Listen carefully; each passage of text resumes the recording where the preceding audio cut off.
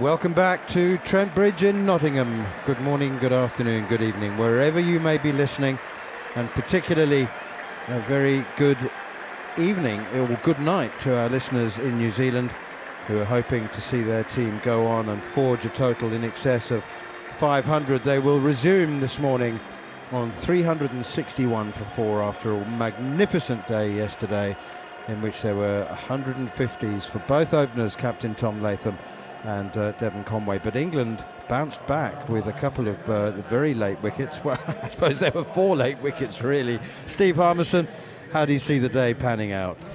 Good morning, Manners. Yeah, it'll be another red hot day, one that England will hope.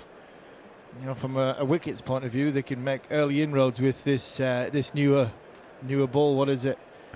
It's 4.1 overs old, and I think from New Zealand's point of view, batting beyond lunchtime gets them probably a lead of 475. Gets a total of 475, 500. I still think England are in the game there. Anything less than that, England might be close to 300 by the end of play. So that's the way I see the potential of this game going. England looking to take early wickets. Can they bowl them out for less than 500? And if they do, the way the scoring was yesterday and the scoring rate, you'd expect England to put a big dent in it if they bat for a session and 3/4 or 2 sessions. I think New Zealand need to concentrate on clarity of thought. I think that they 100%. were really confused in that last 45 minutes yesterday. I've never seen a more nonsensical use of a night watchman. What was the thinking behind Will O'Rourke coming out to? Yeah.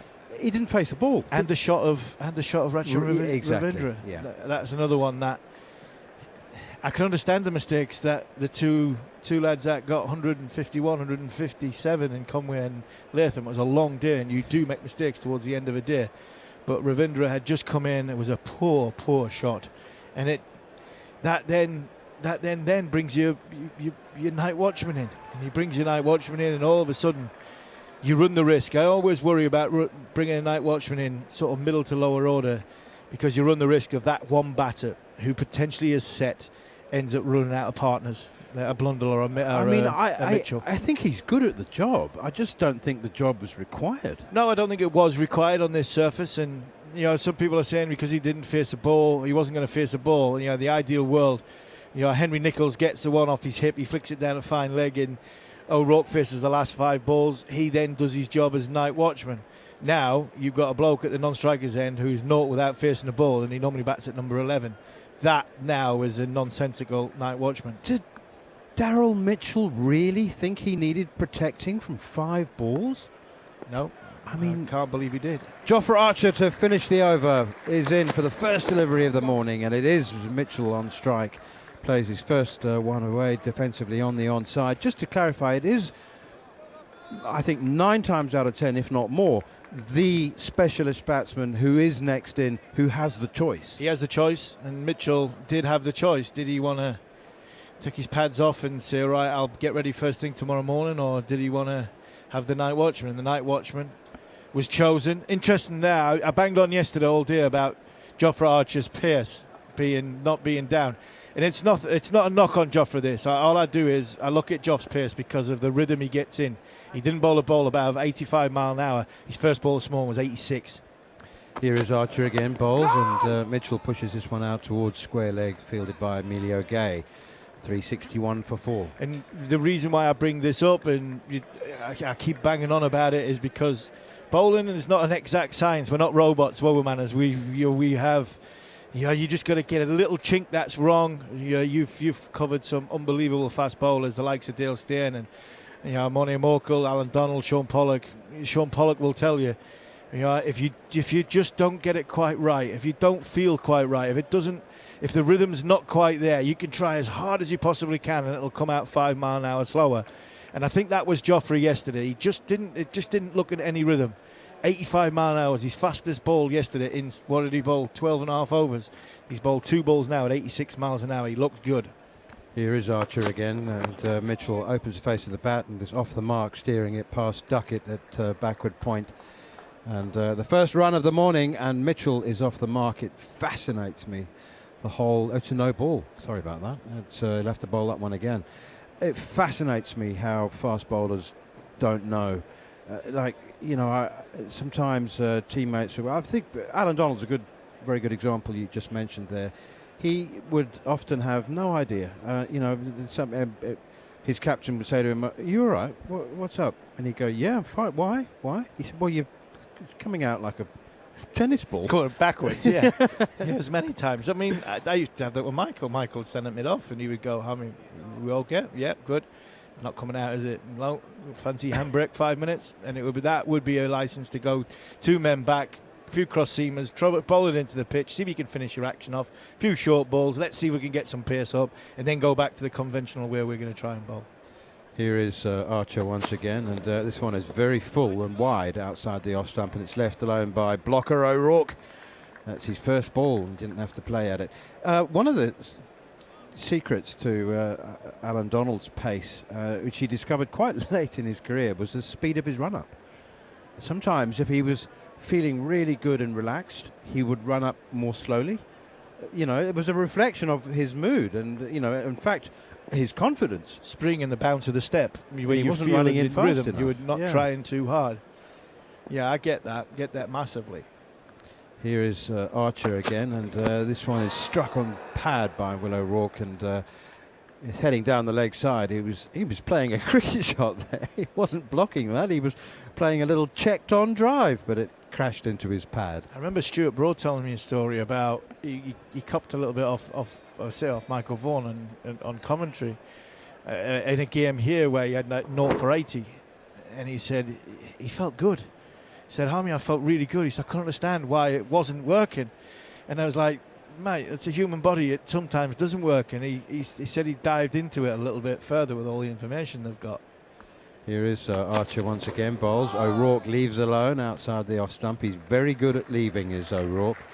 Anyway, he survived his first 3 balls. 363 for 4. He said that the game that he got 8 for against Australia here, he said, so he went back and he got all the stats in the analysts, and he said from taking off to landing, he said there was a split second between the difference between his run-up, taking off to the sort of bowling mark. And he said lengths weren't too dissimilar. He said he couldn't get it into his head that a different day is a different day, and the criticism that he was getting because he was doing everything that he thought that was exactly the same as the day when he got 8 for 15 as opposed to 0 for 70. It's just the way the game is, the way the human body is. And like I say, I criticise Joffrey every now and again. I try and defend him and see, this is not a criticism of Joffrey. Yesterday he didn't bowl a ball above 85 mile an hour. But sometimes, I don't believe in these speed guns, but what the speed guns tell you sometimes is the rhythm of the bowler that he's in. He's a 90 mile an hour bowler, and if he's bowling 83, 84, something's not quite right in his action or his run-up, and that can happen in international cricket. 2 slips gully and a leg slip. That's left alone by Mitchell for 4. He's tried to take the bat out of the line, and he hasn't got it out of the way in time as Josh Tongue bowls one full outside the off stump, and he's nicked it down the leg side, past the off stump, but to Jamie Smith's left, and he's got 4 very fortuitous runs. Have a look at this again where the ball's gone through. Oh my word! I mean, that's a coat of paint off stump. It really is. I mean, it's a thicker sponsor sticker, and that clips the stumps. It really was perilously close. Gosh, that would have put a different complexion on this innings. As it is, 367 for 4 now as Tongue is in once more, and Mitchell drives quite sweetly down the ground. Tongue has managed to get some fingers to this, and it's taken enough pace off to deny Daryl Mitchell the 4 that it would otherwise have been worth, but he picks up 2. Mitchell quickly on to 7. 369 for 4. Yeah, as a bowler, you're disappointed with that. You've got to stop that, Josh Tongue. You've got to stop that. Trying to build pressure. You've gone for 4 the ball before, but it was a ball that puts pressure on the bat, and the shot that puts pressure on the batter. There, it was a longer half volley, but you've got to stop that. Just giving confidence to the batter early on. Here is Tongue again outside the off stump. This time Mitchell does get the bat out of harm's way, and it remains 369 for 4. Good area again from Josh Tongue. A lot of buzz in the field. The one thing you can label with Ben Stokes' team is that they never give in. Yesterday it was hot. It was a tough day. It was a grueling day, but apart from one Jofra Archer non-chase, everything was chased to the boundary, culminating with a brilliant bit of fielding from Shoaib Bashir towards the end of the day. Here is Tongue again, bowls, Mitchell defends. There's no run. Some news out of the England camp, well, out of the ECB, Harmy, is that Rian Ahmed, Jordan Cox and Ollie Robinson have been released for today's Vitality Blast fixtures. Rian Ahmed is also available for Leicestershire's Blast fixture on Sunday. Matthew Fisher, however, remains with the England men's team. So what's Matt Fisher done wrong? Sorry, Matt, you have to stay in field for the next 3 days. What?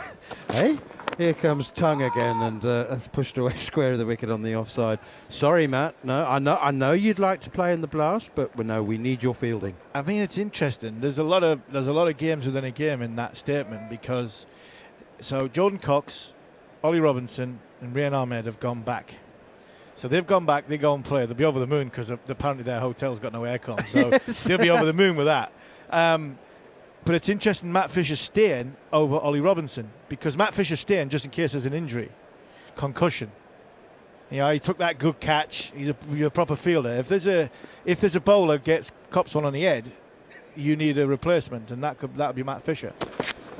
Oh, there's a big bat pad here, but nobody on the leg side under the helmet. I think it would have bounced over his head, actually. It was an inside edge onto the pad, and it's ballooned away 12, 15 yards, and it's a single to Mitchell, who keeps the strike, 370 for 4. Now that you say that, it does suddenly become very interesting. It does, yeah. It really is interesting that England have decided that Fisher's staying ahead of Robinson. I can only, and to be fair, they'll have 2 or 3. When I walked back to my car last night, there was 3 young lads from the sort of, I think it might be the Notts Academy. They were in England kit walking back. They were the substitute fielders. There'll be 2 of them who are a lot better fielders than Matt Fisher. And Matt Fisher's not in the category of Matthew Hoggard, Steve Harmison, fast bowling, can only stop it with these size 12. Oh, that's it. It's gone for 4. He showed you what a brilliant catch he was. But he's hanging around because you need a spare bowler. A little bit like what my argument with Matt Potts last year, when Matt Potts stayed for the Zimbabwe game and James Rew went to play for Somerset up at Durham. Matt Fisher's the unfortunate one that he's not going to play any cricket because he's still needed to be around for this Test match, just in case there's a bang on the head from one of the bowlers towards the end of the game. Jordan Cox is probably allowed to go and then come back. Here's Jofra Archer again. Forward comes Daryl Mitchell and pushes that one up towards mid-on. I suppose there would be some logistics, they'd work out, well, where are Yorkshire playing, how soon could he get back, what are the motorways like between, and that's probably what they've done with Cox. They've probably identified Cox to go and play tonight, be back first. Cox could go and play tonight and be back first thing in the morning by lunchtime tomorrow if need be, where Rian Ahmed, they've decided that Cox is possibly going to be the spare batter and he'll come back. Rian Ahmed will play both games for Leicestershire, because he's not really needed, and Fisher is not going anywhere, but just in case we need a bowler. Here is Jofra Archer, nice straight approach. The bowls wide one outside the off stump, and flash and a miss from Daryl Mitchell. Tries to square cut, and he was almost too wide for him to reach it. 370 for 4 as that one goes through to Jamie Smith. It is fascinating, isn't it? Ollie Robinson, man of the match in the first Test at Lords in very, very different conditions. Sore knee, unavailable at the Oval, and now fit and available and not required even as a substitute. It's I'm not going to do any reading into it. You can do all that. Yeah, I think 40 degrees heat and a flat pitch probably does Ollie Robinson. Archer again to Mitchell on the back foot, pushes it up towards mid-off, and there's no run. Maybe Matt Fisher's also, I don't know, mixes a better smoothie. Yeah, and he might not be. Surrey might not, because Surrey have got, embarrassment of riches when it comes to their white ball stuff. He might not be as required as what Ollie Robinson is as captain of Sussex. It might be ECB might have doing counties a favour here by saying, look, we understand Sussex are under a little bit of restraint when it comes to financial and bringing in players, and so we'll give you your captain back. Rian is at Leicester, a smaller county, bat and bowl. I think it's the right thing for him to go back. Surrey have got a lot of players. Here's Archer again from the far end, the Stuart Broad end, and it's a bouncer outside the off stump, too wide, left alone by Daryl Mitchell. He's 8. Will O'Rourke's only faced the 3 balls so far. We're into the 87th over of this innings. New Zealand 370 for 4. Fascinating statistic which Jon Norman will expand on when he takes over from me, but I'll give you a little teaser. The highest opening partnership in the first innings by a team which lost the test match. Just put a number on it. I don't expect you to know. So the highest opening partnership in the first innings by a team which lost a test match. What would you go for? 150? Good guess, very good guess. I went higher than that. Outside the off stump now from Archer, and left alone once more by Mitchell. The answer is 179. So, like New Zealand, if New Zealand would lose this test match, it'd be like almost double that. Double that, yeah. Yeah, I mean, it's madness, isn't it? To think that you could put 300 on. 317 on and for the first wicket, and potentially we talk about them losing. They've got 370 for 4 and the runs on the board. They were well ahead of the game. I think Mark Richardson and Stephen Fleming, 163 opening partnership against England in 2004 here, and we went on to won the game that day. So that's just popped into my head. But yeah, good memory. It's madness. Yeah, I found it out yesterday when I didn't look it up. Yeah, it was on one of the stats that Gary Morgan gave us. 2 slips in a gully. Archer, another bouncer outside the off stump, and Mitchell's not interested in that one. It was the last ball of the over, so Archer's he's bowled a team delivery there in order to keep Mitchell at the non-striker's end to allow Josh Tongue to have a go at Will O'Rourke. Lot of fans, cricket lovers, staying in the centre of Nottingham where we are, and it's a really pleasant walk, actually, along the canal, mostly the Nottingham Beeston Canal. It's about a half an hour walk, but there's a few patrons in the stadium who sweated up a bit on that half an hour walk. I tell you, it's a very warm day. It's going to be even warmer than it was yesterday, and yesterday was a record-breaking day, so more temperature records likely to be set today. Josh Tongue is going to bowl to blocker O'Rourke, and I say that with both affection and respect. I thoroughly enjoy watching him play within his restrictions and limitations. Doesn't do much. 2 slips, leg slip, gully, short leg. Here comes Tongue. Oh, and he's got runs. He's steered a half volley through backward point, and it really was the gentlest of pushes. He sort of patted that like you would pat an old dog, so as not to upset it too much. He didn't lose his shape. He was French cricketing it, dead bat. Yeah. And Matthew Hoggard 2005 towards the end when we walked out 12 to win. Oh, and he could not. I mean, Hoggy couldn't get the thing off the square, and he hit a 4 through extra cover. And the only reason there's 2 reasons it went for 4. The amount of people in that sand sort of sucking the ball towards the boundary was just got it there, and Bretley was bowling 95 mile an hour. That combination was why it went for 4. It had nothing to do with Hoggard and he's I can't remember what bats he used to use. Will O'Rourke is off the mark with those 2, and he wants another one, but Daryl Mitchell says no. He's pushed it out towards cover. It's fielded by Ben Stokes, who's throw at the striker's end. Sees Will O'Rourke actually scrambling back. There was a run there. There definitely was a run there, but Mitchell didn't want to take it, and he now walks down the pitch to have a little chat to Will O'Rourke. What are you doing? A direct hit, and I think that might have been close. A direct hit, that might have been close. I've got one for you, Manners. I've got one for you. As iPad, I'm watching the England under-19s against young Lions, and my son's playing, and it's red hot at Loughborough. And my wife sent me a message earlier to say, I don't think this game should be off, it's too hot. She never said that to me when I was playing in Sri Lanka, did she? In Gaul. In Gaul, yeah. 100 degrees humidity and 100% humidity. It's a bouncer from Tongue, and Willow Rourke ducks underneath it. That probably Chennai was similar. It was like 90 degrees, 90% humidity, and 40 plus degrees. But Gaul, for some reason, was the one for me. It was concerned for your well-being. Yeah, I mean the game it was the first test match after the tsunami. It rained for like 3 days leading into it. There's a helicopter on the field for 2 days trying to dry it out. It had to be had to start it on time because of what the test match signified.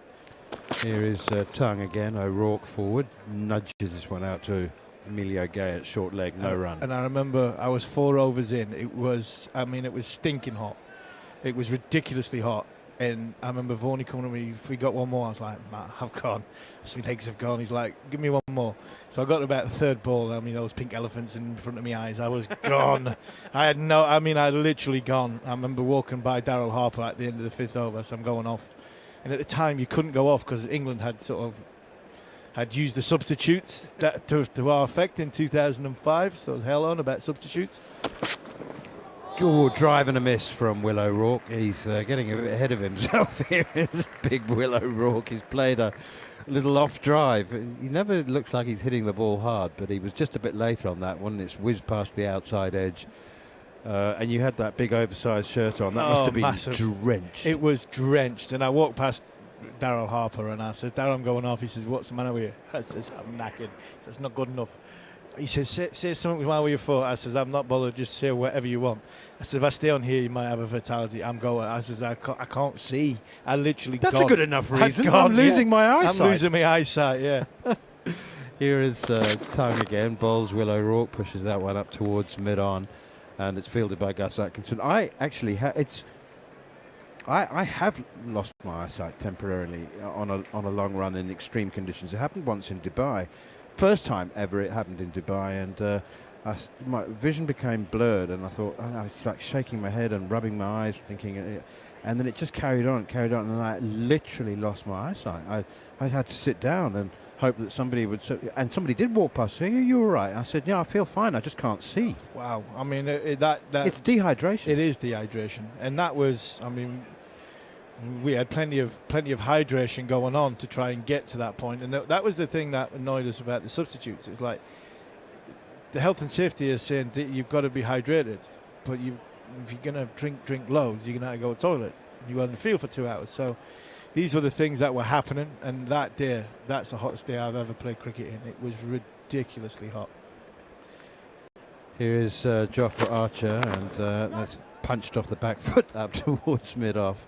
Archer does his own fielding. I remember when South Africa under Kepler Wessels first went to Sri Lanka, and Wessels, being the old soldier that he was insisting that the team did all their usual warm-ups and stretches and fielding practice, and there was Arjuna Ranatunga sitting in the air-conditioned changing room with his feet up and a cup of tea and a fag on. Yeah. Yeah. And some of the South Africans who'd never been there before were saying, like, how come the Sri Lankans cope so much better with the heat than we do? And somebody said, well, they don't do warm-ups for a start. Yeah, they don't spend as much time in it. That's the key to looking after yourself in the heat.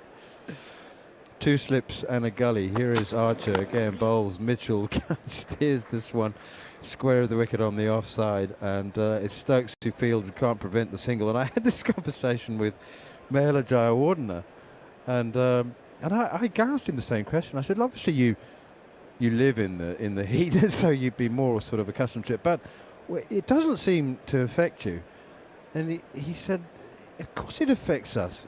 Everybody feels the heat, but you do need to. You see, he said, generally people don't like to, you need to give 100% all the time, chase every ball, and 100% commitment. And of course that's going to get to them more often than not. Whereas we understand, if the ball is going to the boundary, don't sprint after it. that does make not a huge amount of sense. Yeah, the man from Barbados didn't fancy chasing it. The man from Sheffield gave him a volley yesterday afternoon for not chasing it. Even though it was going to the boundary. Here's Archer, bowls to Will O'Rourke, and the big man stands upright and tall and pushes it square of the wicket on the offside. Manage yourself, you know. Absolutely. I remember you mentioned Mahela there. I mean, in that game at goal, first ball after lunch, and I bowled a rank long hop, to which, not too dissimilar to the shot that Ravindra played yesterday. Sangakkara played it, top edge this pole, turned out to deep square leg, and I was like, Monty's underneath it, and I was like, oh no. If he was on 49 at the time. If he drops this, I'm literally going to go home, because the week before Monty dropped Mahela on about 6, and he got 196 in Kandy. Here's Archer again. Oh, O'Rourke has left this one past second slip.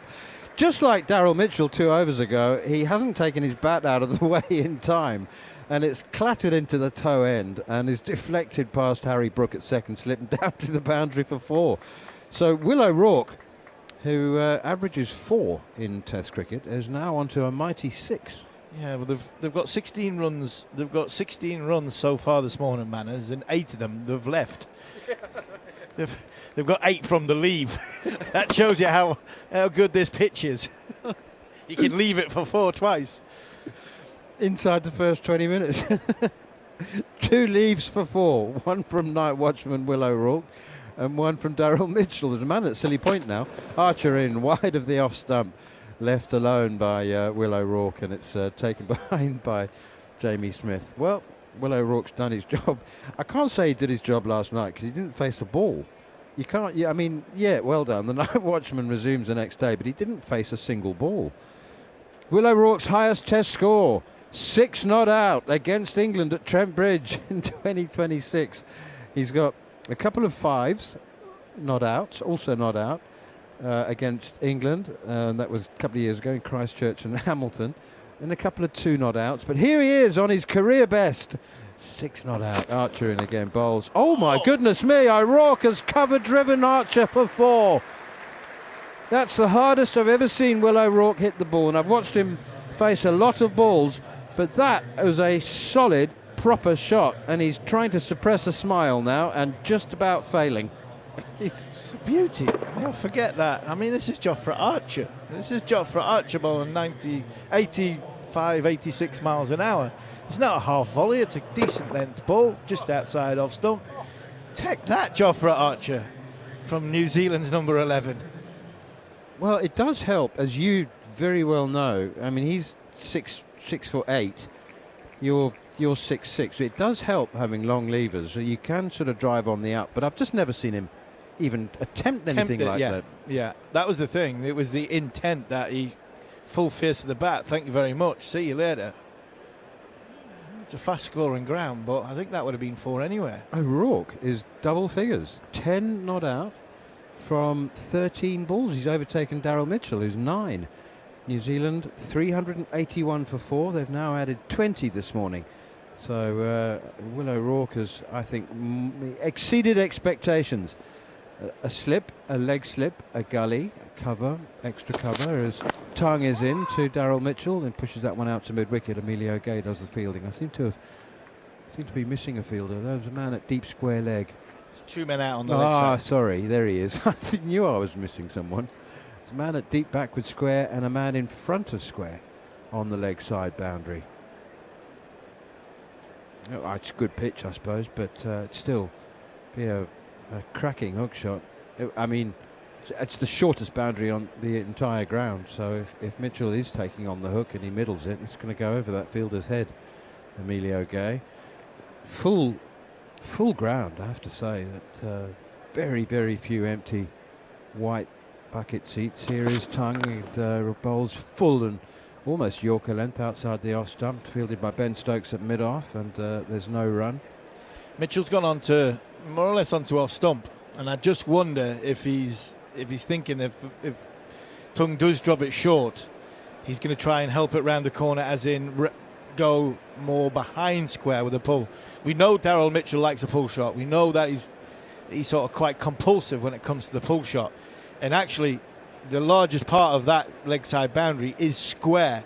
So I just wonder if he's gone on to off stump to say, if you do bowl it short, I'm going to try and bring you around the corner and pull you behind square where it's a hell of a lot shorter. Here is Josh Tongue again, bowls, and Mitchell opens the face of the bat, guides it away into the gully. It's nicely fielded by Jacob Bethel, diving to his right. 381 for 4. I know that you've been accustomed to it all through your playing career and your international playing career and now your commentary career, but for those of us who don't get to see English Test grounds every summer, it's still a magnificent sight seeing. I mean, this is a wonderful venue. It's quite brutal for the lack of shade, but you know, just to see 20,000 plus people, a packed house, still sends a little shiver down my spine. It's a magnificent sight. Doesn't happen very often anywhere else in the world. Here is Josh Tongue again. He's looking. He is stump seeking. That's full and straight. He's trying to fire the Yorker in, and that's in itself a wilting art. Talking of wilting, there's a lot of people who are very warm already, but they're not moving. No, they're not moving. It is a wonderful sight, is Trent Bridge. They've made some fantastic additions to it since I first started playing here. This big building that we're in here at you know, where the football stands are, the old pavilion's still there, but it's just getting a new I think top tier, a new roof, new liquor paint. Looks very, very good. It will do, won't it? That's short and pulled away to a deep backward square. They won't take a single. When I started covering county cricket in the late 1980s, Trent Bridge and Headingley were the most run-down grounds. Yeah. Trent Bridge was. Do you remember the seats were still wooden slats? Yeah, they were. Yeah, I remember that, and so was Headingley. I remember playing. We talked about yesterday. I played a game for Durham here when it was basically just the foundations, concrete foundations, with wooden slats which were rotting. They were rotting as well. And, you know, the stand to our left, the stand to our right, they were both. They weren't there. I think the one next to the new pavilion, I think that had just been built. Yeah, I think that was the first step towards refurbishment, wasn't it? Bouncer from Tongue to finish the over down the leg side, left alone by Daryl Mitchell. I mean, I still remember all as well. The changing rooms were as well. I mean, you go up the stairs and you felt as though you were going to put your foot through the wooden stairs and the wooden floorboards. You know, you couldn't go around barefoot because you get sort of splinters in your toes. So it was a rundown old lady, should we say, that pavilion, which is getting a new lick of paint. But the thing I'm so pleased that Trent Bridge have done, they've not knocked it down and rebuilt it. They've knocked this side down and rebuilt it, but they've kept the foundations of that side. They've kept the old look of that side and given it a lick of paint inside. So the history still, I like it when the history still stays in the building. It's probably listed. It's probably a heritage. Possibly, building, yeah. Good point. But I mean, I'd like to think that they would have kept it anyway. It's, I mean, that is Trent Bridge. That, you know, although it's got having another tier added to it. Here's Archer, new over, bouncer to Willow Rourke, ducks underneath it. Inside is magnificent as well. Trent Bridge, absolutely brilliant. So every ground has been refurbished, obviously, since I first started covering county cricket a long time ago. But which ground now? You can go the 8 test grounds or any other ground. Which ground is in most need of some tender loving care now? I think they've all had. I think they have. They all had. I think Chester Street hopefully is going to get that hotel that's been talked about since before I even started playing, and that's sort of 20 odd years ago. But that looks a little bit closer, like what the Ageas Bowl. The Ageas Bowl, I think, is a beautiful, beautiful cricket ground. Here is Archer again, and nudged away behind square on the leg side by Willow Rourke, and unless that came off the thigh pad, he's going to get another run. Unheard of riches for Willow Rourke. It is another run, and he moves on to 11. New Zealand 382 for 4. Taunton's they've had a little bit of a facelift. Bristol have had, you know, flats built on either side. Sussex have got Canterbury hasn't changed. Canterbury much. has changed a little bit. They've had I think houses built around the side of it, which gives it a little there's bit. a Sainsbury's on one corner now, isn't there? Underneath one of the stands. My brother used to live in a flat above the Sainsbury's when he was there for 5 years. So yeah, I went down there a couple of times and stayed with Ben, and they've spent a little bit of money sort of tartaning that up. Yorkshire, I think that the football ground stand is massive. It's beautiful.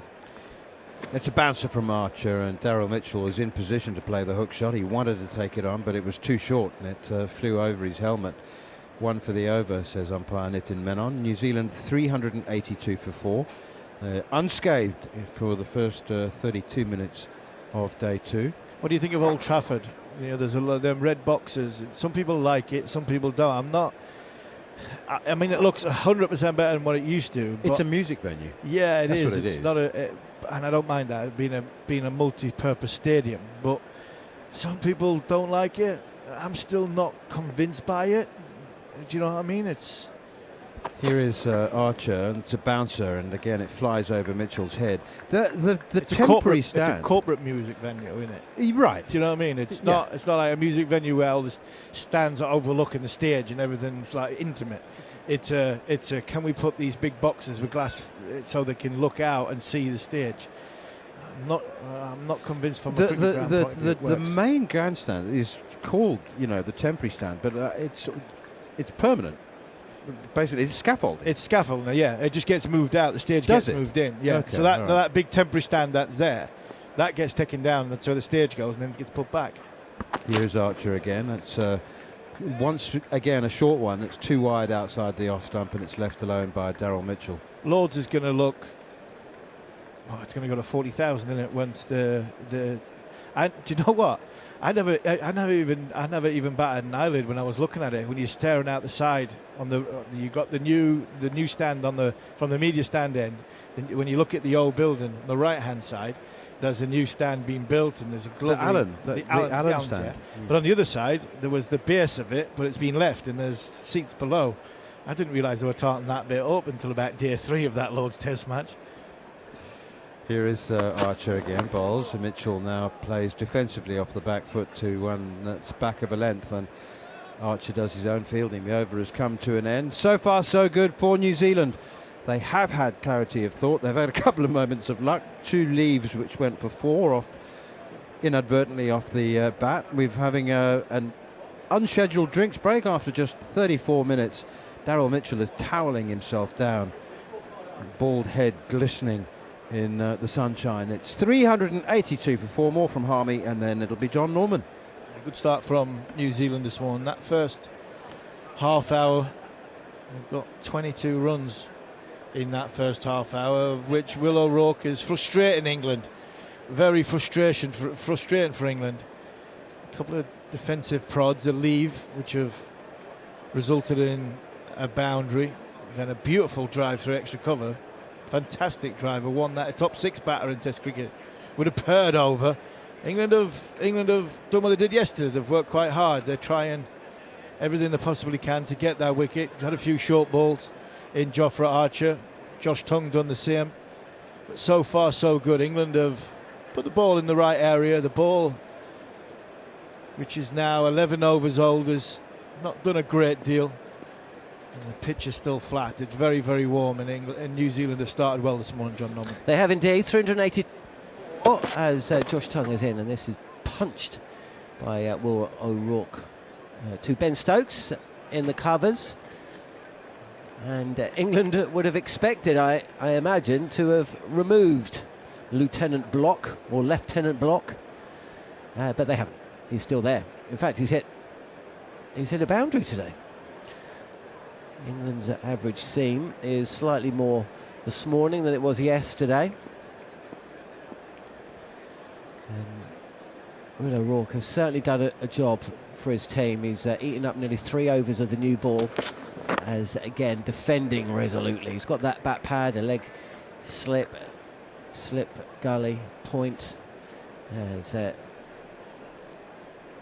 catching fielder at straightish mid-wicket, squarish mid-wicket, as well as a mid-off and a mid-on.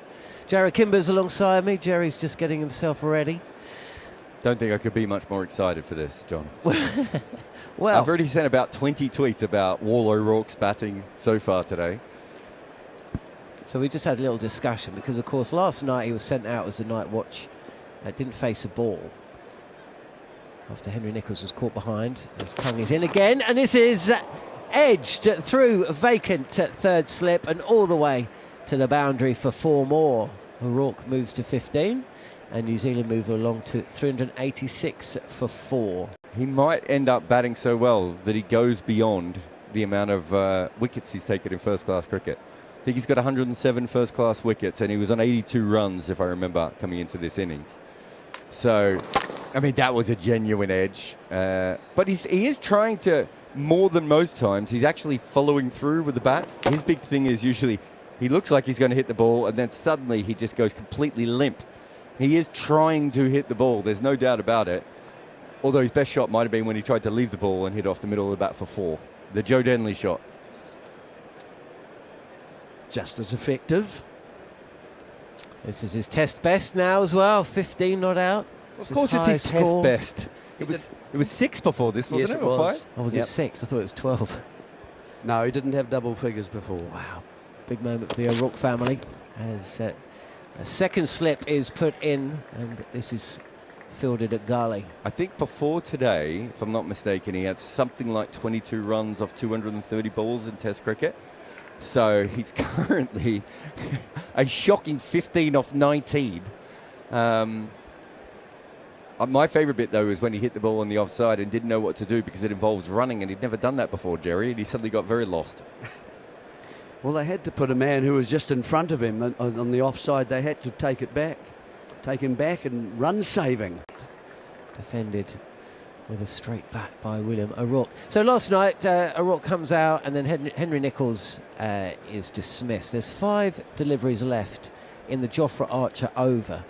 Now, you know, if you accept that minor moments in cricket matches can have, you know, big long-standing effects, and cast your minds back to that Shoaib Bashir boundary saving moment, which meant that it was Rashan Ravindra facing for the last ball of the penultimate over of the day.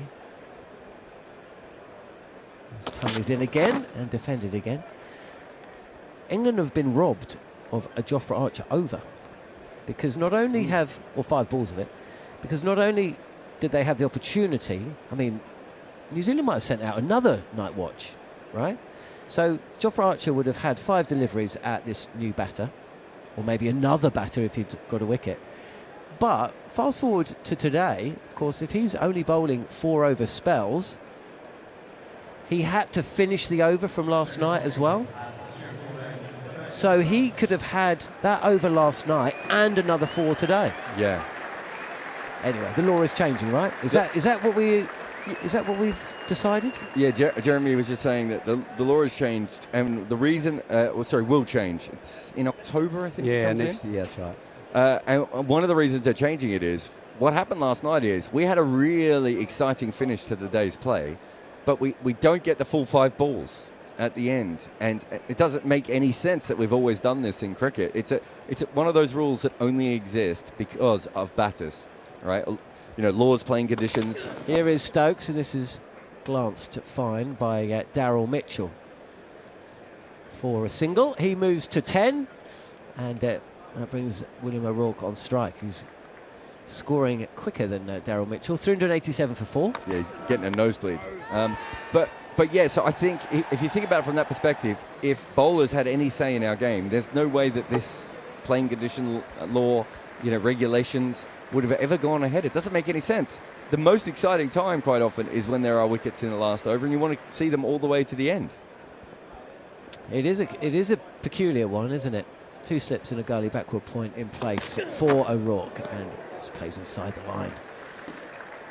A football from Stokes. He picked up the first wicket yesterday. Tom Latham, I thought the crowd reaction to that wicket eventually came after 5 o'clock on day 1 was terrific.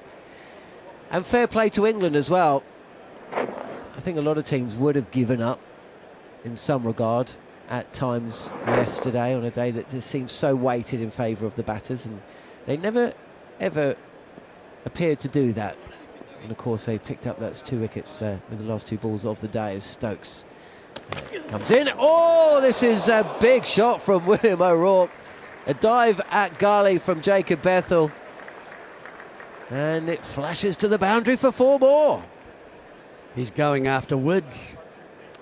This one was certainly wide, and he saw it out there and he just flashed at it. It was close-ish to Bethel, who was diving to his right, not perhaps his favoured hand, didn't get anything on it at all, and away it went. They'll be putting a third man in next. Look at Ben Stokes' face. He's like, wait a minute, this guy has never played a shot in his life. How has he just slashed me through backward point? Surely it's going to be the similar ball from Stokes. Oh, he's edged and dropped twice! Ben Stokes has got the outside edge of William O'Rourke's bat, and Jamie Smith, diving to his right, has dropped the catch into Joe Root, who was diving to his left, who's dropped it as well. I mean, it's not a second drop. Of course it isn't. Well, technically it is. For a moment, it did pinball around that slip score, though, didn't it? It's just back of a length, the top of off stump, and Jamie Smith made a late decision to go for it, and he dropped it into Root's hands, didn't he?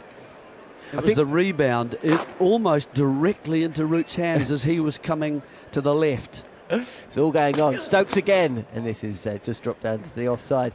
Jamie Smith was shaping to go to his left, then realised he had to go to his right, dived, got one hand to it, and basically parried it into Joe Root's two hands. That was actually Root's catch, maybe. No, that's Smith. He went to the left, as you said. He took way too long to realise there was an edge there, and there's no foot movement. Have a look.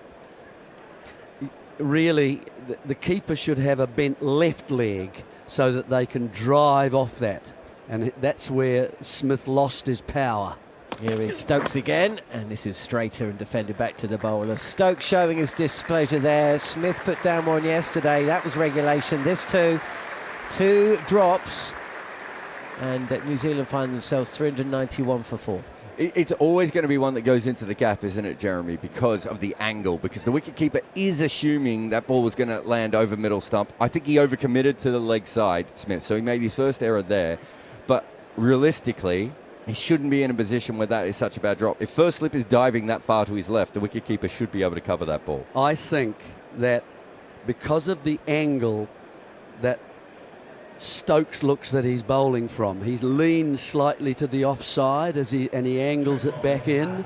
That if you get that feeling it's going to go that leg side, I think as a first slip you've got to be a little closer to your keeper, because the keeper is naturally going to go down that side a bit more, and create the gap. If it does get the edge, you've got to be there kind of to take that. So, one of the small little nuggets that we threw up there yesterday was the fact that William O'Rourke was on the field meant that maybe, just maybe, he would help block out the new ball. And he has seen off Jofra Archer and Josh Tongue. Here is Atkinson. Oh, that's a rasper. That's beating the outside edge, Darryl Mitchell's bat. Glorious ball there from Atkinson. He hasn't blocked out the new ball, he's slashed the new ball. Yeah, I didn't suggest that might be. That would be out there, right? There is a moment with Will O'Rourke, my favourite shots that he plays, and Jeremy won't know this, he probably won't play a lot of video game cricket, but when you're playing video game cricket, sometimes when the ball comes down, you press the buttons too late, and so your player doesn't play any shot, and occasionally Will O'Rourke just does that. He doesn't play a shot, the ball just sort of hits his pad or sometimes he doesn't leave it. Here's Atkinson, and this O'Rourke is called through for a really, really quick run. And is that Root running in? It's Bethel. He doesn't collect the ball. I think there's a run-out opportunity there. If he collects the ball and throws down the stumps, I think O'Rourke is surprised by that call and could have been run out. This is the second time they've had a bit of a miscommunication, the two batsmen. I mean, they're having a chat now, but I don't know what Mitchell will be saying to him. He might say, back up a bit more, lad. But it was a pretty tight run, I thought, really. And certainly I don't think O'Rourke was expecting Mitchell to take it. Ball went straight to arguably England's best fielder as well, as Atkinson with a short delivery, and O'Rourke ducks below it. So after they had that conversation, just to prove that Will O'Rourke is not a professional at this, he just dropped his bat. And I saw some of the England players just laughing and going, oh, come on, how can we not get a guy out who can't even hold his own bat? Yeah, so that video game thing, you know what I talk about, John, when you press the button but it's too late and you don't play. And when he plays his leave, Jeremy, it's not that he plays an active leave, he just doesn't play a shot. stays in the stance. Yeah.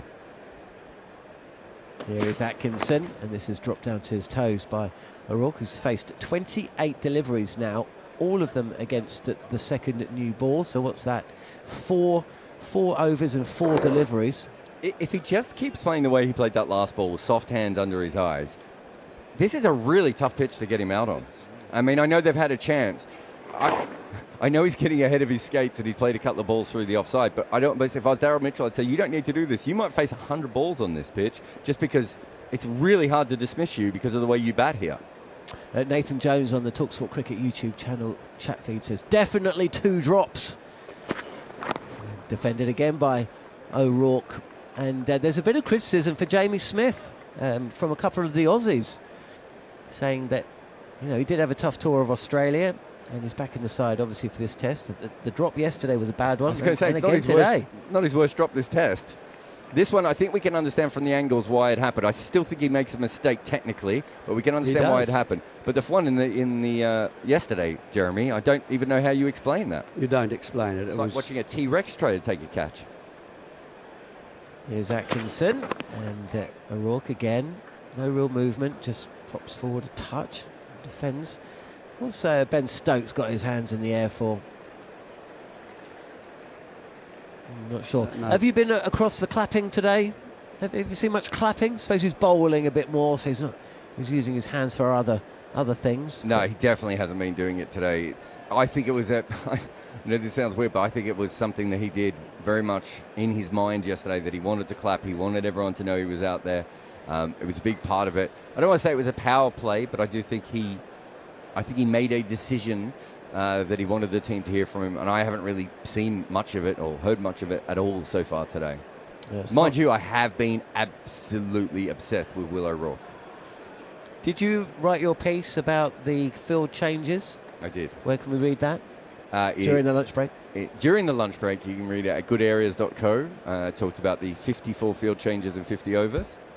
Here is Stokes coming in and bowling to Daryl Mitchell with a deep square leg. There's a fine leg. There's a man at deep backward point, a couple of slips, as well as catching fielders in at mid-wicket and cover with mid-on and mid-off. And Mitchell just blocks this off. 392 for 4. So I counted, Jeremy, every field change that was strategic. So not when the 2 batters changed ends or not at the end of the over or anything, but when someone, generally Stokes, made a decision to change it, and he makes more than one strategic change per over. And I don't think yesterday was a particularly high strategic change day for Ben Stokes. Here is Stokes and defended again. Neil Van Keulen says, Jarrod's got his sass pants on today. What does that mean? I don't know. My 6-year-old, oh, she's 7 now. She talks about sass. I mean, we know what being sassy is. Okay, is that what it means? Well, I don't know, unless he's just misspelt something. Jarrod's got his sass pants on today. Maybe Neil can explain what he means. Pants as in trousers, I imagine. Guess. Okay. Could be metaphorical. Here is Stokes. Oh, beats the outside edge, goes up for the catch. And Smith liked this. Stokes liked it as well. He's the captain. You can pick that up. I think they're going to review. My immediate reaction from the body language, and you know me, I am a body language expert, Daryl Mitchell, was that he looked guilty. Really? Yeah. The speed at which he turned away from the crease and walked away from it just suggested to me, unless he's I didn't hear a noise. Did you guys hear a noise? Because Stokes said he heard a noise. I didn't. Yeah, nor did I. Not through my earphones anyway, but that could be a technical thing. Certainly. Well, we heard him talking about the noise. Yeah. Certainly He's hit his pad, hasn't he? I think the bottom of the bat has hit the pad. The way that Smith and Stokes went up immediately. Yeah, there was a sound. But first slip didn't go up. I think the bottom of his bat has hit his pad. Yeah, he's away from that. Yeah, he did. He just tickled his pad. It's actually quite late. That's probably why we didn't pick it up as well. Because it's take that back. There. Ah, it is the pad. It is the pad. It just happened at the same time. Well, England fans and the England team think this is out. And so does the umpire. That's interesting. Mitchell's not convinced at all. Daryl Mitchell has to walk away from the crease. He's looking up at the big screen. He's indicated there that his bat has hit his pad. Yeah, I don't think the third ump has looked at this one too closely here. See, it's very difficult to register. There's a registration either side of that. The two little, we get a sort of a broken screen, don't we? I just don't think the umpires had a lot. I mean, I don't want to get on the high horse again about why we need specialist third umpires, but you need more than one view of that. He's looked at one view and he's seen that the bat's in front of the pad, and so he said, well, it must be an edge, but he hasn't noticed that the toe of the bat is right there at the same time. Yeah. We just need more angles. I'm not saying he didn't hit it. What I'm saying is you can't make a clear decision off that. That's a mistake of umpiring. Even if he hit that, I think they made an error there. Yeah. SSK Manent SA says review the review. Now there it's hit there. You can see it hitting at the same time the ball goes past. He is on the left-hand frame. He's hitting his pad. But if you look at this frame over here, that's not the part of the pad that it's near. So I think it's possible he did edge it. I just don't think they've looked at enough angles to 100% get that right. That would be the only question I would have on that. It is a very sharp spike, a little sharp spike, which usually suggests that it is the ball. Well done to England anyway, because we didn't see it in the same way that they did. I did. Well, no, you didn't. You said that Daryl Mitchell looked guilty, and he was still walking off saying he wasn't out. No, I don't think he was. I think and also batters don't always know. I thought his body language of the batter, and also the reaction of the keeper and the bowler. But I don't think the third umpire looked at this long enough. And also, of course, it was given not out on field. So you have to factor that in as well, because it has to be you're overturning a decision here. Very possible that he hit it. I've got no issue with that, but I just don't like the way that the third umpire does this. I bang on about it all the time. Me and Manners were talking about it in the press box this morning. There is no reason not to have specialist third umpires. There are more angles that we should have seen on that one. But isn't it great that Will O'Rourke has outlasted Daryl Mitchell? Well, they've put together, 30-odd runs, the two of them, at this point. So slightly controversial. Blundell facing his first delivery. Stokes with the breakthrough, and Blundell calls O'Rourke through for a single first ball. T3485 says, maybe the third umpire was convinced about your body language assessment, John. Possibly, if they're listening to our commentary overseas. I don't think they're looking at that at the time there's a split screen. No, but there is the way that your mind works. If you are like John and you saw what Daryl did there is an element of you're pre-coding yourself a little bit. Also, we've seen Daryl Mitchell annoyed on the field. That wasn't Daryl Mitchell, angry. True. That wasn't red warning. That was orange warning. Here is Stokes again. Oh, beats the outside edge this time. Stokes is... he's seen one go down, and he's seen one go his way. Rogue A1 says, Jarrod Kimber is a serious talent. There might be a glitch on the... Maybe they've misspelt talent there. Yeah, tyrant. Wait a minute, I got you home last night when you were lost. You got lost last night? How? No, I didn't get lost. I went straight home. You were at the pub 2 establishments away from the hotel. No, you're not staying in a hotel, are you? No. Of course. Stokes again, defended by O'Rourke, who's 19 from 31 deliveries, 32 deliveries now. That's the end of the over. A breakthrough for England as we approach the conclusion of the first hour of play here on day 2 at Trent Bridge. Daryl Mitchell caught behind, and that means Blundell's at the crease. New Zealand's last recognised batter, would that be fair to say? Very unfair on Will O'Rourke, but I actually think they have quite a long tail in this game. When Tickner can hold a bat, but not really. Sears can hold a bat, but not really. I think they both average about 12 or 13 in first-class cricket. Well, Blundell got 50 in his last Test match. No, Blundell's fine, but it's the Santner, Smith, and then the other guy. Santner's not the worst. Smith got a 30 or a 40 in the last Test match. But where was Santner? Santner was number 7. He's a substandard number 7. I know he's going to bat at number 8 here, but... Yeah. Oh, so Smith's carded to come in next, is he, or Santner? That'd be Santner next, wouldn't it? I was thinking Santner, yeah. But Atkinson continuing running away from us, and Blundell just seemed to be hurried a touch. There's a few messages of angst on the chat facility here. Why the third umpire was so eager to get the batter out instead of taking more time to scrutinise the whole thing carefully. To change a decision, doesn't the evidence have to be beyond any doubt? Yeah, it's as I said, we've looked at it a bunch of times. It's just asking for more angles, and that's why you want specialist third umpires, because once they understand, wait a minute, there's anomalies here, and this is the weird thing about these umpires. Atkinson, and Blundell pushes this out to mid-wicket. There was probably a run there, actually. O'Rourke was so quickly down the track, but Blundell sends him back. People like me and John, and Jeremy, you might be there as well, Harmy would be there. We actually watch more cricket on TV than the umpires do, because the umpires spend 2/3 of their time standing out in the middle. We spend a lot of our time watching cricket on TV professionally, and it means that we know when the wrong angle is being used or when you haven't looked at the full amount of data. These umpires don't. How can we have a situation where we're better at understanding what camera angles you should be asking for than the professionals making the decisions? As I said, I won't rant about this again after my third rant on it. Fuller from Atkinson and driven into mid-wicket by Blundell, who... That yesterday, and you went against me. No, I don't think I went against you. You said I was an idiot. You made me cry. It was worth it. And if you want to see Jarrod cry, head over to yesterday's feed, and it's about 6 hours in. We were all crying by the 7-hour stage.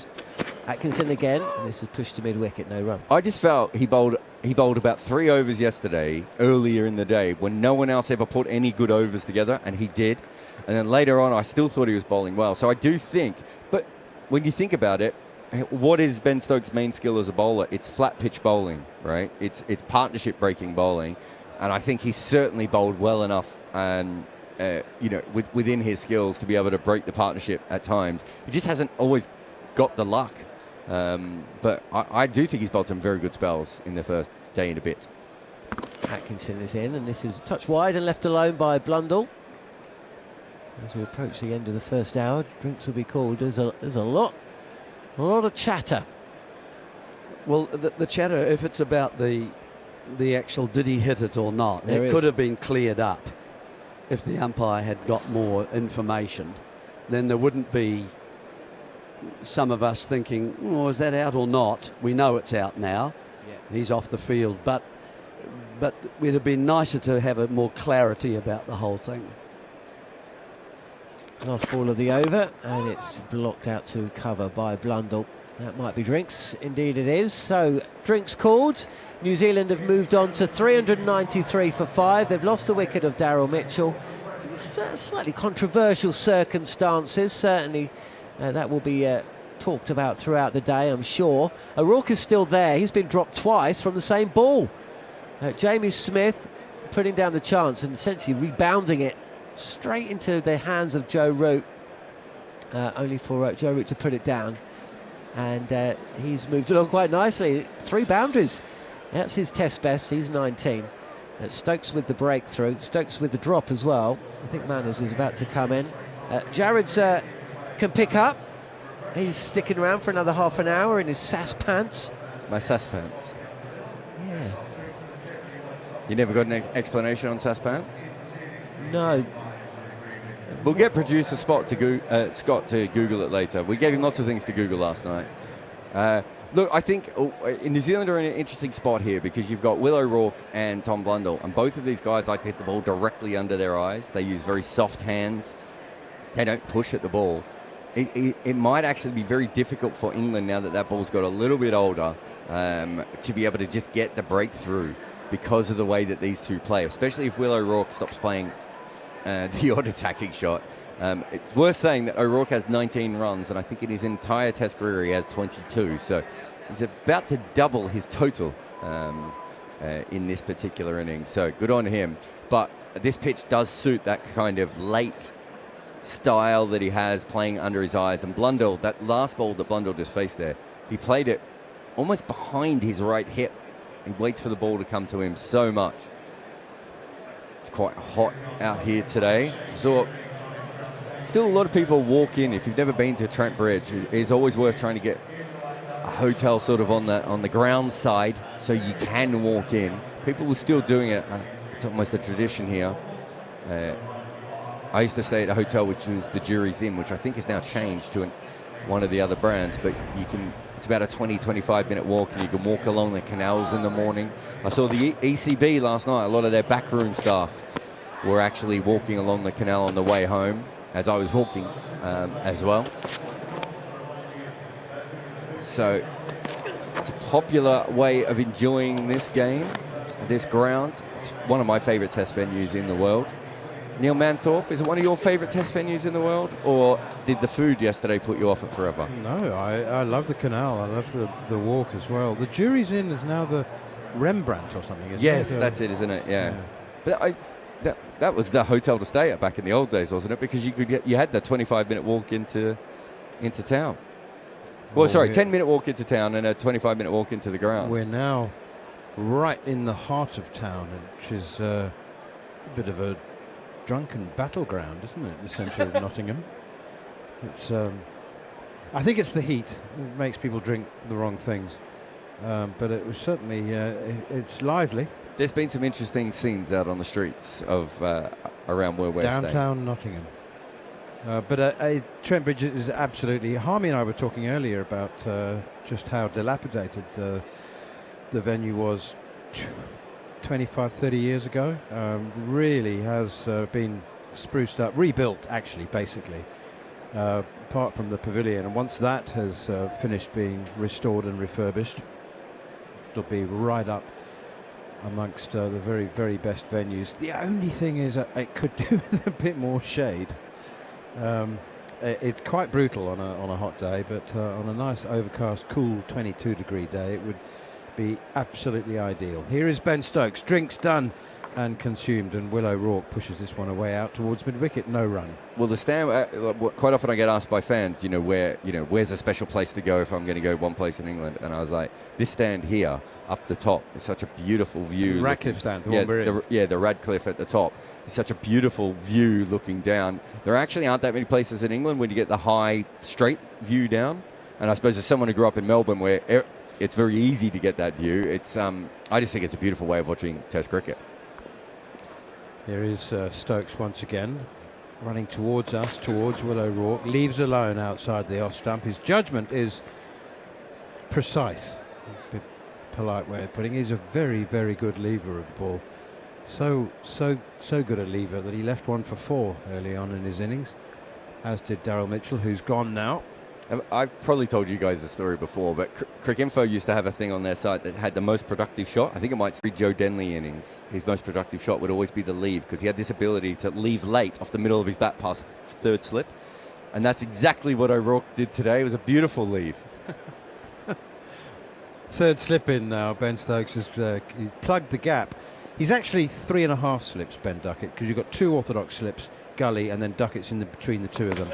Just enough room for the ball to pass either side if he's unlucky. This one is defended by Will O'Rourke, pushing it square of the wicket on the offside, and there's no run. Is this Trent Bridge in your top 3, Harmy? Yeah, I like Trent Bridge. I remember my debut here. A couple of good days here, a couple of bad days here. I remember bowling to Lance Klusener when that old stand was on that end, and it was I tore me into Coastal. The 10th over I bowled, 9.5 overs I'd bowled, and bowled all right, to be fair, and bowled a back of length ball to which Lance Klusener has hit the middle of his bat. I think it's still going up. It's definitely going over them bed and breakfast down there, and I crumpled in a heap with a torn intercostal and missed the rest of the season. Here's Stokes again, and O'Rourke stands stock still and upright and guides this one away to backward point. But it is a beautiful ground to play at. You get value. You get value as a bowler. You used to get value as a bowler towards the end of the game. You know, the pitch did break up here. You got value as a batter, definitely from a shot point of view. When they brought the new stand in, the John Pye auction stand on, our right hand side, the boundary got cut off massively. So obviously it's a lot shorter here now. Here is Stokes again, a little bit wider of the crease, and O'Rourke guides it to gully, fielded by Bethel. and there's no run. I think that's the Hound Road stand actually, but we'll go with John Pye Auctions. We'll give them a little bit of a plug. Yeah, auction site. John and his wife set up a nice auction site. But yeah, I mean it's a wonderful ground now, and we've had 2 very, very good days. You know, if the clouds come over tomorrow or Sunday, all of a sudden you see a completely contrasting difference between the bat dominating the ball to the ball dominating the bat. Here is Stokes again, once more. Oh, it's a top-edged, a pull shot, and it's gone straight to backward point where Emilio Gay takes the catch. That was not pretty from Will O'Rourke, but do you know what? He's more than done his job. He's exceeded expectations. He's done a tremendous job in making 19. His previous highest score was 5 not out, and he played some shots. I'm certainly not going to line up and criticise him for playing a shot there. It's not what he generally does, but then he played a cover drive off the back foot earlier today, which was a glorious shot. This time, though, just standing again. His trademark, stock still and upright, and he's played a short-arm jab pull and got a top edge. He played that shot like a man who had never played that shot even in the backyard before, didn't he? He was like, okay, no, I'm seeing them okay at the moment. I'm just going to swing through the line here. And it went straight up in the air. But as I said before, he had 22 runs in his Test career before today, and he had the slowest strike rate in almost in the history of Test cricket coming into this. And he's made 19 runs. Not all of them were intentional. There was the edges, there were leaves off the middle of the bat, but he more than did his job.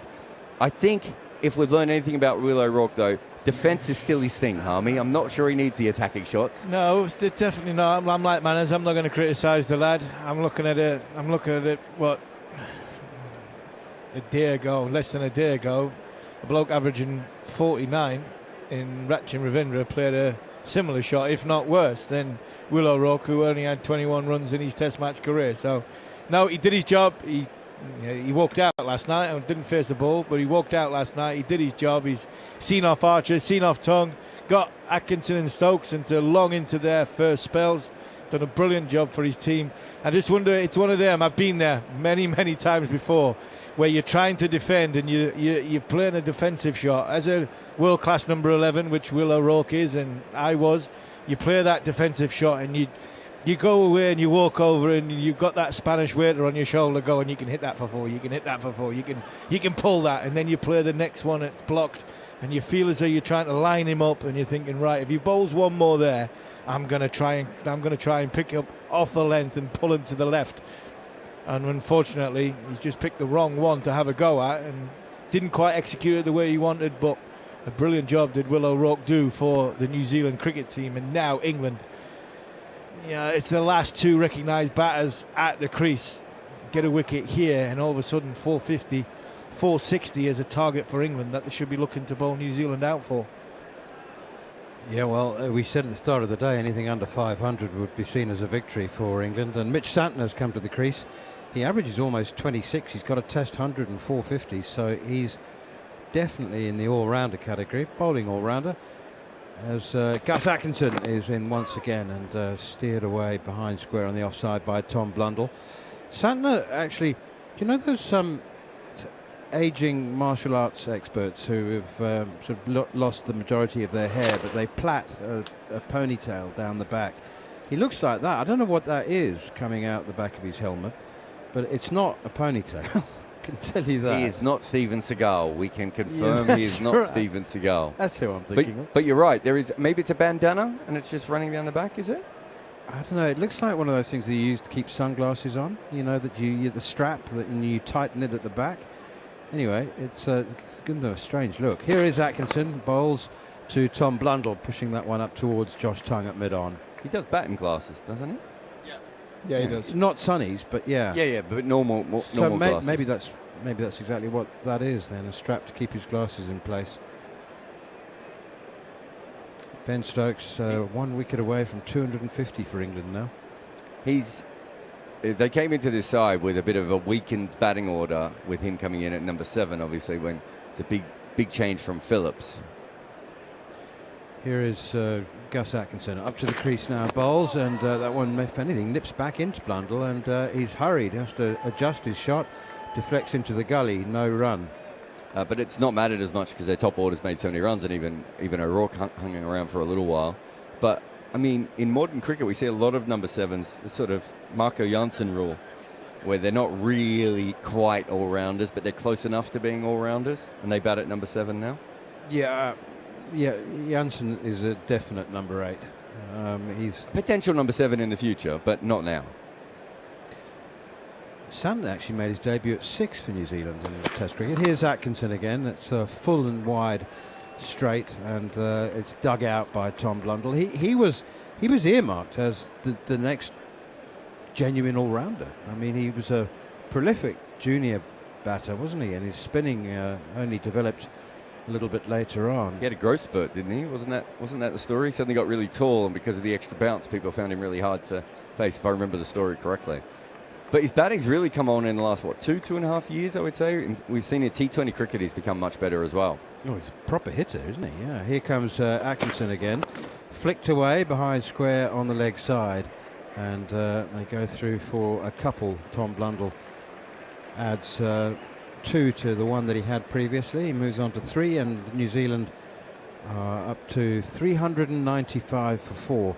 And when I say hitter, I don't mean that as a simplistic term. I think his understanding of where and how to hit is what I'm actually referring to. He's not just he's not a muscle man by any means.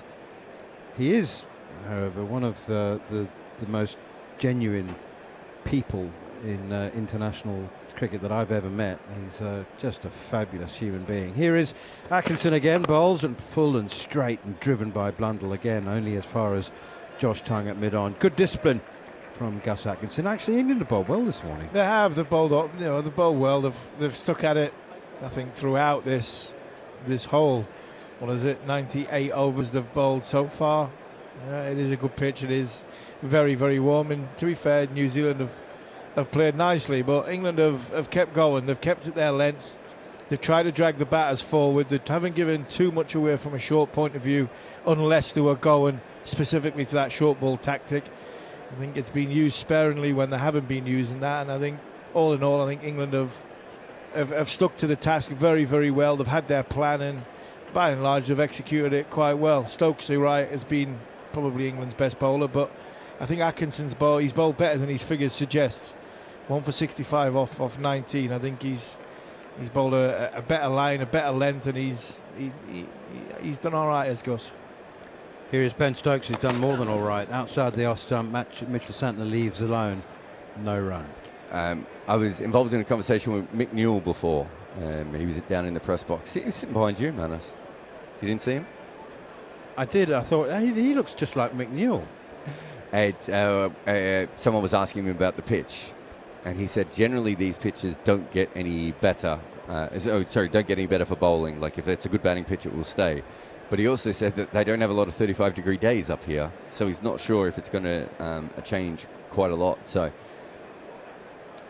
here is Stokes again outside the off stump, left alone by Mitch Santner. 395 for 6. So if it doesn't change, the point being is if you can bowl them out for 460, 480, 500, England have a chance to score a similar total here. The only problem they would have is maybe if the extra heat disintegrates the surface a little bit and we start to see something change from it. But at the moment, according to the man who knows this wicket about as well as anyone does, what's his current role? Is it Director of Cricket? Yeah, I was going to say, I thought it was Director of Cricket. According to him, the pitch should stay the same. He obviously said things like clouds can make a difference up here and everything else. But if that's the case, I think England have bowled fine because they've kept themselves in with a chance to at least put themselves into that position on what is a tough wicket to get any victims on. Here's Stokes, goes for the Yorker. Mitch Santner digs it out nicely up towards mid-off. You said that it might, if it does break up, if the surface starts to go, if it goes through the top, it'll keep low. Yeah, it'll keep low.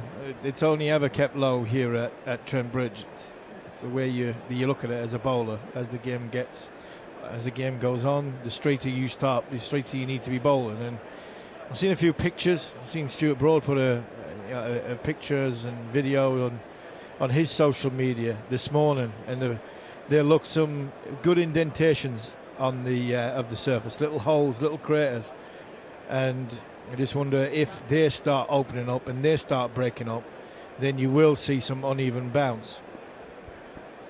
Stokes around the wicket, bowling to Mitchell Santner, mid on and mid off, both straight, back of a length, up goes the left-hander onto his toes, and knocks this one away to Josh Tongue at mid off. There's no run. Emilio Gay is at leg slip. Stokes was very fond of that position. He's not just for his own bowling, but for the majority of the Lord's Test. Now, that was a bit different. That wicket was doing everything, so that was fair enough. You had it was seeming sideways. You'd have a leg slip in, wouldn't you? But he does enjoy that position for his own bowling. England used it a lot at the Oval, of course, when Stokes wasn't there. Here is Stokes once again, and Mitchell Santner plays defensively, pushing it straight back towards mid-off. And there's no run. Defence certainly doesn't seem to be an issue on this pitch at the moment, Jarrod. If you want to stay there, you can stay there. It's when you're playing attacking shots that mistakes happen. Yeah, I mean, with O'Rourke and Blundell, I was saying that they play the ball so late that it's almost perfect for them. The leg slip or leg gully it's probably halfway between both this particular version that they're using. I thought yesterday, every single time Ben Stokes took a fielder out and put them at leg gully, the ball was hit exactly where the fielder had been standing the moment before. Stokes in again, bowls. Santner plays off the back foot, looking to punch it through the offside, changes his mind. It's a bit straight, and he compromises and pushes it straight back to the bowler all the way along the ground. 395 for 6. What were you looking at there? You were doing some research. That was the pitch. That was the pitch out there. Were they? There was some spike marks. There were some good holes in them. Some, you look at the surface here, and you see there's some indentations being made. That's very close up, isn't it? Yeah. So what Mick Newell was telling me about that was he wasn't sure if that was just the dents on the grass that actually weren't going to make a difference or not, which he said sometimes happens here. So sometimes you see the markings of the ball, but it doesn't actually change the surface. But he'd seen that as well, so you are right to point it out. But if it does bake and they do open up a little bit, yeah, all of a sudden they're in the game. Here is Atkinson again, and pushed away by Blundell to cover, no run. Very different situation, but that was the famous thing that Dennis Lillee would do at the Wacker, right? If the pitch was often flat on the first few days of the Wacker, he would try and bowl the exact same line and length over and over again, with the idea that eventually the sun would bake that whole area and he would get inconsistent bounce in the second innings. So even if the team made a big score in the first innings, in the second innings he'd be able to capitalise from the work he did in the first. I don't know if that's true or not, but that's what he thought. I tell you what, in other parts of the world, if there's any dampness in the pitch and the ball is scarring the surface, they are exacerbated. That's overpitched and driven square of the wicket on the offside by Tom Blundell. Deserves 4, will get 4.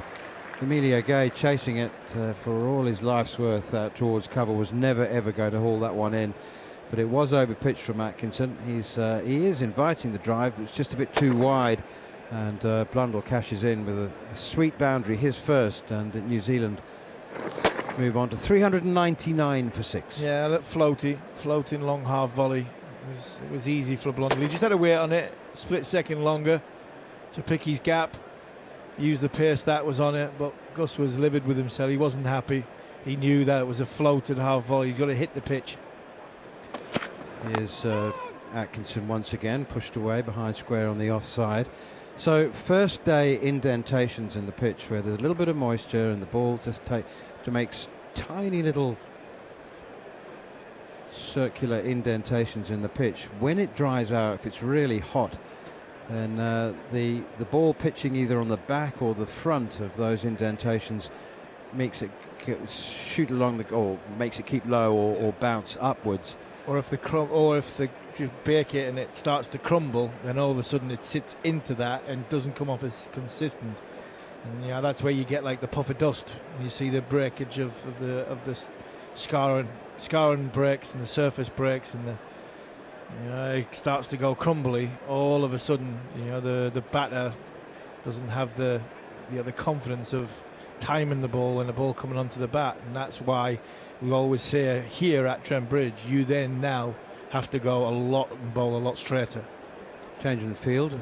Second slip has gone to mid-wicket, and the man has dropped out to deep square leg.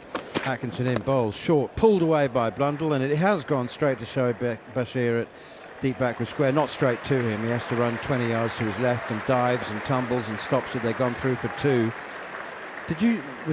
Were you just making a note of that fielding change? Are you still counting them? No, I've stopped. That was quite an intense day yesterday. You know, sometimes I will give myself, that's the 400 up as well. Beautiful shot to do it, even if they only got a couple. Sometimes I will give myself like these ridiculous tasks to do. Have I ever told you about the one where, I think it might have been Joe Denley actually, I decided to follow, no, it wasn't Joe Denley. Here is Atkinson again, bowls, and Oh. that's guided, I'm going to say, past solitary slip. I think Blundell's played that on purpose. He knows that second slip is out, his own only a solitary slip in Harry Brook, and I think he's just steered that off the outside half of the bat down to the boundary for 4. Yeah, just classic Blundell shot, almost playing it behind his right hip. He hits it so late and just guides that down. That shot where he hits it on top of the head, which he's got from Kane Williamson. Yeah, I went to the Oval one day and I decided that I was just going to watch one player the whole game, and there were 2 all-rounders in the game, and it was Ricky Clark and Joe Denley. It was a Kent Surrey Blast game, or 40 over game actually, it might have been. Here is Atkinson again, bowls, driven through extra cover, 4 more. 2 full from Atkinson, drive length, and drive Blundell did, and sweetly through extra cover. Second boundary for him in the over, and he moves up third actually. 17 he has now suddenly. Mitch Santner yet to score. New Zealand 409 for 6. His timing in that over, certainly the 2 more forceful shots was beautiful. Yeah, so I decided to watch one player for the whole game, and I had to choose between the 2 all-rounders. I picked Ricky Clark, who didn't have much of a game, and I think on the other side of it, Joe Denley made 100 or something and took a bunch of wickets, so I picked the wrong all-rounder. But I just watched one player the whole time, so I do these weird things sometimes, Manus. The purpose of this? I wanted to see how many balls an all-rounder was involved in a cricket game. Right, I wanted to see what actual, like in T20, if there was a bigger impact, because generally your all-rounders are in your key fielding positions as well. True. Here is Ben Stokes, up to the crease outside the off stump, left alone by Mitch Santner. There's also something about, and you know I've done this quite a few times before, where I would look at like one player. I think I did a piece on Freddie Flintoff where I watched him when he made his comeback at finals day. There's something that you see things differently when you watch one player rather than a whole game. That stands to reason. Yeah. Yes, you would. Have you ever seen the Zidane documentary where it's just the camera on him and you don't see any of the rest of the football game, but just him the whole game? No, but I've seen that with Lionel Messi a few times. Here is Stokes again, and steered away past Harry Brook once again down to the third man boundary, and Mitch Santner is now off the mark with a steered 4.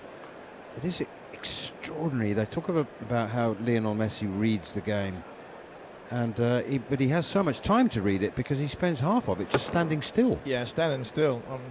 There's a brilliant one it's on YouTube. There's about an 8-minute one on Paul Gascoigne in the Dutch game when England won 4-1 Euro '96. I think he touches the ball something like 60 times. And 55 times he doesn't sort of touch the ball like twice in one go. It just everything's like one touch pass, little flick round the corner, the space he has. Here is Stokes again, bowls Santner forward. He seems to be hurried into that defensive push.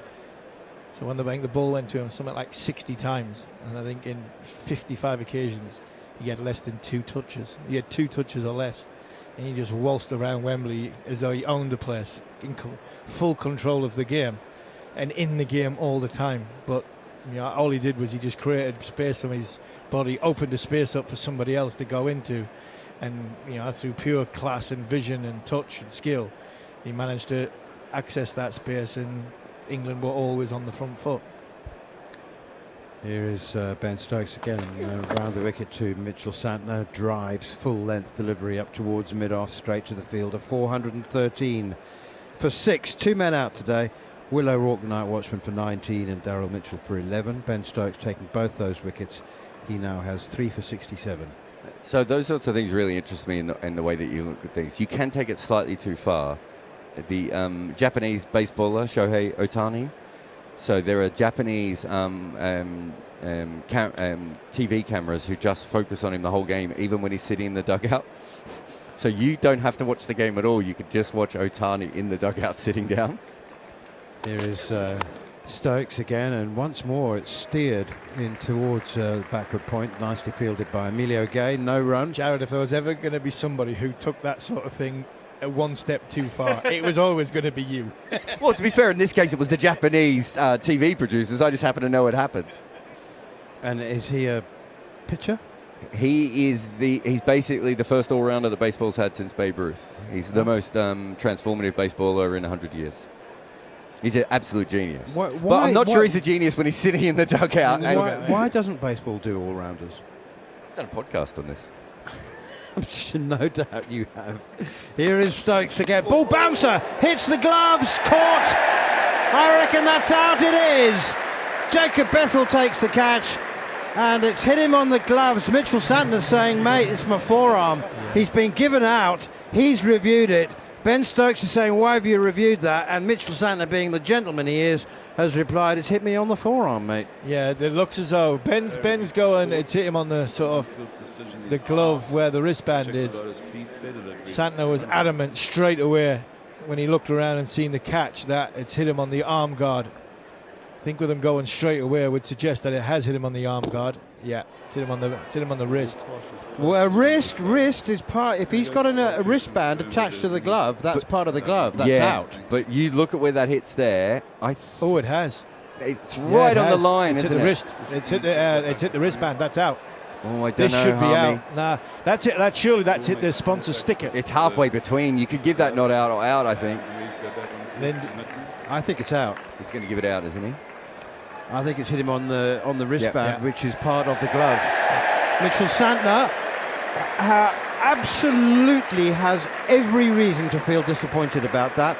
That has not felt like his glove. It's felt like the wrist, and his reaction is absolutely entirely understandable.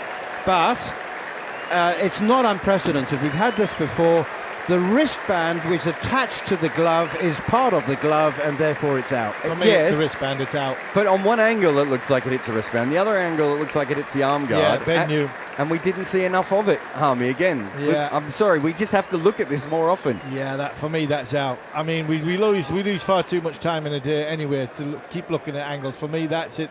That's it, the sponsor's logo on his wristband of his glove. That, for me, if anything, is it just flicked the outside of it. I just don't understand why. If we're going to have a delay, let's do it properly. I agree with that bit, but for me, that's out. I thought Darryl Mitchell was out. I thought his bat was in front of himself. I think that's out. It's 250 test wickets for Ben Stokes.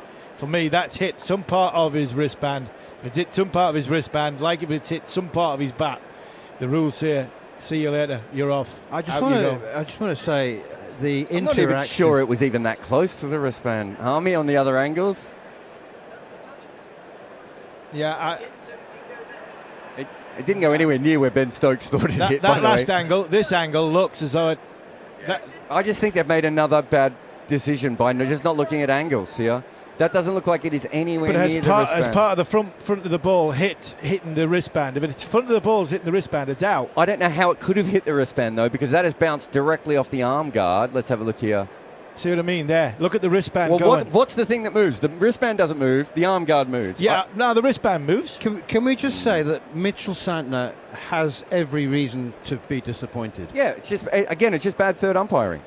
It's Harmy might be right, but the fact that Harmy's seeing one thing and I'm seeing another thing shows that they haven't looked at enough angles. Yeah, I get that, because that angle there showed me that hit the wristband. The angle before, when it was side on, showed me that it hit the arm. I think we just, again, second time today, we need specialist third umpires. Either way, it was close enough. It's the second time every day. Yeah. That we say that we need specialist third umpires. Really. Here is Gus Atkinson, and it's on the back foot, pushed away by Blundell. Can I just say, I don't think anybody is at fault. Adrian Holdstock, we can understand why he's made that decision as third umpire. With all the caveats, he's got to be 100% sure that Nitin Menon, who's given the on-field decision out, he needs sufficient evidence. And for me, that wristband moved. Evidence. Yeah, that wristband moved. So that's telling me that it's hit the vicinity of where it is. I agree with what you're saying, because he should have took a little bit longer. But the wristband moved also because his arm moved. Here is Gus Atkinson bowls. Blundell tries a late cut, and it's so late that he misses it. So- It goes through to Jamie Smith. When the arm guard is hit, the arm guard moves, which is going to move the wristband anyway. I think it's very possible that there is a little bit of wristband in this. There's absolutely, it's not possible that he could have told that from the angles that he looked at and how quickly he looked at it. That would be my issue again. It was a great delivery, by the way. It was a really good ball. The angle Really that's shown good to me ball. now says that's not hit. That's hit the arm guard. But the other angle says that for me it hits the wristband. Here's Gus Atkinson flies past the outside edge into the gloves of Jamie Smith as the new batsman Nathan Smith plays and misses. But I 413 for 7. I don't think Adrian Holstock had seen the angle which would move the arm guard before that. I think he's And only that's the seen that point. one incident which seen the wristband move. And that's And that, in his 100% eyes, the is problem, better decision. right? If you're not going to ask for the right angles, you're I going to still keep think it making was out mistakes. though. It might have been out. I've got no issue with whether it was out or not. It wasn't, but Here is Gus Atkinson again, bowls full and straight. Nathan Smith defends. I just think it's one of those decisions that, well, it's an incident in which I don't think there is any blame to be apportioned. It's entirely understandable that from everybody's point of view. There was an interesting little exchange between Ben Stokes and the departing Mitch Santner, which I would like to say I am pretty convinced was good-natured. Ben Stokes actually just sort of touched. He was speaking to Mitchell Santner about why he was reviewing it and why he wasn't walking, but it was good-natured. It wasn't confrontational. There wasn't any element of unpleasantness, and it's pushed away out in the onside, and that's a reflection of what I was saying earlier about Mitch Santner. He's one of the nice guys of world cricket. Largely down to the fact that Ben, as he turned, he had been appealing, and as he turned, he nearly ran into Mitch Santner. So Mitch Santner's give it the obviously for the DRS, and Ben just like, I don't see you there. He's pointed to his He's wrist. pointed on him, his He said, "I wristband." saw you. I saw it. I hit you on the wrist." and in that case, Santner was 100% correct because he would have known it didn't hit him on the wrist, even if it did flick the strap. He would have known it didn't hit him on the wrist. Here is Atkinson again, and as forward comes Tom Blundell, pushing out towards extra cover. We probably haven't spent enough time talking about how well Ben Stokes has bowled this afternoon.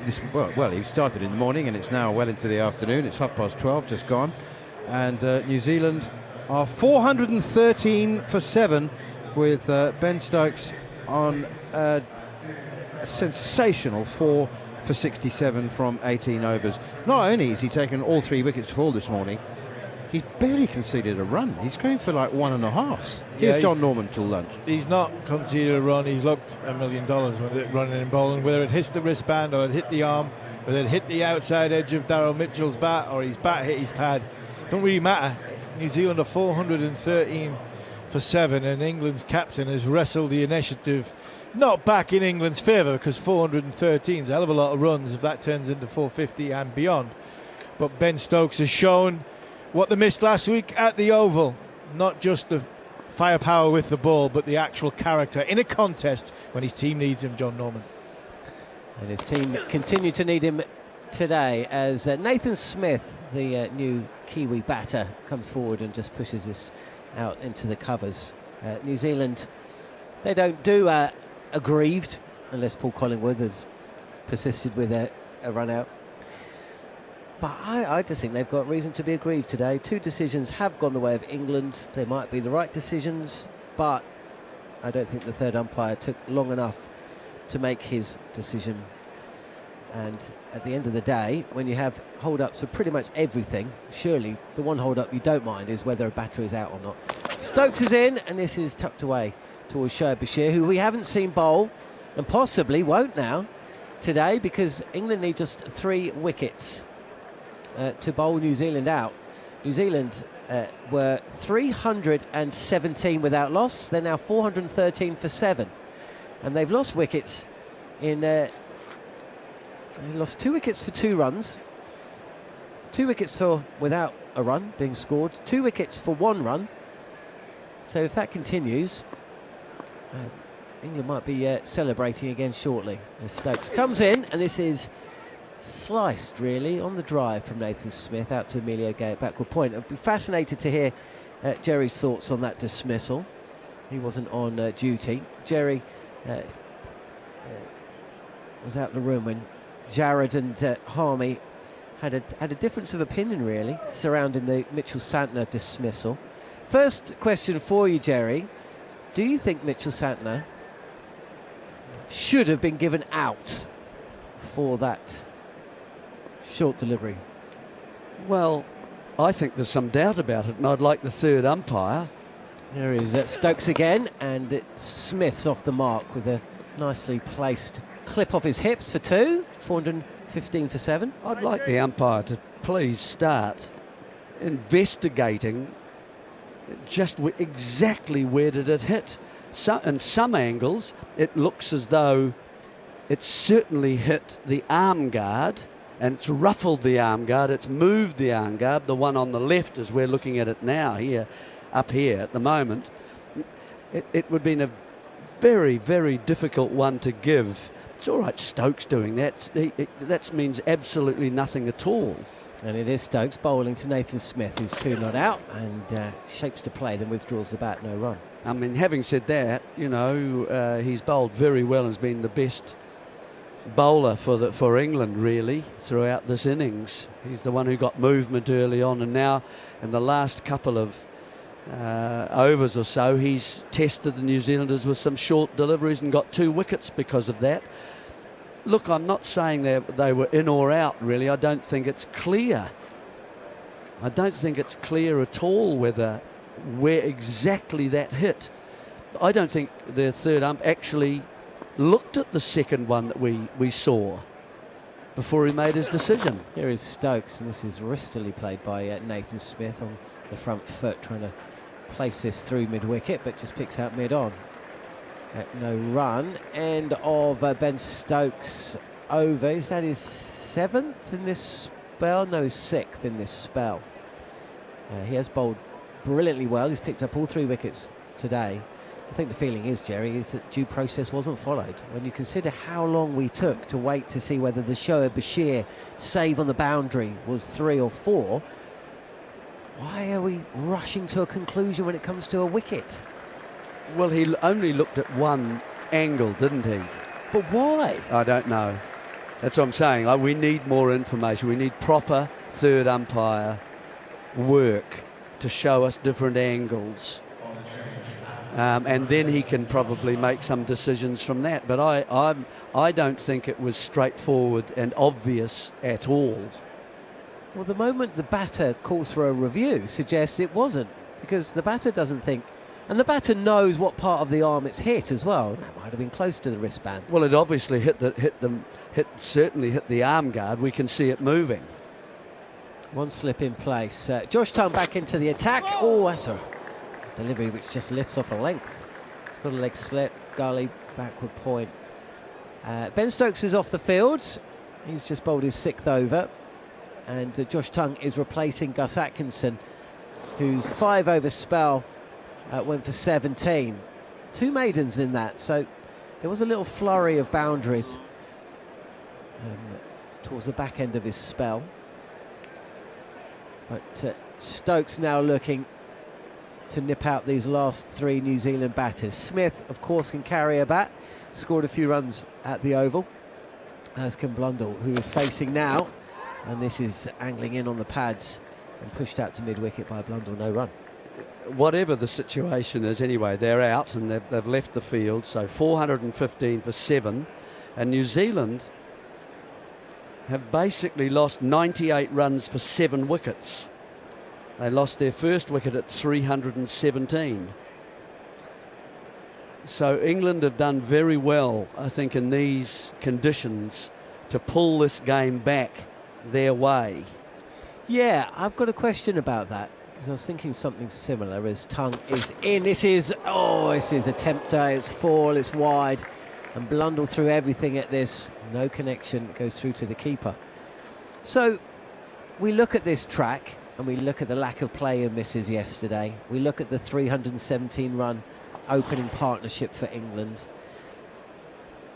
and we think to ourselves, this is a 550 track, 600, and indeed it may still be, you never know. But there is also another way of looking at it, because New Zealand were fortunate at times yesterday. There was a drop catch, there was a leg before decision which wasn't reviewed, there was a lot of tongue again, and this is defended out to cover. When England went short, there weren't play and misses. They don't go down as the play and the misses, but they did hit a lot of balls that just dropped short of fielders. On another day, one of those 4 or 5 instances goes England's way. The leg before decision is reviewed. The drop behind the stumps is caught. Are we maybe misreading this pitch a touch? Maybe it isn't a 550, 600 pitch. Just going through a replay of the Santner dismissal. I mean, the other thing with the Santner dismissal, he reviewed it immediately, which normally says the batsman knows. He hit it, or didn't.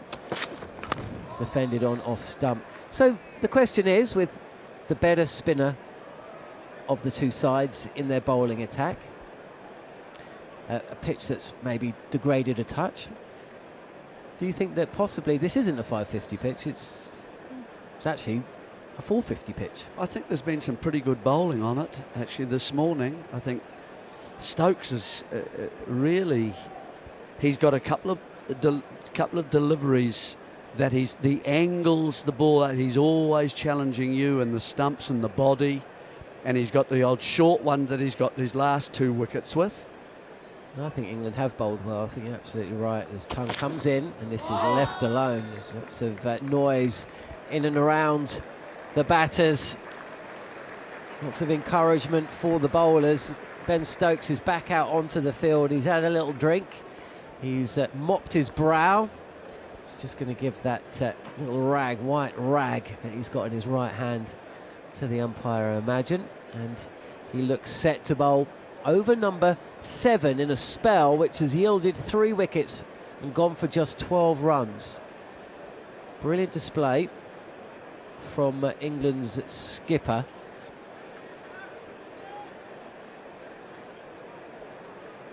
And for all the chopping and changing yesterday, all the field movements, England's intensity under Ben Stokes has never been a problem. No, but he's really just taken charge himself, hasn't he? That I think this morning with the wickets, that New Zealand still had a chance of pushing towards that 500. Now it's very much in doubt. They're just 1 wicket away from the tail certainly being exposed, and they could be rolled out here for 430 if things go very well for England. England have spent the best part of 4 sessions in the field now, 15 minutes before the lunch break, as Stokes comes in, and it's a short delivery which Nathan Smith latches onto. It's always been of steady pace, this track, hasn't it? It's not sluggish, but certainly that's a comfortable pull shot for Smith, who moves to 3. This second new ball now is 24 overs old. Do you think we might just get a couple of overs of spin before the lunch break? I mean, tongue's just come on. Maybe 1 more for Stokes when he's in these zones. You're doing well to prize the ball out of his hand. Yeah, I guess the quicker men are doing the job, though, aren't they, at the moment? And yesterday, I didn't think really Bashir could build up any pressure at all. Here is Stokes, and this is defended by Blundell, who's faced 32 deliveries now. He's 17 not out. How many overs did Archer bowl this morning? I think he bowled 4. So I would have thought that he would be worth another go as well, and try and take another wicket here if Stokes can't get it.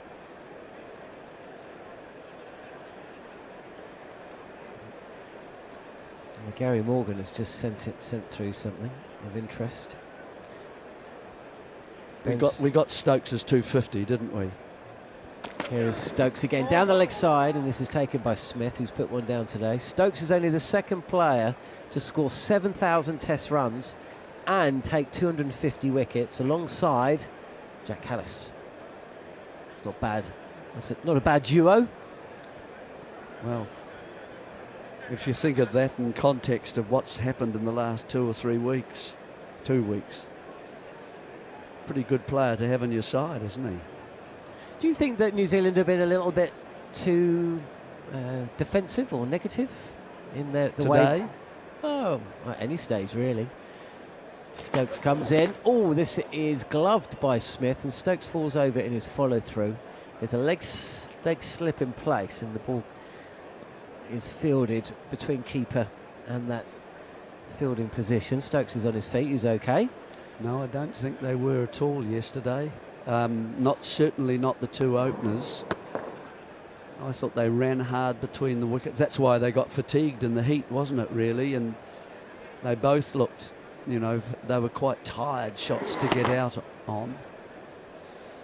And 317, you can't complain with that as a start, can you? Oh, absolutely not. No, I mean, no team in the history of Test cricket has put on 300 for the first wicket and gone on to lose a match. As Stokes comes in, and Blundell plays inside the line, which just withdraws his bat at the last moment. 416 for 7 then. We've got 12 minutes until the lunch break. What's it like to be in the field for 5 sessions and then have to go out and bat? I mean, we'll all be part of a batting lineup that has to go out. We've essentially been working so hard and in hot conditions. Yeah, 5 sessions is a long time. And probably you feel, as a side going from bat and then out into the heat, you might feel it's worth 1 wicket, maybe 2, because of that. Here's Stokes. Well, he's caught behind. Stokes goes up, but I think that's probably off the hip of Blundell, and certainly Stokes was. No, he's just signalling he wants a drink. So just a frisson of excitement for that final delivery, but no real belief that Blundell had edge down the leg side. So he remains 17 not out. Nathan Smith is 3. The wickets to fall. Daryl Mitchell caught behind for 11. Some conjecture that possibly the sound, it was a not-out call on the field. The sound was actually bat hitting pad rather than hitting the ball. William O'Rourke, after facing 37 deliveries, decided to have a hit at one and top-edged it for 19. That was the second of Stokes' wickets, and then Mitchell-Santner, that controversial decision. A good bouncer from Stokes, and I mean, should also say Santner didn't play it very well at all, did he? He just took his eye off the ball, stuck his hands in the air, and okay, he feels it came off the arm guard, and certainly part of the ball did. Whether all of it did, we'll never really know, because it was given out, and that's it. It's done. There's Tongue continuing running away from us, and this is pushed up to mid-on. No run. So yeah, so you feel after 5 sessions, if it is 5 sessions, that England go out, maybe 4.5. You know, that weighs on you, doesn't it? You've been concentrating for the best part of a day and a half. You've been in the heat of the sun, and now you've got to go out against fresh bowlers who've had their size 13 boots on the table for much of the last day and a half. And of course, is there such thing as scoreboard pressure? Is that actually true? Is that a thing? Left alone by Smith, no run. Well, I think if it's 500, yes. I think that continually is asking you questions, that if you lose a wicket here and then say 2 fall down, that's exactly what's happened with New Zealand. They've lost wickets in pairs, haven't they? 317, 319, so there's the 2 openers gone, and then the 2 right at the end of play. Yeah, 361. Yeah, well, that was at 361, the first one being Ravindra and the second one Nichols, and then this morning as well. You're absolutely right. In fact, wicket number 7 was the first that didn't signal an immediate wicket to follow, left alone by Smith. Is Rashan Ravindra in danger of not maximising his outrageous and quite obvious talent? A shot yesterday, just one of many that comes to mind, to be honest. Probably the worst that comes to mind. But of all his dismissals against England in the test matches this summer, and the 3 tests that we covered together at times in 2024, just more often than not, he got himself out rather than he was got out. His tongue is in attacking field towards the back end of the session, and it's defended. Yeah, I was hopeful yesterday, and you always, I think, metaphorically, you sort of sit forward a bit when he comes out to bat. And he came out after a fatigued stroke from Conway that was taken at long on.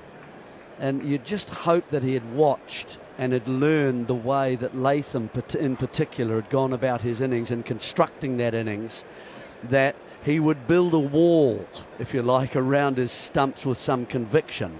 That's what I'd like to have seen him using the information he could glean from what he had seen already that day, a clear plan, you know, about the construction of his innings as well.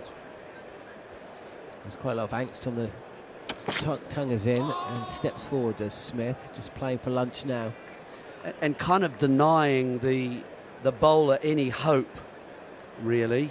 And, you know, he's been, as you quite rightly say, people have recognised his skill since he was pretty young. And I think that responsibility has put its hand upon him quite early. And everyone has seen that. But you can't avoid the concern about the way he goes about starting his innings and getting going. Here is Tongue again, and squared up a touch is Smith. He's forced to play with a leg slip and a leg gully. That is the end of an over bowled by Josh Tongue, which has not yielded a run, so it's a maiden. 7 minutes to go. We're going to see another over from Ben Stokes. It looks like we are. There's quite a lot of angst on the chat facility saying a comparison between Ben Stokes and Jack Hallis is nonsense. But the bare facts of the matter suggest it is anything but. 7,000 test runs and 250 test wickets. Stokes is a wood chopper compared to Callis, says Chris Coomer.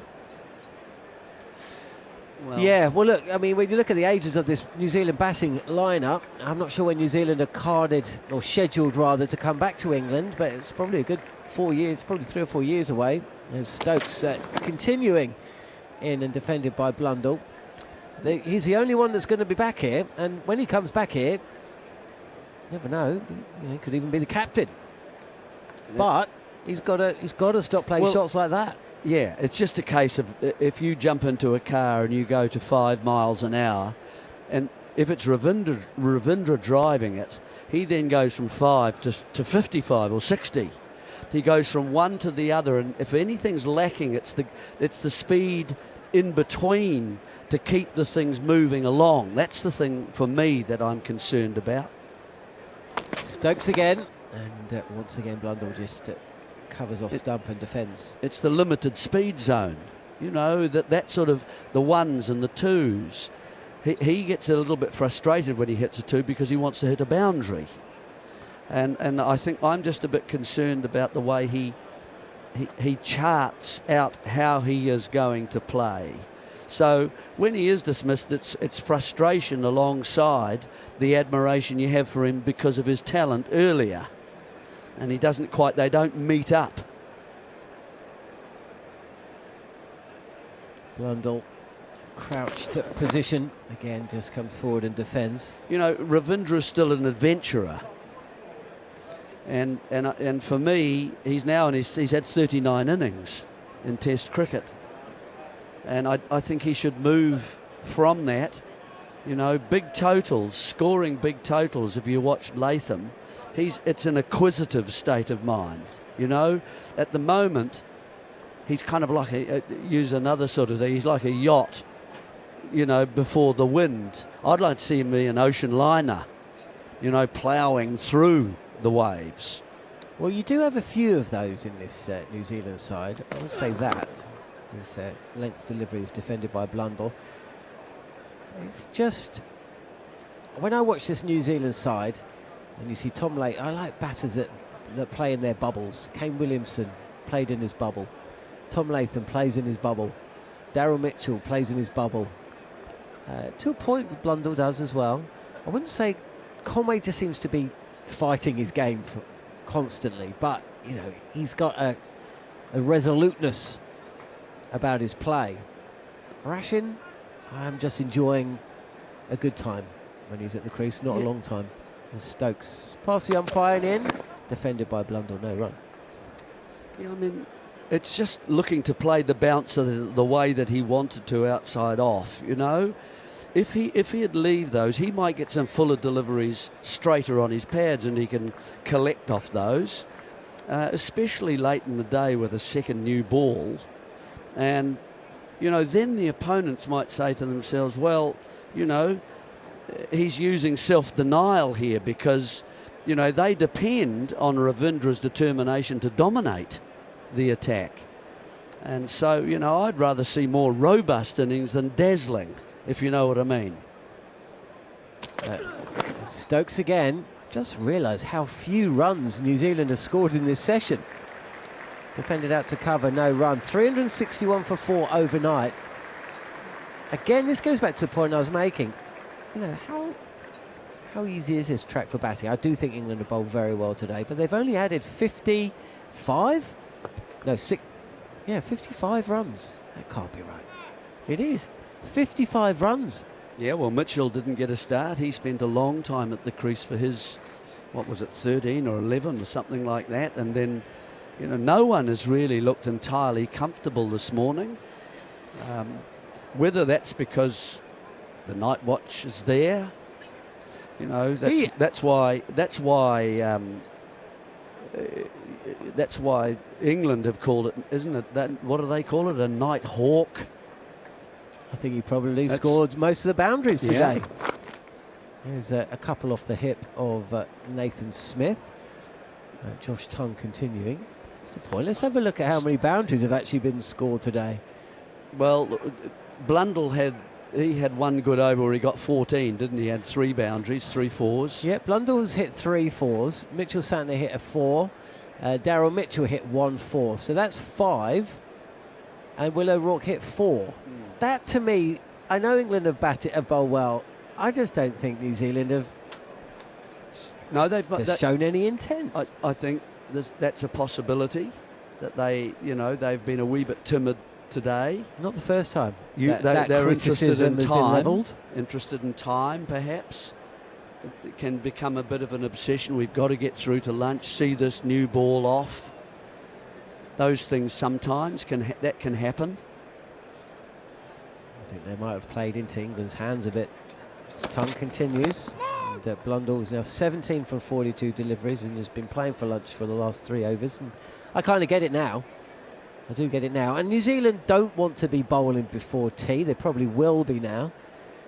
But if they can keep England out in the field and just eat up time from here on in, even if they only score 450, 460, 470 maybe, I mean, they're going to have to start swinging at some point once Sears and I've forgotten one.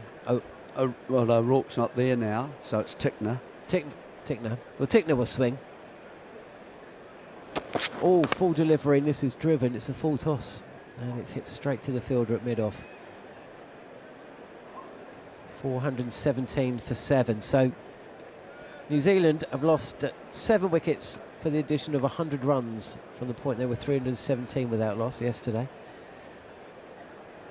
I've got to say, I went down and had a look at the pitch. It looked a pretty good surface. We saw you studying it down there. Yeah, I mean, lots of marks round the wicket bowling from the Radcliffe Road end, because a lot of around the wicket. What are we stopping for now? The ball? It's all got out of shape. It's going through the gauge. Yeah, we were watching you study the pitch in a manner of a man judging maybe a vegetable competition at a local hall. Pork pies. I don't know about pork pies. I think you were looking at maybe the size of a particularly juicy marrow. You can see ball marks. You can see the ball marks, and certainly the pitch has changed colour since the game has begun. Any hint of greenness yesterday has gone, and so it's brown, and it's probably at its best today and maybe into tomorrow. And then it might just start. There's no cracks at the moment. There's not much follow through at the moment. So It's holding up in decent condition, so it should be the same for the England side. And so this next day, these next 3 or 4 sessions are going to be the best for batting probably. Which is why New Zealand would love to bat one of them, and then they can just go at England in that evening session, try and put a bit of pressure on. We are going to get a little bit of it's still going to be hot today, but there is going to be a breeze this afternoon. It is a bit more hazy today. Yesterday we were just sun-drenched. Today, though, there's very high, very light cloud, and that means that it's just blocking out the sun just a touch. If that cloud continues, gets just a touch thicker. We're not expecting anything too much overheads, but we shall see. England have bowled really well this morning, and this first ball from Josh Tongue is played out towards gully and backward point. Harry Brook, Ben Duckett and Joe Root are all buzzing around in the outfield, keeping themselves entertained. It's Joe Root, it's Jacob Bethel actually. Jacob Bethel at gully, Harry Brook at slip, and Joe Root at leg gully. Duckett wants to get involved as well. Look, he's desperate to be involved in the fun and games. He's moved from extra cover to backward point. Oh, now he's been called. No, he's not been. There's a bit of confusion. Where's he going? He's going to be at point. 2 slips in place now rather than the 1. Can England nip out one more wicket? This has been their session. Oh, he struck him on the pad, but going down the leg side, and Josh Tongue just slowly walks back past the umpire. I mean, Blundell, doesn't feel like Blundell's scored a run in quite some time. Hasn't scored a run since the dismissal of Mitchell Santner. What have we got? 1 ball left of the session. It's going to be bowled by Josh Tongue. He's gone for 74. Hasn't picked up a wicket. It's Blundell facing. Nathan Smith's halfway down the track. I don't know what he's saying to Blundell now that couldn't wait. I'm sure it's important. And mid-wicket is going out onto the boundary. Long, well, deep backwards square leg is trooping round. Jofra Archer out there to long leg. And the indication it might be a short ball. Maybe it'll be one of those Yorkers that Tongue loves to bowl.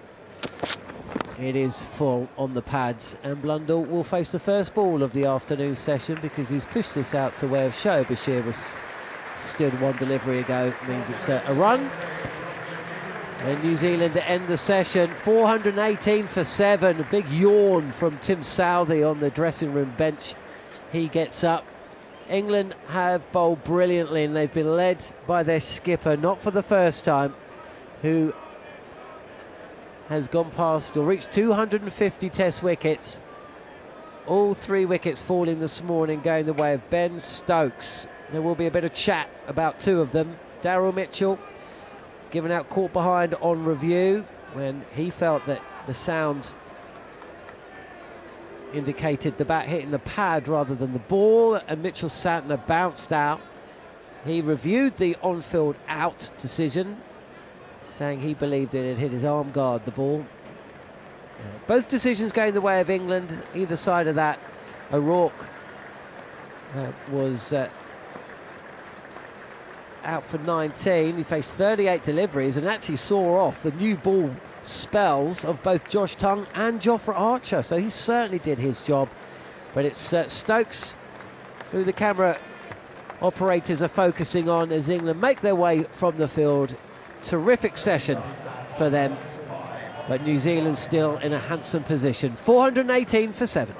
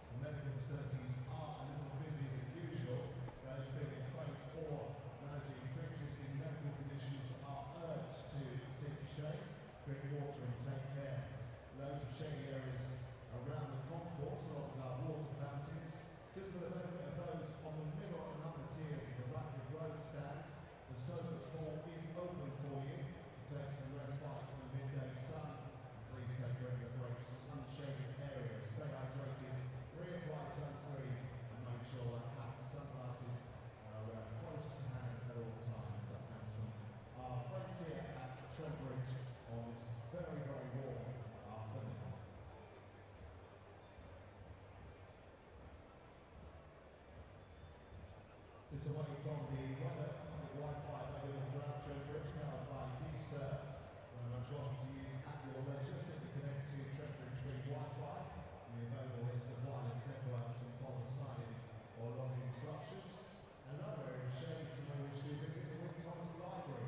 Spectators welcome to visit that area and explore thousands of books on the shelves, read the latest cricket magazines, and chat to other visitors in the library.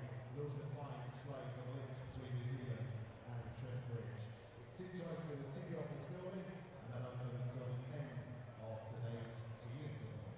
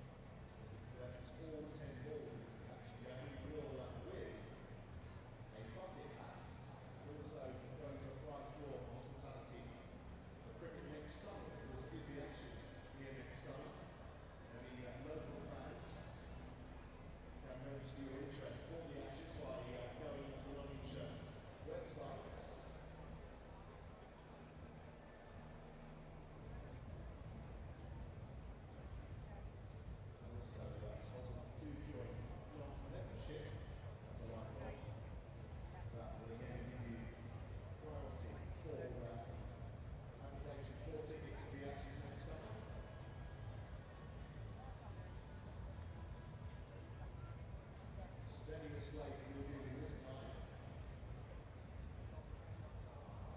And that was commentator Stokes.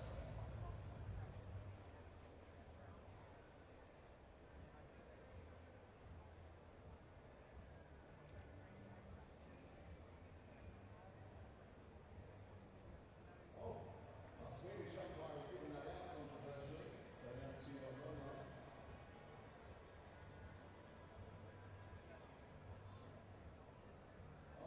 It's all over. So, almost as if it was written in the stars, we do have England against New Zealand in the final. So still 2 lives each, shaking their hands.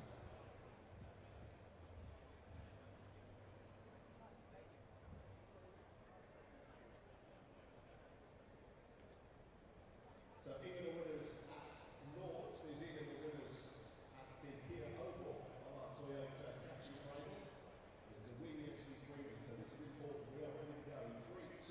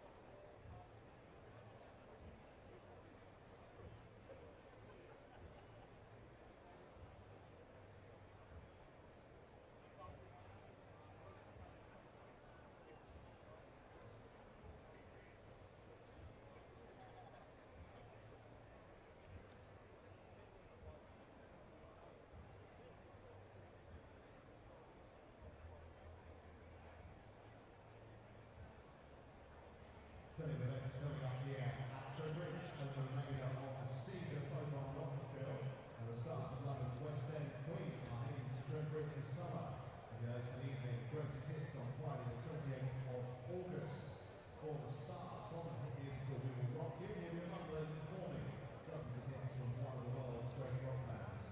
You can secure your seats now at trentbridge.co.uk/events. And if you are into wine, we'll host London's biggest ever wine festival this autumn. As the first ever Trent Bridge Wine, Champagne and Prosecco Festival takes place from the 8th to the 10th of October.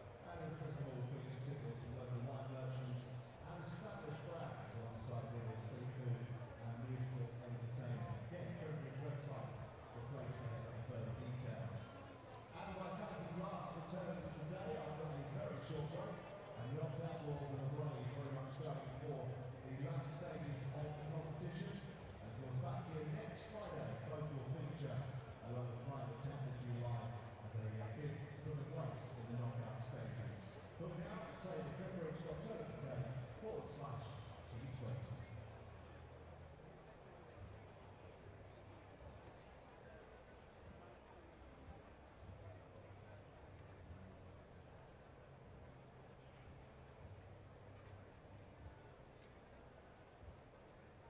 Now, if you'd like more teenagers to feature England internationals, all you have to do is join the We Are In Cricket Supporters Club, free of charge today. No charge to be confused and get early access to tickets. Find out more, join online, ucd.co.uk. And the We Are In Cricket team have been out and about this morning. Let's see what they and you have been up to.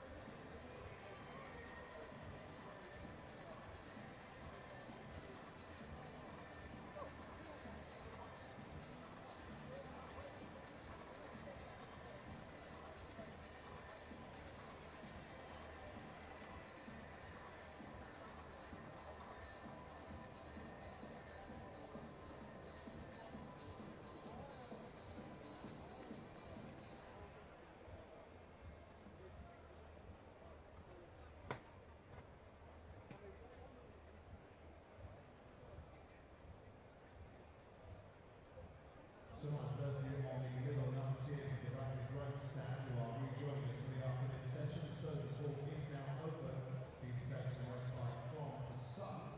Reminder, please stay regular breaks from unshaded areas this afternoon. Stay hydrated. Reapply sunscreen if you can have sunglasses close at hand at all times. We're all going to have a safe and enjoyable afternoon with us here at Trent Bridge. With that, time to the umpires to rejoin us for the afternoon session. Please welcome back Nick Bennett and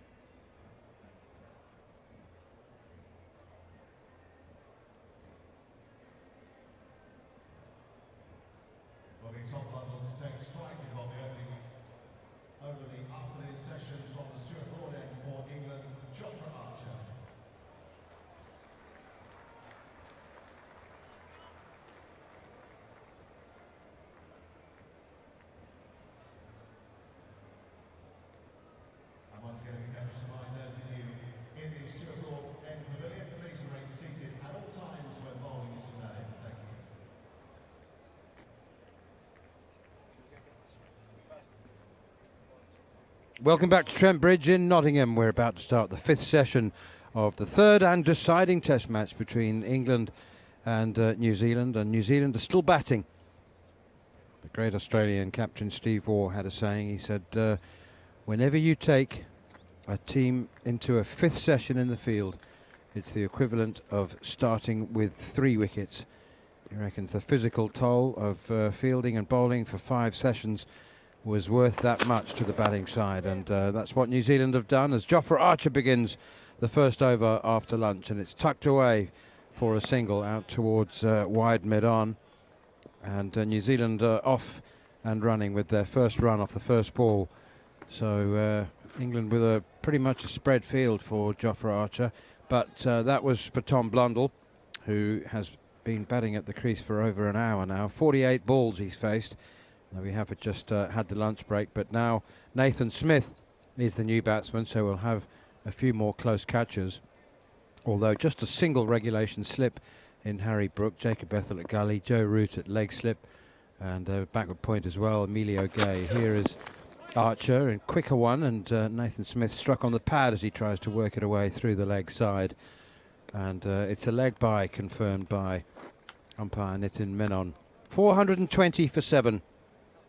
The physical toll certainly will have had its effect on England, and we'll see just how much of an effect it has on their batting when they come to bat. But yeah, Steve Waugh was adamant. You just take a team into the 5th session, even if it's just for 15 or 20 minutes. But in his experience, and he was quite experienced, Steve Waugh, played over 160 test matches.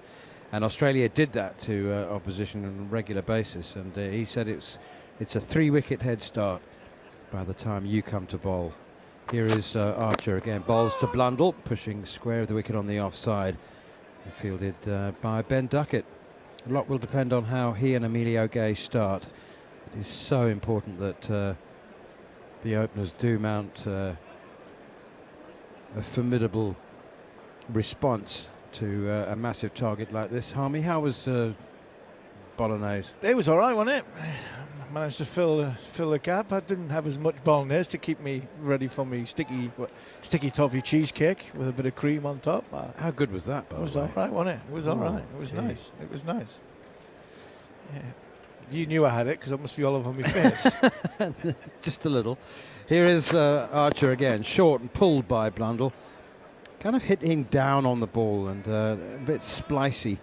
Didn't get much power into it, but it's 1 more to the total, 1 more to Tom Blundell, who moves on to 20, 421 for 7. Apparently, the ECB's budget for catering for the media, what they issue to the hosting county grounds, test grounds, is £20. £20 a head for everything. Ahead. Yeah, I can see £20 ahead in Trent Bridge's budget. Yeah, I think they spent most of it. £20 worth. Pushed away off the pad again by Nathan Smith. It'll be once more a leg bye. I think they spent half of that on the chocolate swirly cheesecake thing. Chocolate cheese. There was a cheesecake. There was another sticky toffee one. There was a chocolate one, gluten-free one. Yeah, I would say I got me £20 worth at lunchtime and quite enjoyed it. How do Lords feed us like they do on £20? That's a separate budget. I mean, you always get a little bit extra in London, don't you? You always got a little bit extra meal money in London. Yeah, you got £18 off a county. I think we used to get £18. Yeah, outside the M25, but inside the M25 you got 22. You always got that little bit extra. Here's Jofra Archer. He's got a slip and a leg slip in a regulation slip position. It looks quite asymmetrical, and that's pushed away by Tom Blundell defensively on the offside, and there's no run. I must say I'm very grateful. It's not every sport where you get fed. When you're covering the Premier League, when you're doing Newcastle games, do you get sandwiches and tea? No, you get fed. There's a meal before. It's normally a pie and chips or a lasagna and chips. If it's a Sunday, you might get a little bit of a roast chicken. I reckon that's £20 a head as well. I'm trying not to be disrespectful to the club I love in Newcastle United, but It's not exactly Lords, put it this way. Well, I mean, here it's adequate. they've cut corners in interesting ways. I'm all in favour of the greening of no plastic water bottles, but unless you're told to bring a bottle to this ground, you can't get a bottle of water unless you go outside and buy one. And there used to be an assortment of drinks. We used to regularly get bacon sandwiches on arrival for a test match day. That's gone now. That's gone. Well, there's a McDonald's behind us. I had a good one of them this morning. Shoaib Bashir for his first bowl of the day, and he starts off with a gentle, juicy, welcoming full toss to Nathan Smith, who punches it down the ground for a single. Yeah, I went into McDonald's this morning. A conversation I had with a gentleman standing next to me, and he obviously a Glamorgan fan, and he quizzed me on the wicketkeeper situation at first. Why is Ben Foakes over Jamie Smith? So that's topical because obviously he dropped a catch. Here's Bashir again, full toss followed by half volley outside the off stump and squirted away by Tom Blundell down to the unguarded third man boundary. Atkinson chases and keeps them down to 2. And he mentioned Mason Crane about how well he's improved his batting, and I was like, yep, he has. Very good. I disagree. I think he's improved his scoring. Yeah, I think he's scoring, yeah. He still looks the same. Yeah, You I wouldn't be convinced, would you? No, I mean, and I did reply that he's not got Jameson, Henry, O'Rourke bowling at him in first class cricket. Bashir in too much width outside the off stump. He started with 3 poor deliveries this over. That's cut away. It's only a single. He's got a man sweeping, providing insurance on the cover boundary. Is the air conditioning still broken in McDonald's? Yes, it was inside than it was hotter. It was hotter inside, and I couldn't get away from him. But his last question was a good one. It was, do you see a point where you think Richard Dawson could potentially be England coach? Forward comes Nathan Smith defending, and your answer was maybe. I wasn't a categorical saying no, but I think I lean towards I hope so. I hope I see a day where someone like Richard Dawson could be England coach. Here's Bashir again, and once more a little bit too full outside the off stump, draws Nathan Smith into the drive. Maybe that was exactly what he wanted. Maybe that was exactly the ball that he wanted to bowl. And Smith did drive, thick outside edge all the way along the ground to backward point, and Atkinson fields, and there's no run. 426 for 7. Here's Bashir again, and back goes Nathan Smith, the all-rounder, now playing defensively out on the onside, and Bethel comes into field. End of the over, not his best from Shoaib Bashir, and it's brought up his 100. He had 97 overnight, and now none for 101 from 23 overs. So what would count against Richard Dawson? Not big enough name, or? Yeah, not big enough name, not fashionable enough name, but he's a very, very fine coach. He's done a brilliant job down at Glamorgan, excellent job with the young Lions, and I think I was trying to say I hope I can see a day where Richard Dawson does get a sniff of the England cricket job. Chris Silverwood got a sniff of it and he did it, so I hope that doesn't put anybody off at ECB Towers to go, we want the best person for the job, and if it's Richard Dawson, who's done a brilliant job at Glamorgan, I'd like to think he would be in a serious conversation, because he is a very, very good coach. Jofra Archer was about to get into his delivery stride, or his gather anyway, and Tom Blundell backs away, and he's pointing now. He's trying to explain. He's saying, look, don't blame me. There's some movement behind the bowler's arm. I can't see where. It's crazy, isn't it? I mean, you've got somebody standing up with a red hat on, right, literally underneath the side screen. I can see an luminous pink hat behind the bowler's arm, underneath the side screen. This is one of them grounds you can sit underneath where the side screen is. And unfortunately, if somebody decides that he needs to get up to get one of his sandwiches out of his bag, then play has to stop. So Jofra Archer had to go all the way back to the top of his run up, and he's in to try again outside the off stump, left alone by Tom Blundell, and there's no run. It adds up, the amount of money. There was this whole ticket situation, shall we say, controversial ticket situation for England's New Year Test match against South Africa at Newlands in Cape Town. Newlands isn't as big as it once was. There's been developments and been some tickets that have been lost forever. I'm trying to get 2 for my daughter. Good luck. Here is Archer again up to the crease now, bowls, and it's driven by Blundell out towards mid-wicket straight to the fielder, Joe Root. There is a situation at Newlands where you can't sit in the bucket seats, which are white, on the test strip.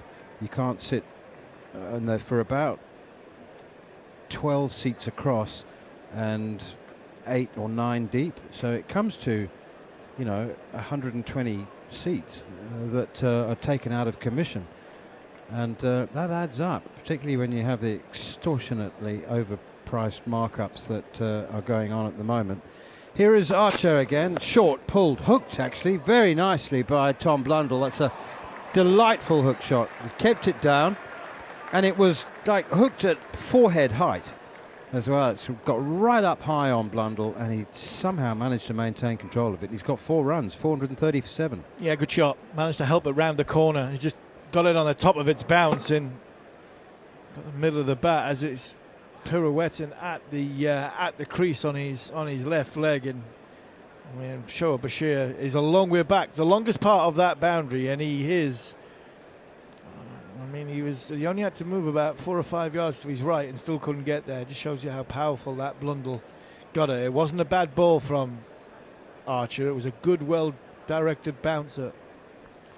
Here is Archer again. That's a good delivery. It's quick and it's straight and it bounces, and Blundell keeps it out by an inside edge onto his inner thigh. Warm being beat. It'll be warm at Christmas in Cape Town, but it's warm in here now.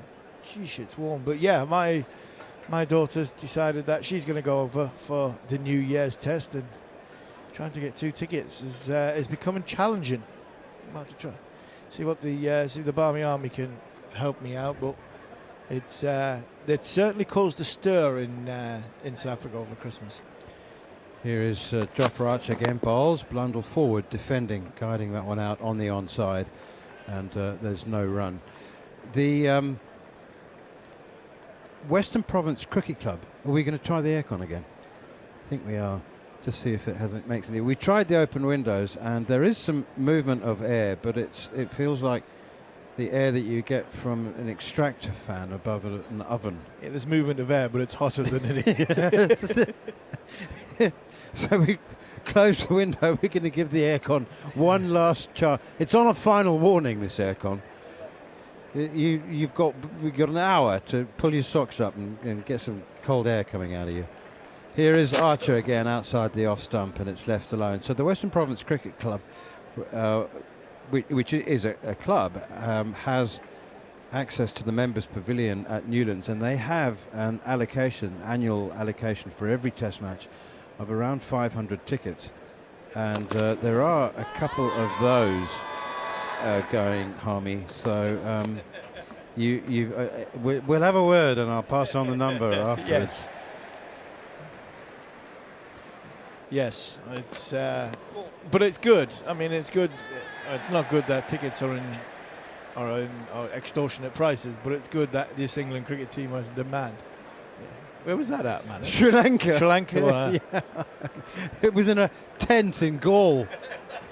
A tent in Gaul. Oh, we were a tent on the top of the stand on the roof. It was. We had one aircon, and unless you were within 6 inches of it, it was completely ineffective. Punched away off the back foot towards extra cover. Jon Norman, that must have been 8 years ago. Commentating in 5-minute bursts. Well, I just put my face into the aircon between commentary stints. Here is Bashir again, and chopped away off the back foot. Nice shot actually from Nathan Smith, back and across. Off the back foot, punches it out towards extra cover. There are so many England fans. I mean, there's a group who managed to contact me just a few days ago who have naively not only booked their flights and hotel accommodation, they've booked off time, so what couple of them from work, pushed away outside, beaten outside the off stump, I should say. He was trying to push it away. Nicely taken by Jamie Smith. And only after everything had been booked, they thought, right, let's get some tickets. They didn't have any idea that there will be some more coming onto the market once Cricket South Africa realise they can't put a 4,000% markup on them and sell them all. That's driven down the ground and into the ground. Shoaib Bashir misfields it, but it didn't matter. There were a few groans from the crowd who thought that was a catch, but it was hit into the ground. 431 for 7. There's Bashir hopping a skip into his work now, and this one steered away defensively by Blundell all the way along the ground to Brook at first slip.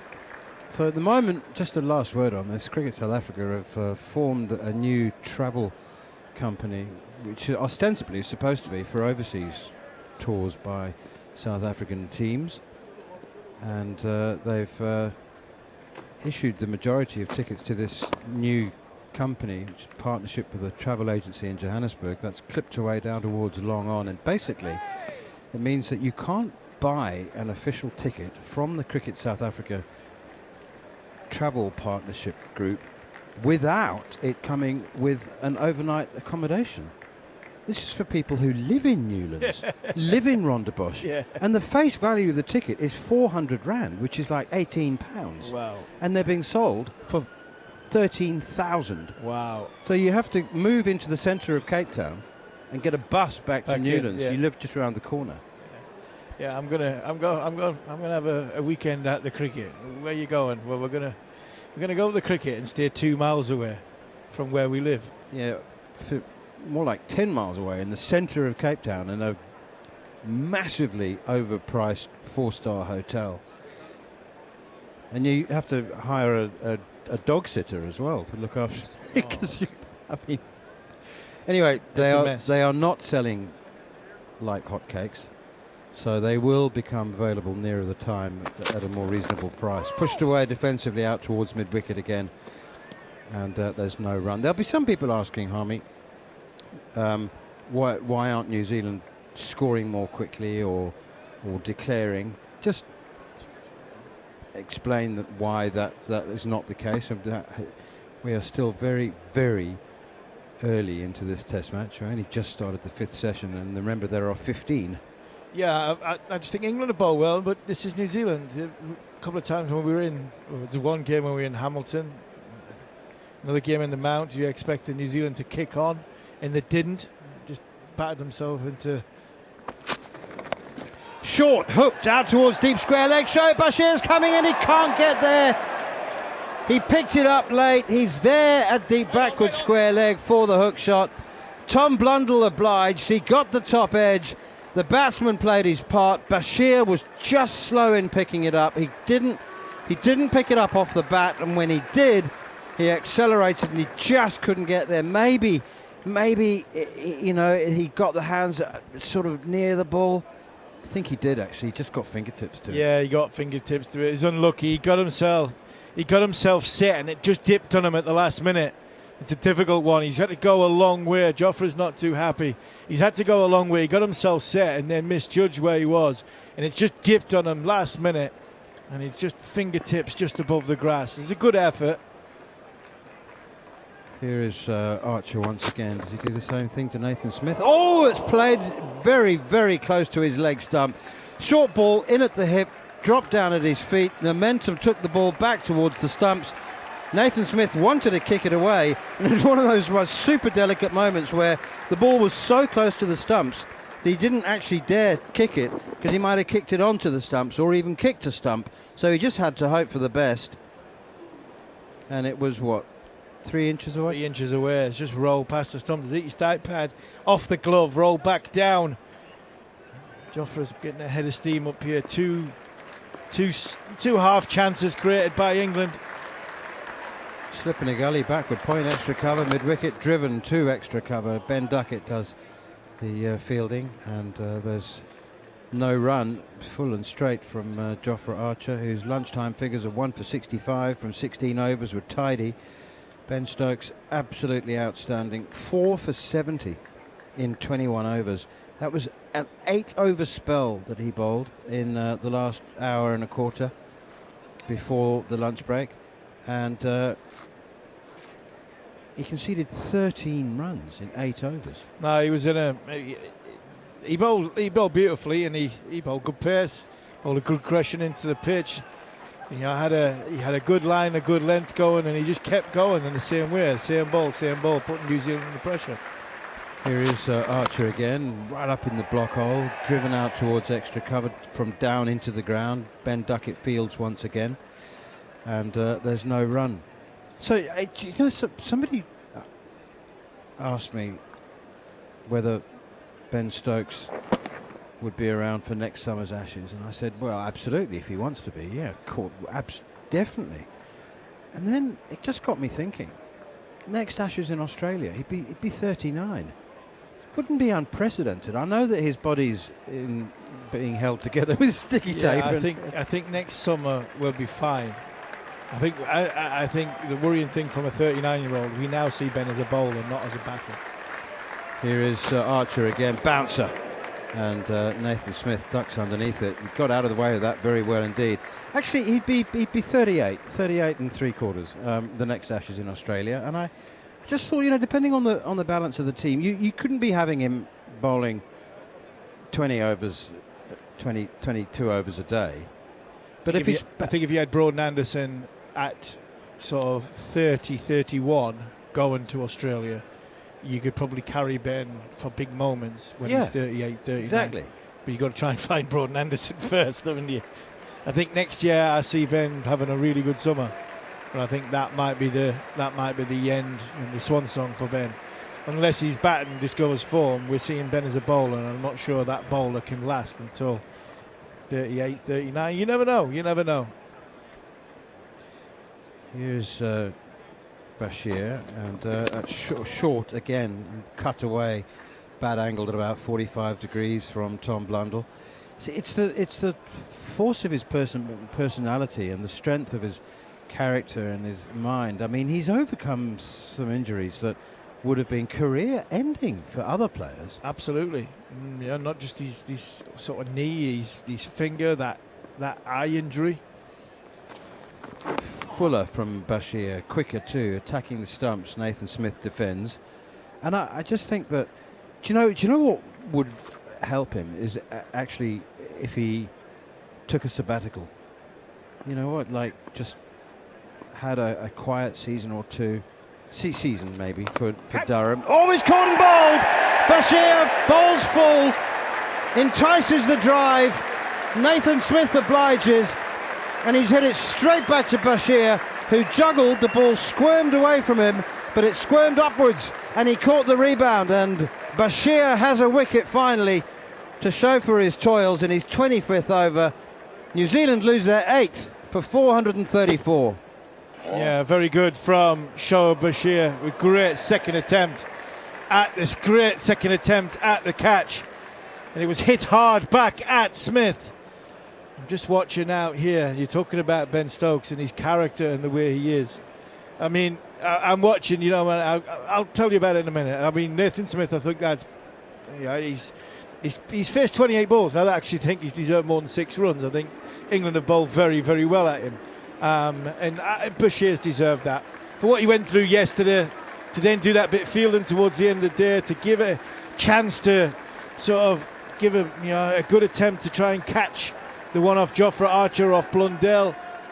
He's deserved that wicket, has Shoaib Bashir. He really has. 24 and a half overs, 1 for 104 on a pitch which has not offered him a great deal. On a hot day, I think he's done a good job for his team, has Shoaib, and I think he deserved that catch. But man, as I'm just watching, and I feel for him a little bit. He gets loads of stick, does Jofra, doesn't he? He keeps getting stick. He's bowling, he's down at fine leg, and Bashir gets the wicket. So the ball comes back and it hits him in the back. So Jofra is about 5-10 yards away from the drink station that's positioned at fine leg. And instead of coming in, he's turned round, and as he's walking back towards getting a drink, he's clapping, you know, as much as he can to acknowledge that Jofra has got the wicket. I mean, that Shoaib's got the wicket. He's got his hands in the air, he's clapping above his head. He's got the wicket. He's gone for a drink, and as they've all come together, Stokes has just volleyed him. He's just shouted Archer at the top of his voice as to say, "Get into this huddle. We are a group. We are a team." So he's hauled them into the huddle. So you're talking about there, exactly. You've just seen it on our camera now. I feel for Joff because I would like. Look, he's acknowledging, right? But I would love to see the camera show what Jofra did when Shoaib got the wicket, because he was celebrating. Pushed away outside the off stump, missed by Blair Tickner, the 32-year-old. It's what we were talking about earlier, you know, about managing your exertions, managing your your energy levels, and conserving energy when you need to. That's punched off the back foot out towards extra cover. For those of you who missed it earlier, Harmy and I were talking about playing cricket in extreme heat and conditions, and talking about the fact that the Sri Lankan test team on particularly hot days in Galle and Colombo do their match preparation stretching routines by putting their feet on a table and having a cup of tea, and conserving their energy. And I wonder, you've got the emotional argument, the psychological argument, which Stokes is saying, we're a team, get into the huddle and come and congratulate Shoaib, and let's all for one for all. I wonder what the biokineticists and sports scientists would say. Actually, Jofra is doing the sensible thing, and what's the point in him running 70 yards each way just on a hot day like this? Reverse sweep, big appeal for leg before wicket, up goes the finger. Thought about it, but not for long, did Rod Tucker. Tom Blundell, reverse sweep, and I think he knows he's gone. It was very full, very straight. He has reviewed it, because why not? He's 30 not out from 66 balls. They've got the review in the bank. Maybe there certainly wasn't a bottom edge. I mean, he's not hit it. That's for certain, and he knows he's gone. It's hit him in front of what effectively becomes middle and off, but it's actually middle and leg because he's playing the reverse sweep. But I think he knows he's gone. Yeah, it's pitched. I thought it hit him on the full, so I thought it was hit him on the full when he's reverse sweeping. Has he hit it? I don't think he has hit it. I think if anything, the ball's at the ground. It's missed the bat. It's pitched. I didn't think it had pitched. This probably is pitching. This might be pitching outside leg stump. Well, I don't think he's turning it too much. No. I mean, if he's turning it too much, then it'll be the most spin we've had from any delivery in the entire innings so far. No, it was the arm ball that was going on with it. That's the thing. Go pitching on leg stump or just outside leg stump. I thought it hit him on the full. Third umpire is Adrian Holstock, who's just telling Rod Tucker that he's just waiting for the ball tracking. He can see that. He's got eyes on the big screen. Now the crowd are getting a little bit.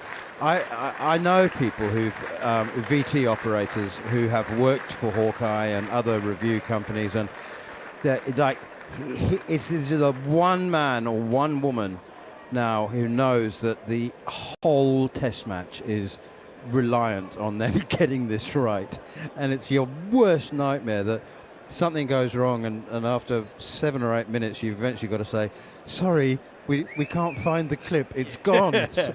Well, you have to go with the on-field decision, which obviously was Control Delete. Yes, yeah, and I think the amount of pressure that's gone on it. Original decision is out. I mean, I think it's absolutely stone dead, which it is. So what do we say there? Do we say hitting middle and off, or because he's playing a reverse sweep, do we say middle and leg? Middle and leg, it's got to be middle and leg. Because it's turned around. Yeah, okay. Either way, it's out. It is out, and it's well done, Shoaib Bashir. You've deserved that, man. You really have. You put your heart and soul into it yesterday to try and bowl. You had that contain and bowler and hold the group together with it. with it being very, very hot, no response when it comes to spin. You've thrown yourself around in the field. He picked up a couple of wickets at the end of an innings, and I think he really has deserved that. He's getting a standing ovation from the crowd as he goes back, and good for him. Really, really pleased for Shoaib Bashir, because he's had it tough recently. He needed a bit of luck. Didn't get much yesterday. He's had a little bit of luck this morning because he's bowled nicely and he's been just rewarded. Fantastic for Shoaib Bashir, fantastic for England, 435 for New Zealand. Sounds like a lot of runs, but I'm not convinced it is that fantastic, Jon Norman. Sorry, I thought you had to pick your microphone up there. Thank you, Harm. Thank you, Harmy. Am I on? I can't hear myself.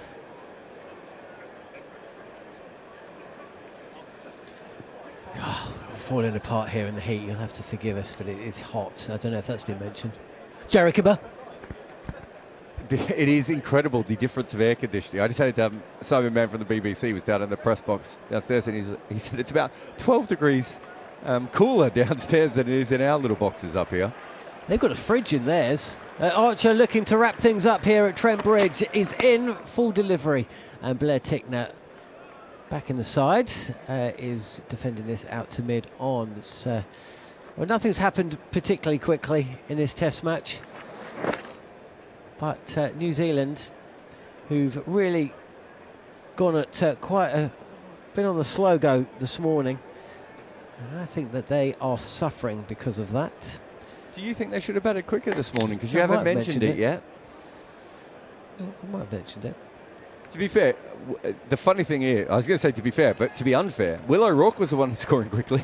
Well, exactly. He scored nearly half the boundaries in the morning session. Oh, he's just been hitting the side of the face. Has Blair Tickner. Short ball, he's bended back, and Archer has a cursory ask to just check he's okay.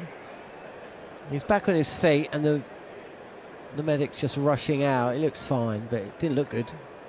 Shades of Lord's 2019 with that one. Great bouncer from Jofra Archer, but all I could think of is it's kept him in the heat a little bit longer, because then we're now going to have a 2-minute break. Do you see the speed on that one? Not yet, no. Made a huge noise. You would have heard it all through the through the stump mic. Backed away. He took well, I shouldn't say backed away. He tried to bend down. He took his eye off the ball really early on, which is a terrible idea. Well, neither he... Oh, it seemed back as well, to be fair. It's really followed him, hasn't it? Because he started to duck away from the ball, and then it's really followed him. Actually, he's taken his eye off the ball, but not quite as early as Mitchell Santner did. The dismissal that saw him go caught in the slip cordon. 435 for 9 then, New Zealand. There were 317 without loss yesterday. It was still very similar to what the bouncers that Jofra Archer bowled Glenn Phillips at the Oval. Just angling in and seaming back at him and making them really, really tough to get away from. He's only faced 4 deliveries though, right? So, and he's not a frontline batter. He's not Glenn Phillips. He's not Glenn Phillips. I mean, Blair Tickner, if he was an animal, would be a horse. I don't know what Glenn Phillips would be. Is that because of the start of his run-up? Yes, you thinking that? Yes, it is because of the start of his run-up. It's a jump, isn't it? It's a prancing jump. It is. It is. It's a shame that we never got that Sonny Baker, Blair Tickner test, and maybe we never will. Tickner, who played against England in 2023. He looks okay here, by the way. The delay is not for him; it's for the helmet. There's I think they brought out a new helmet, and something was caught on it. For anyone who's got a who wears helmets or has got a child that plays helmets, there's always something that sticks in or gets caught. I find them the most frustrating things. You're not at helmet age for Franklin yet, are you? No, he's not really that. Actually, I've just started bringing him to Dynamo cricket, and he's loving it. He was celebrating catches like I've not seen him. I mean, he's a goalkeeper, so I suppose that's his thing. I don't really see him. Well, yes, it's his thing, diving around. But also, I don't see his reaction when he scores goals. So maybe it's like that. I just don't ever see him score goals because he's a goalkeeper.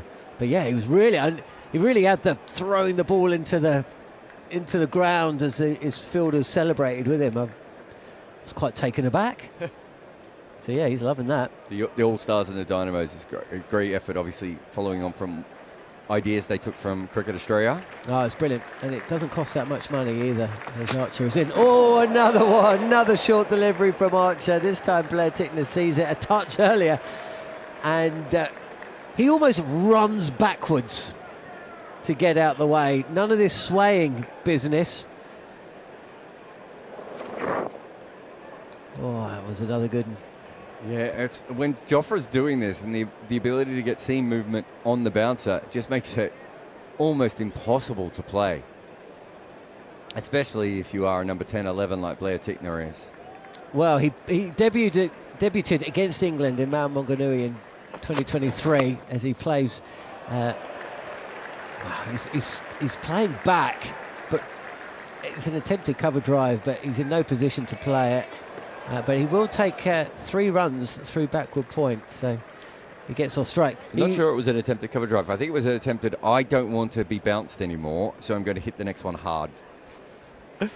Yeah, Archer has a very nasty bouncer though, doesn't he? It comes back at you, and if you do go leg side of it and try and get out of the way, it follows you. Steve Waugh said, watching Archer bowl reminded me of Courtney Walsh. He said that the bouncer, it just feels a little bit quicker, and it just, because of the angle, it follows you in. Ben Sears has never scored a run in Test cricket. This is his third match. Is that the same? Yeah, I haven't either. John, you? Not yet. Still time. Not yet.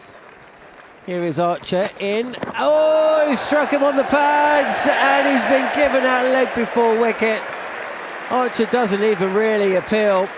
And Ben Sears is going to review, but he's kind of caught between, I better go and get ready to bowl, and oh no, we've got a couple of them left, so I may as well review. He's already walking off. I think that's out. You can't do that. If you review like that, you've got to stay out there. You can't walk off and leave, as all the players have now leaving the ground. Now he's turned around and gone back, and that's, you've got to. You can't just and leave him to give nobody out.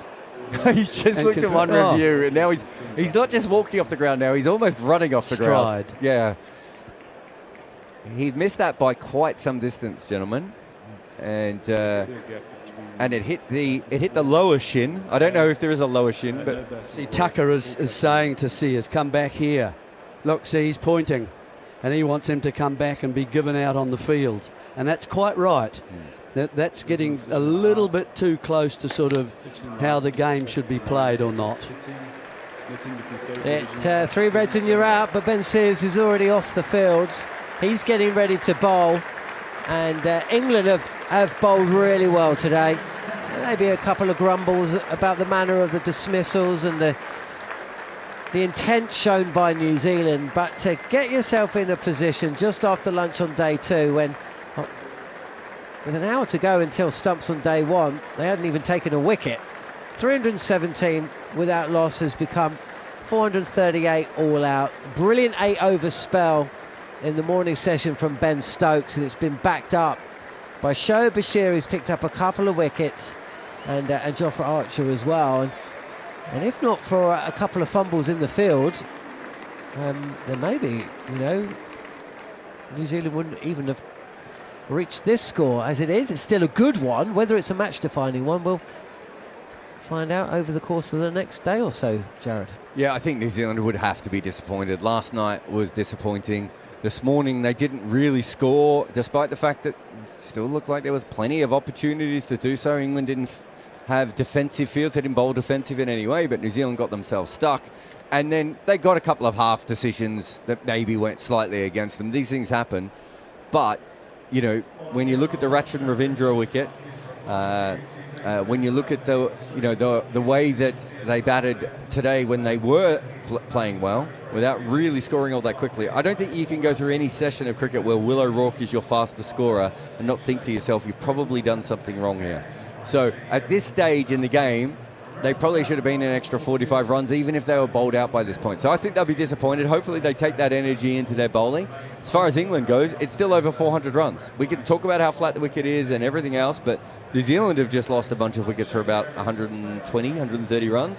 There's no reason why the same thing can't happen for England, so they have to make sure that they bat well here, but realistically, this feels like well under par for me. I don't know how you two feel. Jerry, under par? Par? Oh no, definitely under par. I mean, especially once they got to that 317 for none. They've lost 10 for 121 runs. It's not that surface. I don't think the surface has changed dramatically at all. It looked in really good order, I thought, and it will do for the next 3 sessions at least before, if the sun continues, it might dry out a little bit and there might be more in it for later. But no, they've batted without intent. They've batted. You had to see the new ball off a little bit this morning. There was that, but there was no real intent to try and move out of your crease a little bit, to get back and run hard at the. There was either a block, waiting for a bad ball, and then going back into their sheds and shells. So I really, and then the shed, and so. That was not a good effort from New Zealand from today, really, the start of today. I mean, if you look at that opening partnership, Jeremy, I think they should have scored 3,170 runs. So they've really left themselves short of that. Yeah, well, yeah, I was just looking at how they've lost their wickets, and you can tell me. I've got a feeling they lost them in pairs for a start. You'd find 1 and 2 were close together. 3 and 4 were close together. Yeah, 3 and 4 the same. Yeah.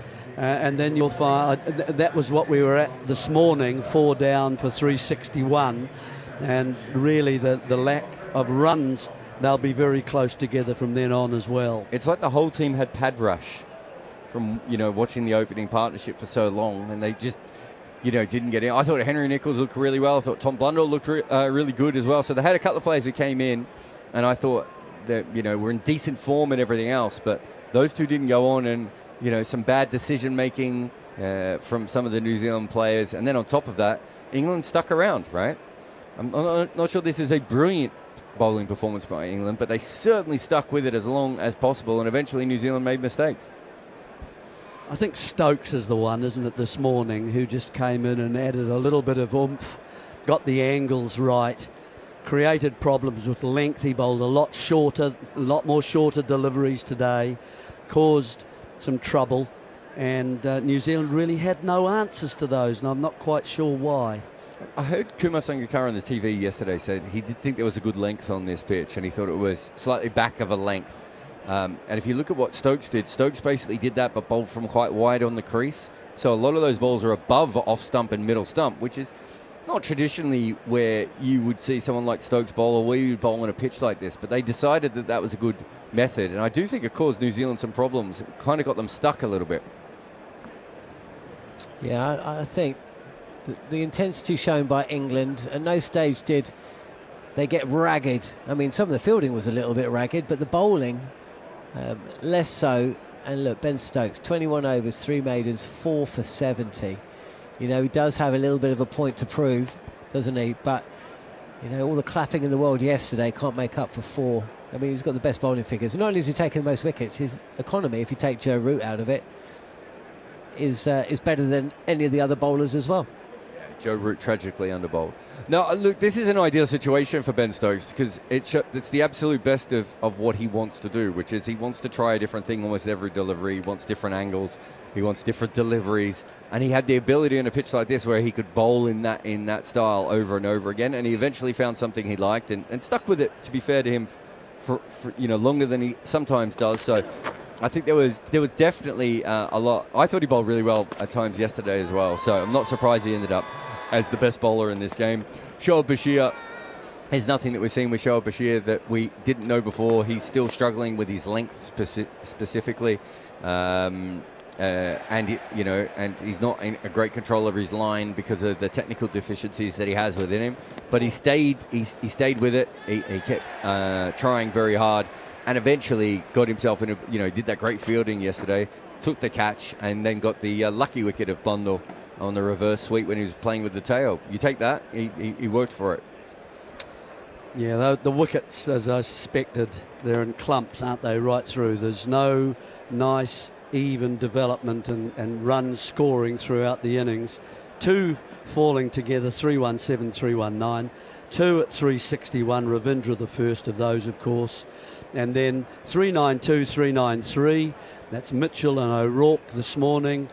And then just 4 together, 413, 434, 435, 438. The O'Rourke one, no one is going to blame him because he's obviously not a very good player. But for him to try that shot, which I don't think he'd ever dreamed of playing before, Jeremy, just the wrong time. Wait a couple of overs, get the guy at the other end in. But no one's blaming him because he is, a very, very limited player. And he did a great job, I thought, with the bat today. He went out there straight away. I saw him. He's already finished his warm-up. He's very keen to get the ball in his hand.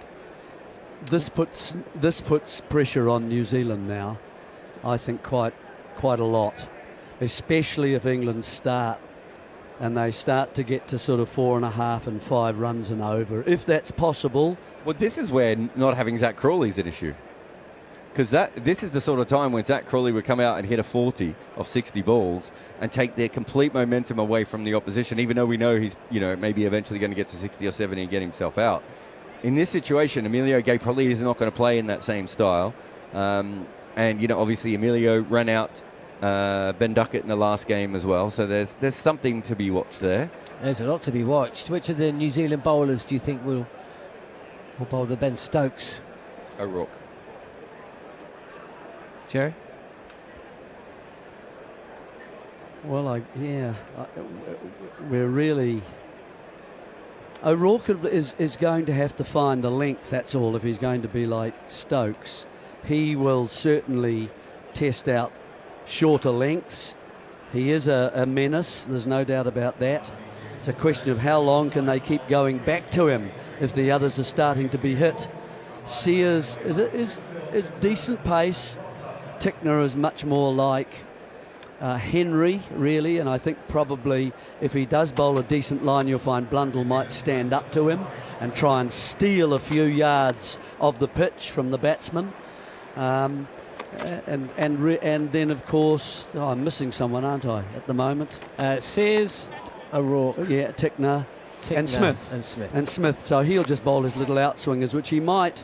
If it keeps a little lower, that brings him LBWs into play. But Santner was going to play a big role here, I think, to try and keep control of things in terms of run rate. I know it's the warm-up pitch and not the main pitch, but I was watching Santner. He's getting real spin and real bounce.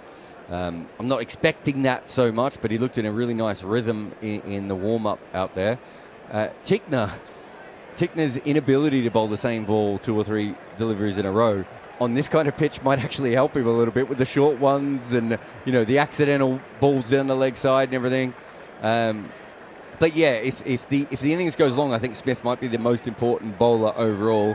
But O'Rourke is their best chance of having a lead, I think, at this stage. Well, we have 3 full days, essentially a session and a half still to come in this Test match. Ben Duckett's raced out onto the field.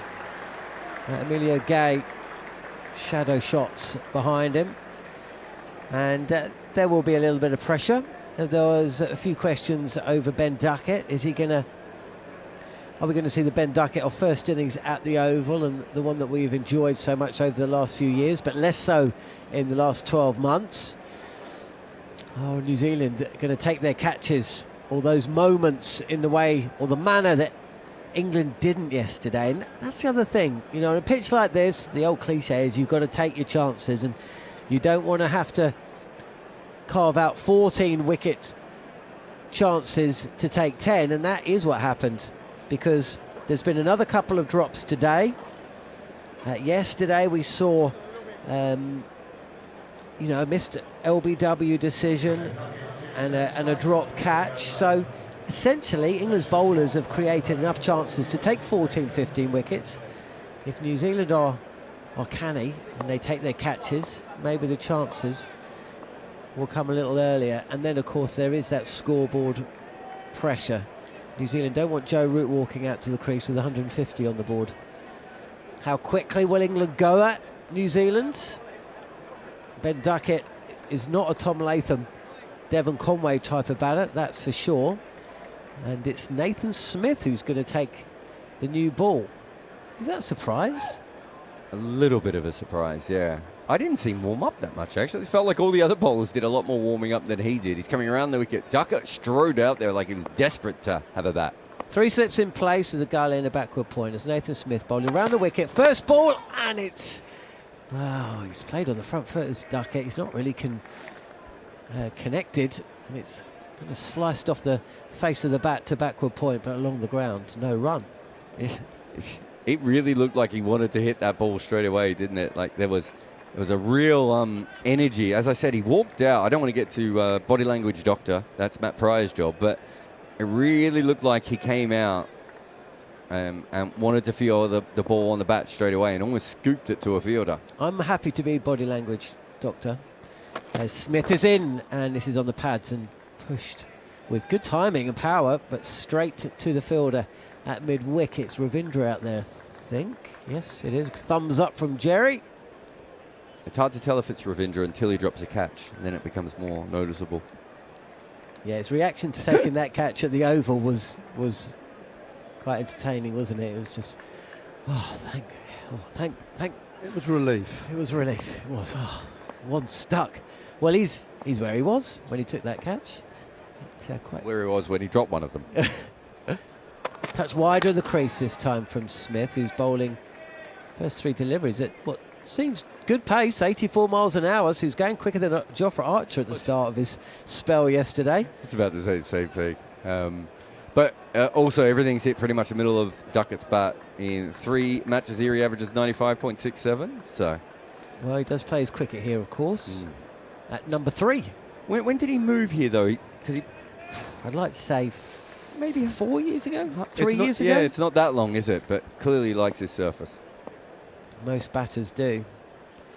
As Smith comes in, and this is driven through the covers. Blair Tickner sets off, but the ball will win this one. And crowd indicating 4 without loss in England.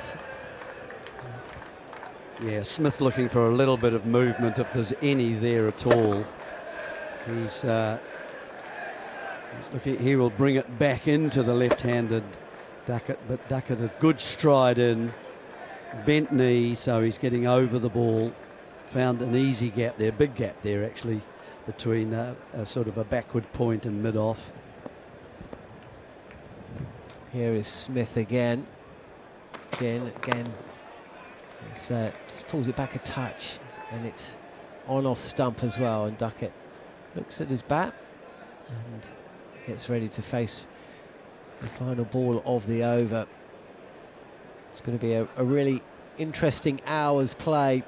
England could get off to a really quick start. There's runs on this track, obviously. It's a really fast outfield, and Tom Latham's going to keep those 3 slip fielders in for a while.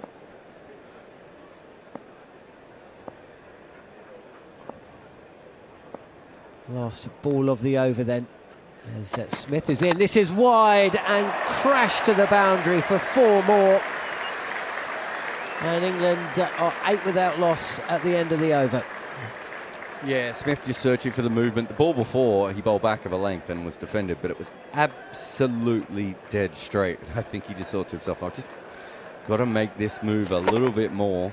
That was a better shot. The other one, Ben Duckett's hands, the bat rotated his hands a little bit. This one was exactly as he wanted it to be, and it flew away. Well, we said he came out looking like he wanted to hit the balls. I think he hit every ball in that over, didn't he? All 6? And I no plays and misses, none he couldn't reach. He just went for everything.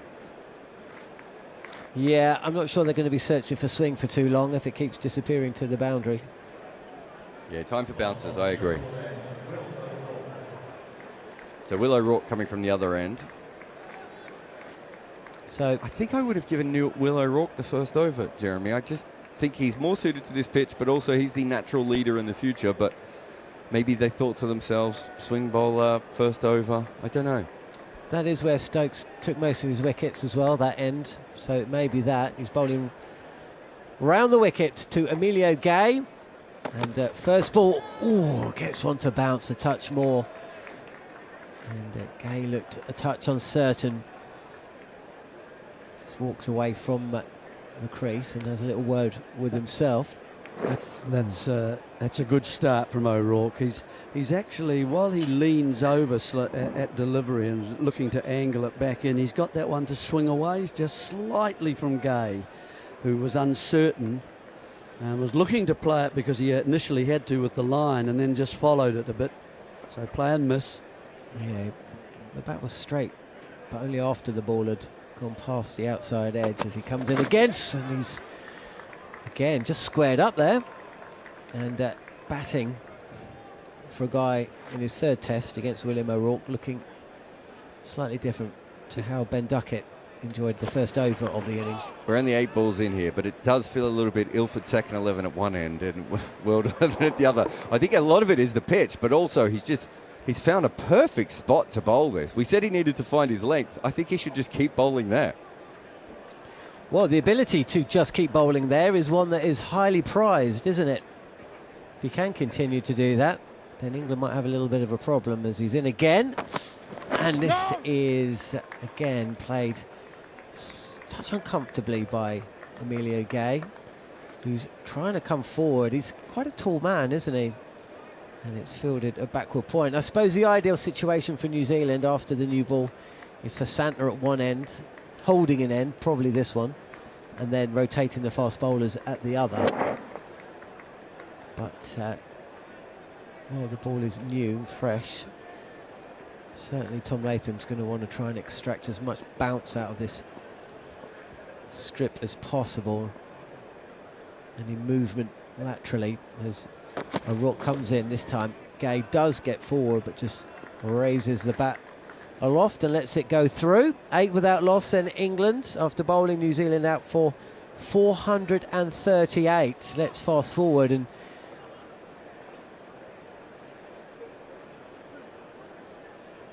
we've got another 3.5 hours of play today. England usually go at about 4 and over. How many overs have we got left in the day? Must have about at least 56. So it'll probably be about 220, 230 at the end of play today. So would have knocked off half of the deficit. O'Rourke in, and this is down the leg side, and he's gone up for a caught behind. And Emilio Gay's body language suggests he's touched it. And indeed he has. He just turns away from the crease and slowly makes his way back towards the dressing room. And Emilio Gay has been dismissed for a duck, the second over of the innings, and England are 8 for 1. Yeah, he'd been beaten a couple of times outside off stump, or struggled a couple of times outside off stump, so he's moved further across there. And unfortunately for him, O'Rourke has just slipped that one down the leg side. It was a mistake of a delivery, but that extra bounce and everything, is that just top of the bat and glove, perhaps? Certainly a little bit of the bat, I think, on the way through. And because he's now on the offside of the ball to cover those balls that had squared him up earlier, it means that that ball slipped down the leg side and he's just followed it and got a touch on it and it went through. And yeah, he didn't even think about reviewing it. He knew straight away that he'd made an error there. So he's watched the other openers put on a 317-run partnership, but he's lasted 5 balls. Cricket is cruel. Well, we did discuss, didn't we, Jeremy, what it's like to be in the field for the best part of 5 sessions and then have to come out and bat against, you know, your opposition who... Okay, William O'Rourke enjoyed about an hour at the crease, but he's been sitting up, feet up on the dressing room table, eating a pot noodle, maybe a bag of crisps, and now he's out there bowling for his country. It's just one of the unique challenges in cricket.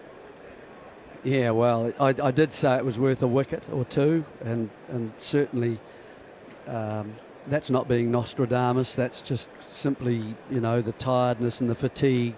But there was some good bowling to actually create that, I think. And then the batsman trying to negate the problem outside his off stump and having one that's relatively close to the leg stump as well. So Gay felt he needed to play at that ball. And again, there's the bounce of the new ball, the hard new ball. And it's just taken the glove top of the bat area and flowing through to Blundell, just going to his right. Bethel to face a final ball of the second over as O'Rourke comes in. Oh, again, You know, the England batters, Bethel and Gay, are trying to come forward, and O'Rourke is just banging it on a length, getting that bounce and pushing them back. Looked like it hit Bethel on the glove. I think it did, yeah. Certainly the way he moved his hands. That's it, yeah. I wonder whether there are a man in there on that leg side or the offside to O'Rourke is well worth a go. I was going to suggest it once he beat him and then got just a bit confused on the offside with Gay. I think with the left-handers, either side would be quite handy positions to have because you can't control that. No, well, also, that wasn't that short, Jeremy. That wasn't the length you would expect to be hit off the gloves on. That has spat up just a little bit. So really, really good delivery there from O'Rourke. So the other end, we haven't seen anything like that as Smith comes around the wicket to Duckett, gets a edge, but a controlled one. And it's taken in the gully, and there's no runs there. So it's completely different at these two ends at the moment, which is what Jon Norman was saying before. We expect to see a little bit of Mitch Santner bowling from this end later on. But just having a look, yeah. So O'Rourke's length suggests that he's not bowling back of a length, but he's getting the bounce and carry off those.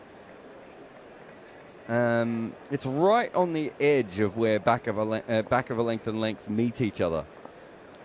But he's getting the bounce as if he's bowling at a metre or two shorter than that. Here comes Smith again, and this one is defended to point by Duckett. Good bowling. Neil Manthorp is here. It's a little cooler, a couple of steps away from. It's like being in a greenhouse. I feel like a tomato that's being fed fertilizer and being forced to grow very quickly. It is very, very warm at the front of our commentary box. It's a little warmer just outside it, though. Now it's warm for England too. The early loss of Emilio Gay. Here is Nathan Smith, bowls to Ben Duckett, plays defensively, straight back up the pitch, and there's no run. I was talking earlier about how important it was that the top order gave the middle order some respite, took some shine off the ball, made conditions a little easier. But sometimes it is said that a batsman is unlucky being caught down the leg side, and it's said just as a matter of course. And sometimes it's not true. Sometimes batsmen do make errors. I don't think that Emilio Gay was at fault on that particular occasion. There are times when it's just out and out bad luck. Here is Nathan Smith again, but edge dropped at second slip, put down. Henry Nicholls at third slip, I should say, and he's put down an absolute sitter. Ben Duckett has a life. They don't come a great deal more straightforward than that at third slip, and Henry Nicholls has shelled it. Yeah, it's gone straight in and straight out. I don't think he's laid a mitt on it. I think this is it, the top corner of his thumb. It's held its line from around the wicket. Ben Duckett, shoulder of the bat, and it's got his right thumb into the midriff, and he couldn't get it. Second attempt. A good delivery from Nathan Smith. Very, very good decision from Tom Latham to give Nathan Smith the new ball to make England batters play. Here's Smith again, bowls Duckett on the back foot, rubs salt into the wounds with a wonderful back foot punch through extra cover for 4. Well, a bowler of Nathan Smith's pace really has got to get the length absolutely right, because he's not quick. He can be skiddy, but on a pitch like this, just especially to Duckett's stature, you know, I mean, he capitalises on. When Smith bowled that, he probably didn't even think it was back of a length. No, back of a length and a touch wider, where Ben Duckett he creates his own width, he creates his own natural width. We're disappointed there, Nathan Smith, that he didn't follow that previous delivery up with another full ball. Here's Smith again, bowls Duckett, defends up towards mid-on, and there's no run. It's gone straight to Mitchell Santner, who's at mid-off. I think he'll have a good deal of work to do, will Mitch Santner. The early breakthrough, Emilio Gay, caught down the leg side by Tom Blundell off Will O'Rourke for 0. 1 for 8's become 12 for 1. And it's an absolute roasting day. The forecast is actually for temperatures to start cooling significantly from tomorrow. with overcast skies and Hopefully. even a scattered shower. or Hopefully, two. anyway. We're about to show a new phase on YouTube, which is commentating on your underpants, because it's getting to that point where clothes are starting to come off. Here's new over from Will O'Rourke, and it's pushed away defensively by Jacob Bethel up towards mid-on. Bethel needs some runs. Yeah, Gosh. it does. Just to pick you up on what you're saying about getting caught down leg side, I always felt tall bowlers, me being the tall bowler I always felt as though I had more chance of getting a wicket down, caught down leg side than I did having maybe caught at third slip, just because, especially of a left-hander, because I'm trying to sort of cramp them up for room, and if that my natural back of a length makes the ball bounce above the batter's waist, if it just goes on with the angle, especially from around the wicket, there's more chance of getting a little glove down leg side. Punched away off the back foot by Bethel, and then he's onto the front foot, steers it to backward point.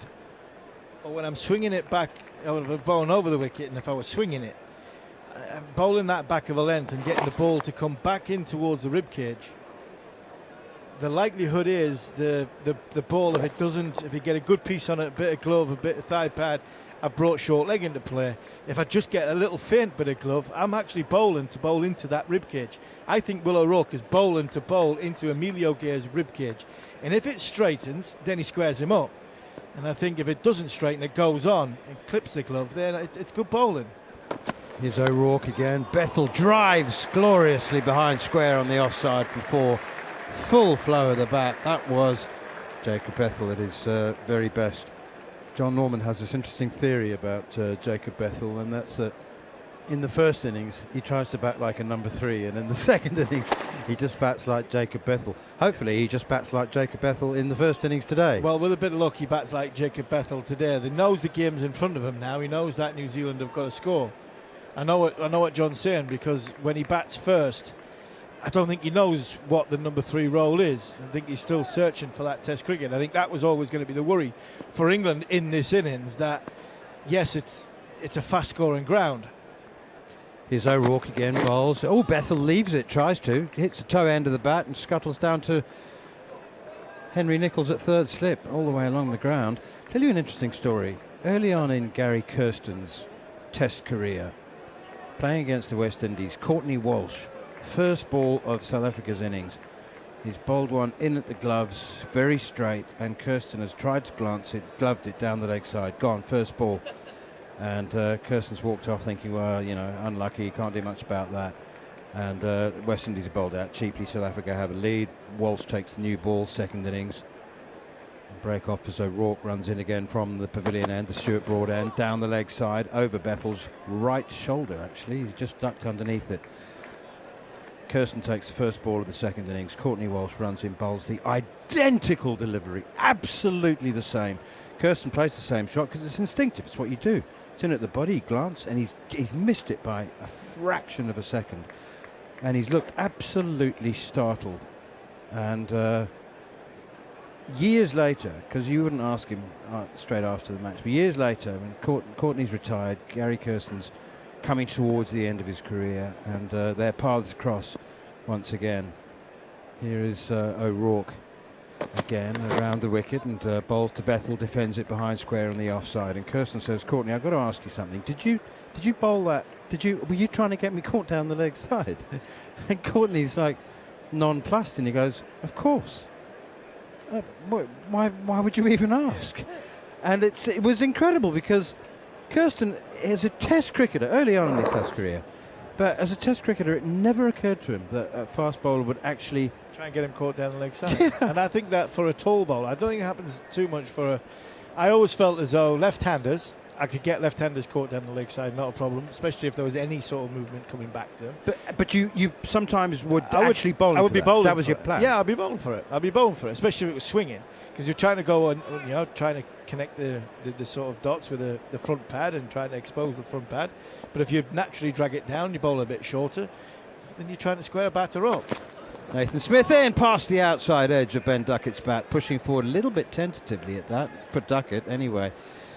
Batter doesn't like it around his rib cage. No batter likes it, right-hander or left-hander. If you're bowling a ball and it's going around the rib cage, the West Indians are tall bowlers.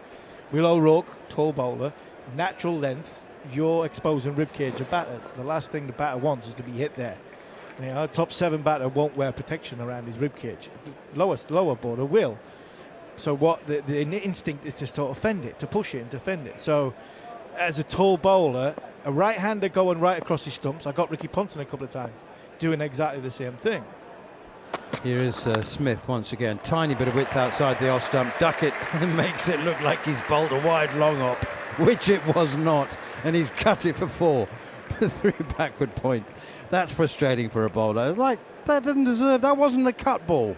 It was too short. And it's too short. It's far too short for Ben Duckett. It really is. I think from Duckett's point, this is where Crawley and Duckett were an excellent partnership, because you just slightly got the wrong length to the wrong one, and you travelled, and there. It's not a bad ball from Nathan Smith. It'll exactly. go. It was a little bit short.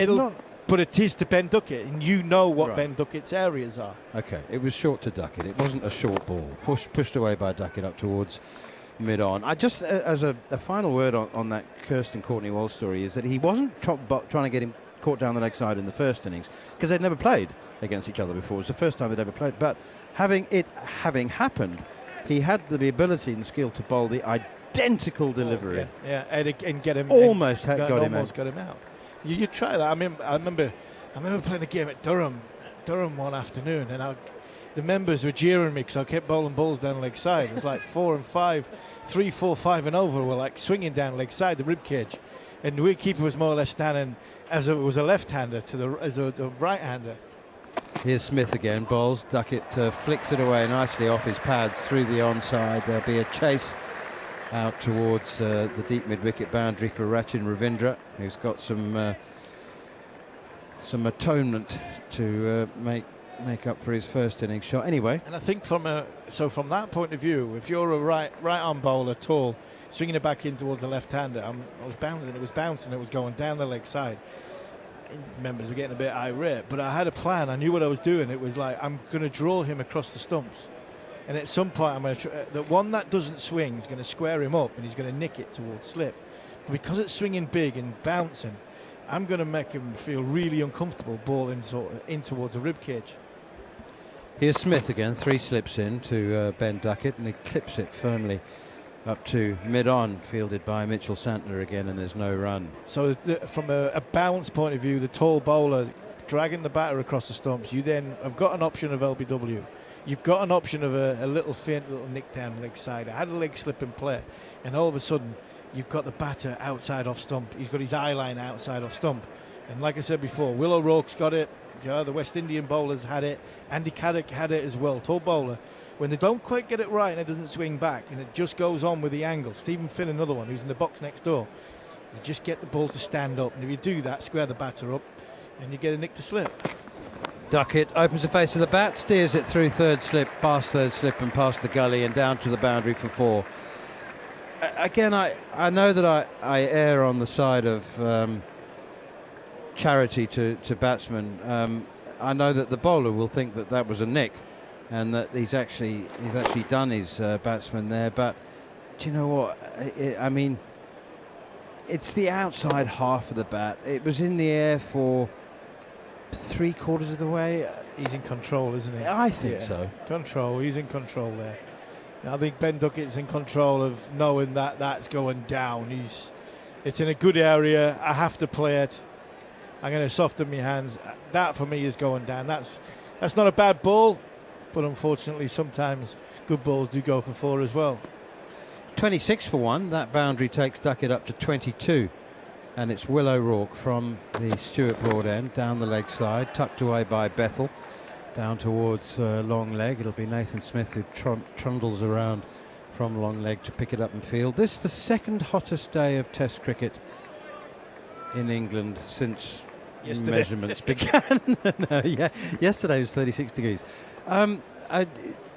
37 briefly at Lord's in 2019 for the Test match against Ireland. I don't recall that being especially hot. Can't remember. I was in a box for that. I was hosting like the PCA box. You were in the AAC. I was in the AAC. Yeah, I was in the posh bit at Lord's. And the second hottest day of Test cricket in this country was yesterday, and today is the same, so 36.5 degrees.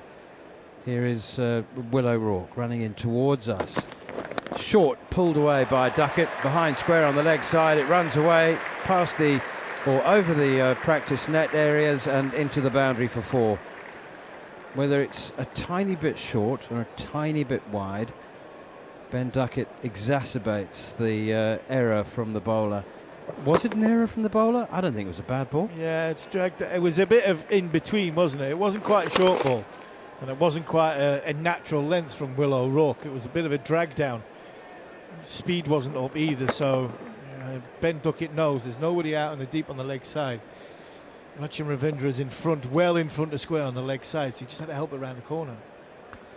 Here is O'Rourke again. Short, wide, cut and a miss from Duckett. He's thrown everything at that. Quick hands, which are his trademark, and he's maybe tried to hit it too hard, actually. That was a gift. That was a poor delivery. That was too short, too wide, and that was a free hit, and he maybe tried to hit it too hard and I think missed he's it. trying to hit it down, as opposed to he normally try and hits them up. I thought he was. I thought he was quite happy to slash that down to unguarded yeah, but I thought he boundary. was trying to hit it down, as opposed to normally he goes up helicopter style, yeah, and goes up. Yeah. Well, I can't imagine why. I mean, it's not like there's a fly slipper or third man. I don't know why he would change what's been a very effective style for him. 3 slips gully, backward point, mid-off, mid-on, mid-wicket, forward square leg. Here is O'Rourke again, bowls, Duckett, back and across, chips it straight back to the bowler along the ground, and there's no run. The Mound Road stand away to our right with the cantilevered You cantilevered just roof. disappeared there. My Like seat's comedy just collapsed. I can understand if I was sitting on it. I don't know what You happened just there. disappeared. That'd have been brilliant on camera, because you would have been in camera in shot, and then you've just gone again. I think we've got a technical error with the chair. Here's O'Rourke again to Duckett, turns it away out towards mid-wicket, and there's no run. It's all too much for producer Scott. How good was that lunch? How many slices of cake did you have? 1.5. I was talking about the cantilevered roof on the Mound Road stand, and suddenly I was gone. The roof just got bigger. It provides some very welcome shade in the afternoon. Away to our left, it is brutal. I honestly think there are people who are only semi-conscious on the left-hand side. That's just torture at the front of that one. Oh dear. And there are people being seen to taken care of by the Red Cross ambulance staff outside the off stump, left alone. I shouldn't laugh. I think it's a really sad part of human nature that we do tend to laugh at other people's misfortunes, and there are some people you just think, you've paid over £100 to put yourself through this. Yeah. It's like what I would say is about like doing the London Marathon. You're actually paying to do this. It's like torture. Paid £100 to come to sit at Trent Bridge in the sun and the heat. At least there's a free drink every 3 kilometres in the London Marathon. You go past, you would grab a cold sachet of water or something else. But I mean, there are people sitting away to our left in. I think that's a Bridgeford stand there with that roof on. It's only the back 4 rows have got any shade. Everybody else is in the full glare of the sunshine. As Nathan Smith is in, hits the pad. Jacob Bethel was, I guess he was on the front foot. He was edging forward anyway, but it was a bit high, a bit leg sidey. I think he hit it. Well, in that case, he's Might all have right. hit it. I heard 2 noises in my ear. I just wonder if he hit it. Possibly a touch high, but I just wonder if we see it again, he might have just got a little scratch on this. I think it's gone a bit high. Yeah, he's hit it. Good, he got a good piece of it. It's more than a scratch. Yeah, isn't he it? got a That's good piece of it. It's a big inside nick, so Good length, good line from Smith. definitely wasn't too high. And Smith is actually just making it, or straight away kind of made the edge sign to Captain Tom Latham, saying, I think he's hit it. So don't go for the review, even if you think it's straight. 31 for 1 England. New Zealand 438 all out. Bear in mind, a number of things about that total. Forward comes Bethel again playing defensively, and there's no run. Bear in mind, it took England 72 overs to take their first wicket, and they took the last 8 in 30 overs. I do not think that enough credit, I don't think that too much credit is possible to be paid to Ben Stokes in particular, and this bowling attack, and this England team, and the resolve and the spirit and the determination they showed after an opening stand of 317, which would have broken the spirits of many teams, to then 317 for none to 438 all out is one of the most impressive test comebacks I've ever seen. That's pushed away behind square on the offside, and there's no run. And Ben Stokes led from the front, and it wouldn't have happened without him. No, it wouldn't have happened without him. He had a great spell this morning, 8 overs this morning. He picked up a few wickets, set the tone very, very well. When you say the bowling attack, Ben Stokes and the team, I think it was the team first that I think you congratulate the most, because they kept going as a unit. Fielders backed them up. It was a good team effort. And you know what, 400 and it's a good score. It's not nearly as good as it should have been. Here is Smith again, and tucked away by Bethel on the leg side, and there's no run. And I just want to say one more thing. Today, on the hottest day, on the second hottest day in the history of Test cricket since records began in England, you needed a spell of the most outrageous magic, and Ben Stokes has bowled 8 overs, 4 maidens, 3 for 13. 8 overs, 3 for 13 on the flattest pitch we've had in England for. And there were idiots last week. There were idiots last week calling for his head, saying, "How can he look at his players in the face again?" Exactly. You know what I mean? Exactly. It's just. I mean, it was a supreme gladiatorial performance. Chopped away behind square on the offside. Oh, hit so well by Ben Duckett. He's got 4, and New Zealand have got a man sweeping on the deep backward point boundary, and he's hit it to backward points, the shortest boundary on the ground nonetheless. But that fielder had how far? 10, 15 yards? If that. It's gone flying past him. He's probably moved about 6 paces, 7 paces to his right. He's in the wrong place. That's what's his problem. He's right on square.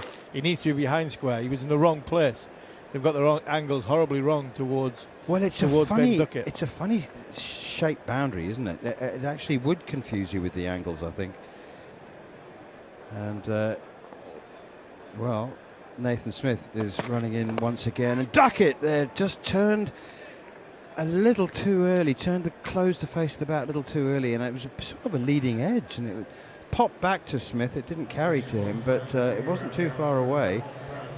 Was that Will O'Rourke sweeping on the cover boundary? No, it's Blair Tickner. Oh, it's Blair Tickner, and he's loosening up. He's doing a few knee pumps, and I think he is anticipating an introduction to the attack fairly soon.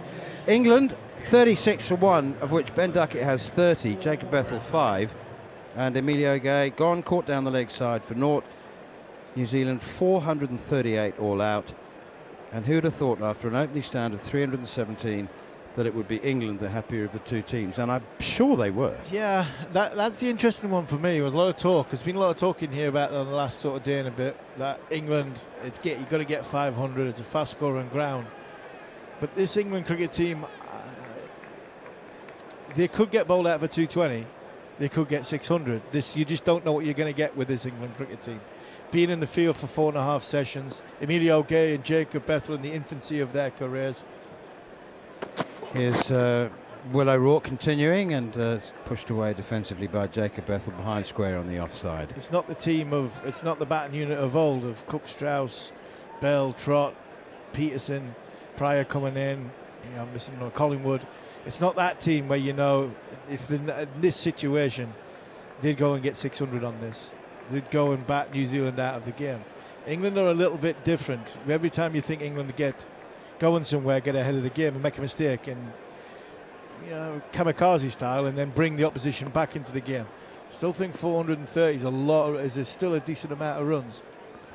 Here is Will O'Rourke, and it's turned away behind square on the leg side, and they'll go through for a single as Rachin Ravindra lopes after it, picks up left-handed, throws in. I'm not, for a moment, suggesting that it's an inadequate score.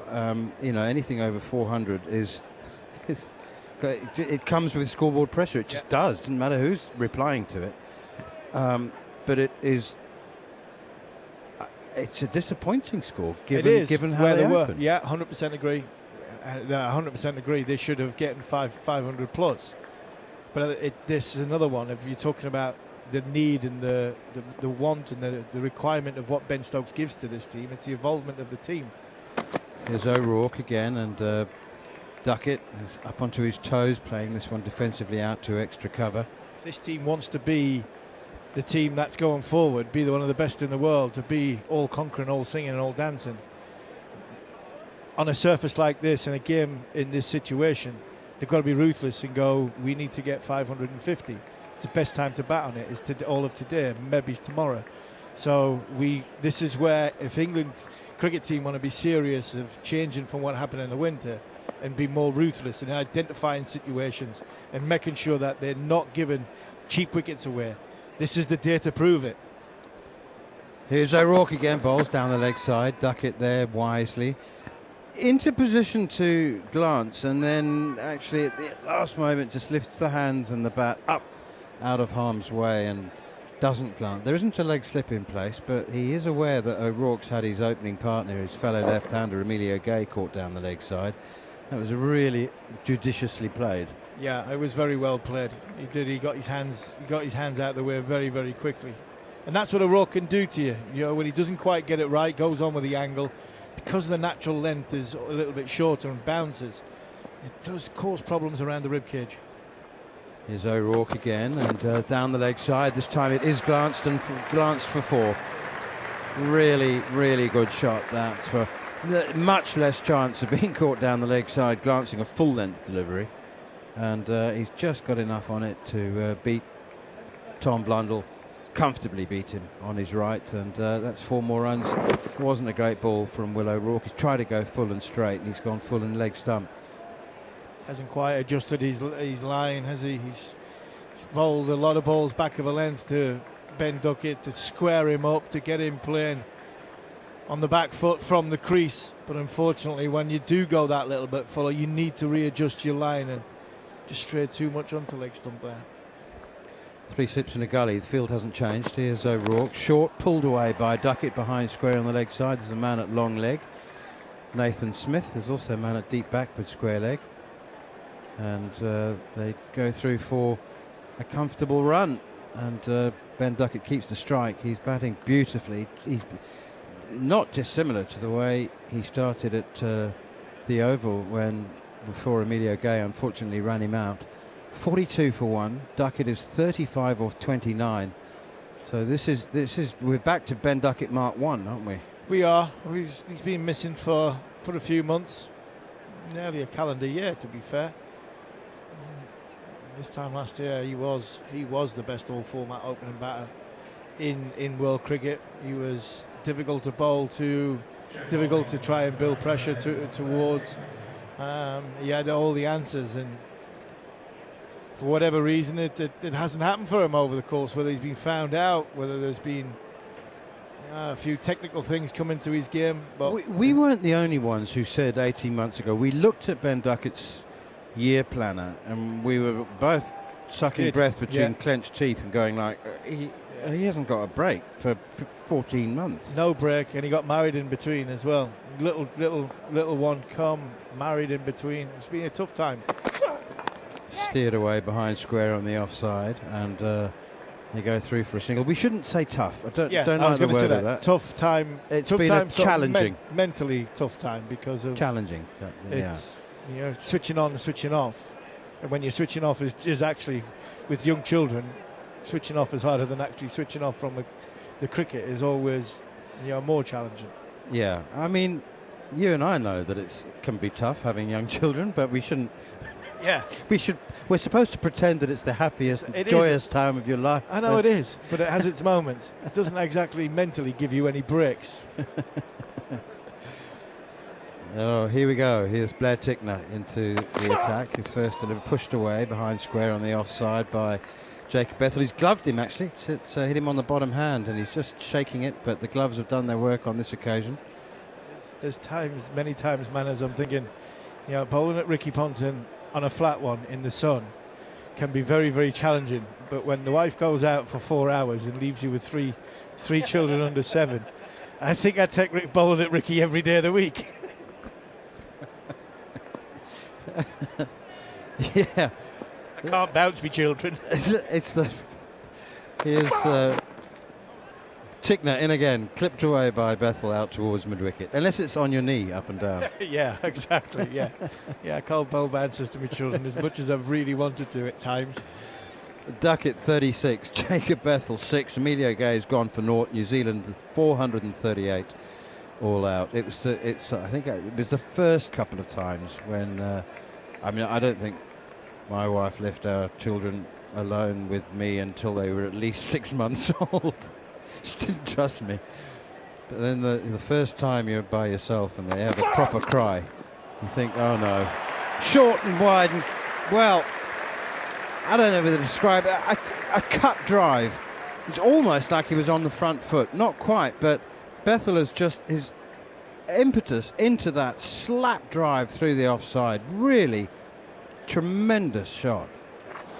Fabulous. Do you know what I mean? It's sort of a cut drive. It was a beautiful drive. It was a poor delivery. It's a throwdown, really. It was a throwdown from around the stumps. Can have a little few more on the back foot, please, Marcus. And that'll do me. And that was a beautiful back foot cut slash drive from a poor delivery from Tickner. 2 slips in the gully, and that one's gone past him. Well, there's ordinary as the previous delivery was. That was a Jaffa from Blair Tickner, and his bowling is better. That he's, to suddenly find a groove you've never known existed at the age of 32 must be a wonderful thing. And Blair Tickner bowling better than he ever has in his whole life. And do you know what I think? That one is straight. If he hadn't straightened that one, or if the ball hadn't straightened, it might have clipped the top of off stump. Yeah, it was a beauty. I thought I heard a noise in my ear. I thought it was close to the stumps, but it was nowhere near the bat. It deviated, it decked from around the wicket. How does he get seam movement and nobody else in the entire game has moved it off the straight? Short, pulled away by Bethel down towards long leg. That'll go straight to the fielder. Down there in the deep, Big Will O'Rourke, and they go through for a single. It's 1 more to the total, 1 more to Duckett. He moves on to 36. Jacob Bethel has 11. 48 for 1. Harmy are off to go find themselves a nice big towel, maybe a cold shower. 48 for 1 England, reply to New Zealand's 438. Quick word from Jarrod Kimber, and it'll be Jon Norman till tea. I can tell you, and I didn't want to say this before, but I'll say it now. When I sat down on the chair before, Army had left a beautiful sweat stain on the chair. Oh, it was nice. I almost slipped off halfway through, went through the window. I've just been out the back and I've been downstairs. There are a lot of people struggling here today, even more so than yesterday, and yesterday wasn't ideal. Around the wicket comes Big Will O'Rourke. Oh, that's a bouncer, but it swings. The seam gets held upright in the breeze. And it was going to go miles down the leg side, and it ended up being taken behind off stump by Blundell in the end.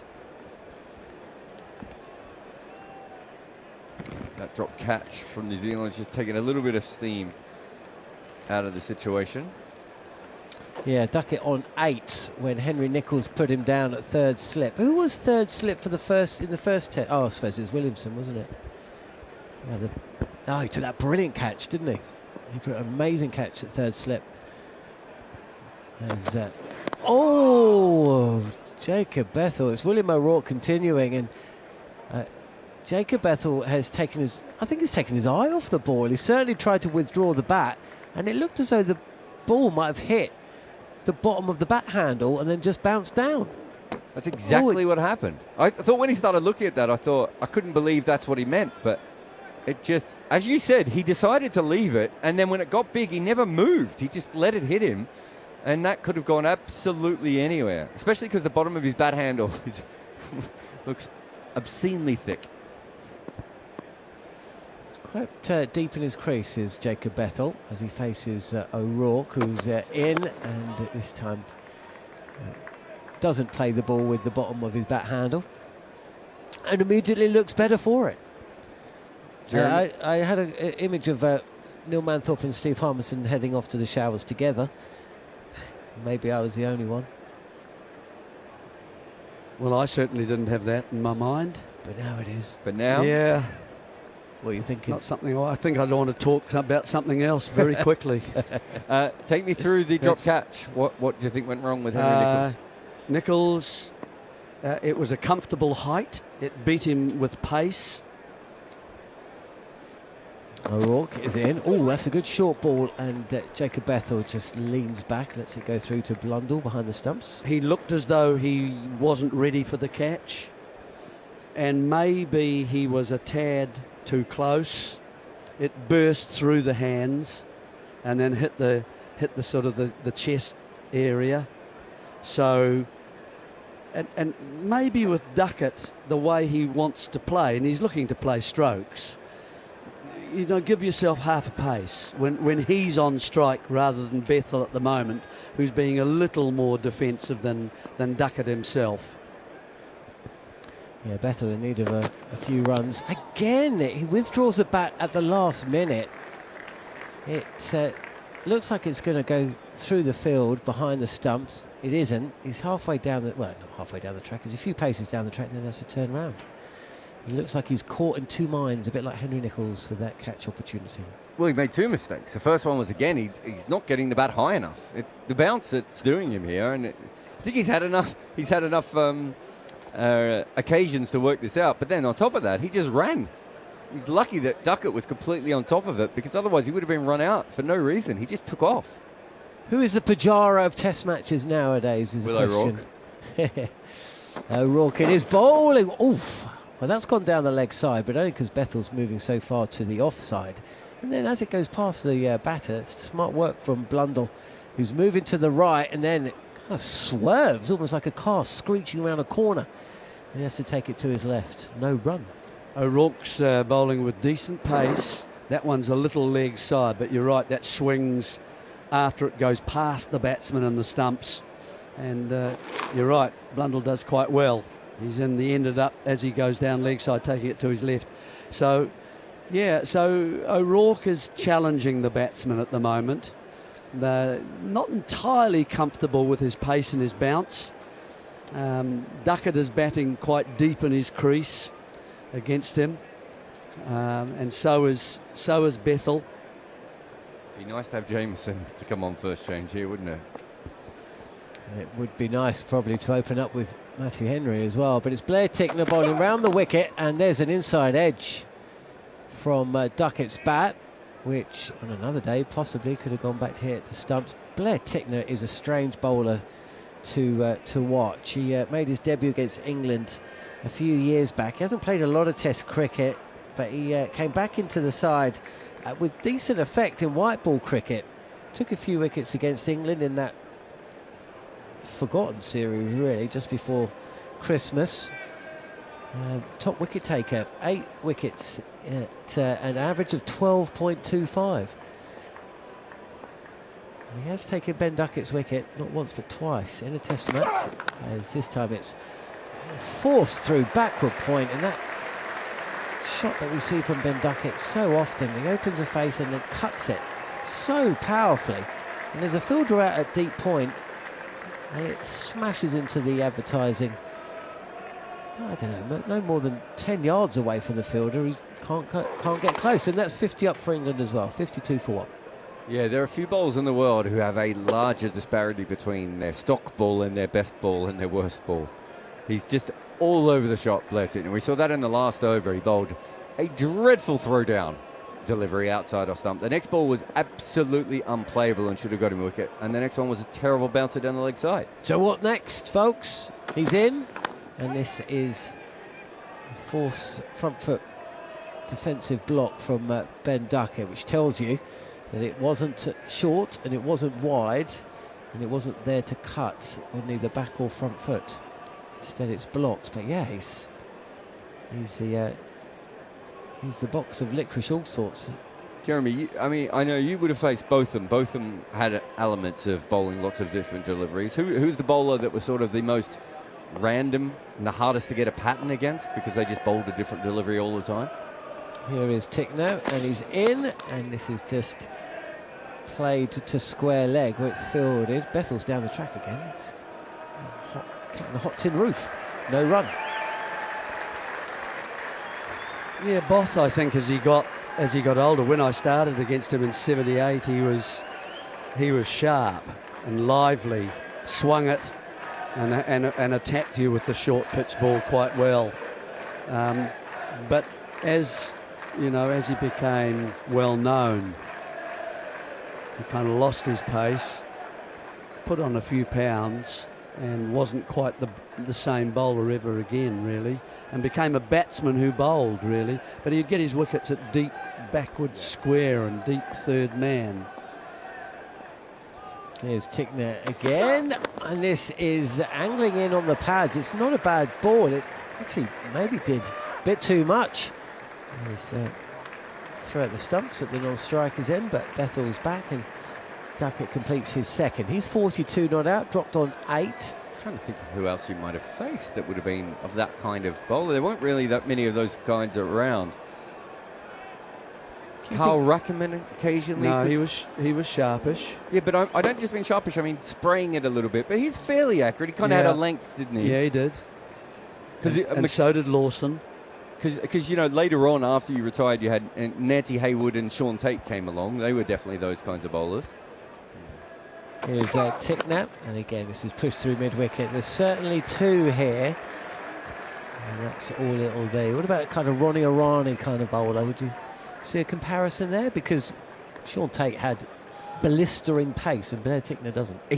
No. There's a big difference between Blair Tickner and I don't know if I'd go Ronnie Irani as much. I was thinking Craig White. But Craig White was fast. He was bowling 91, 92. He was, but if you remember, it was all, he put in maximum effort, which meant that it was a half volley, it was a wide ball, it was everything else. He was quicker than Tickner, but you didn't really know what the next ball was going to be. Most of those bowlers are very, very fast. It's very rare to get someone of Tickner's pace at Test cricket who is this random with their deliveries. Was it Craig White who was more of a slinger? Yeah. And he got reverse swing a bit. Yep. Didn't he get hit? The story was he got hit in the head and then started bowling fast. He had a golden couple of years. He was in and out the side for quite a long time, and he was that kind of the new Botham, player, as anyone who could bat and bowl a bit was for about 20 years. And then he hit a 2-year period, probably around the turn of the century, when he was bowling very fast and a bit more consistent than Tickner. We've got a change, and that's cut away by Jacob Bethel in front of square. And Bethel moves to 15. That's his most authoritative shot that we've seen. It's Nathan Smith who switched ends. And again, just a little bit of a half-tracker there. The general comment, New Zealand are just bowling too wide. They've got to bring the stumps more into play, or at least get it closer to the stumps. That's just a gimme, I'm afraid. I'm not sure this is Smith's end either, is it? I suppose, how tall Sears? Smith again. He's in, and Bethel punching this into the covers. No run. I mean, he got one to jag back to Bethel. Inside edge saved him from LBW. And that seems to be the angle.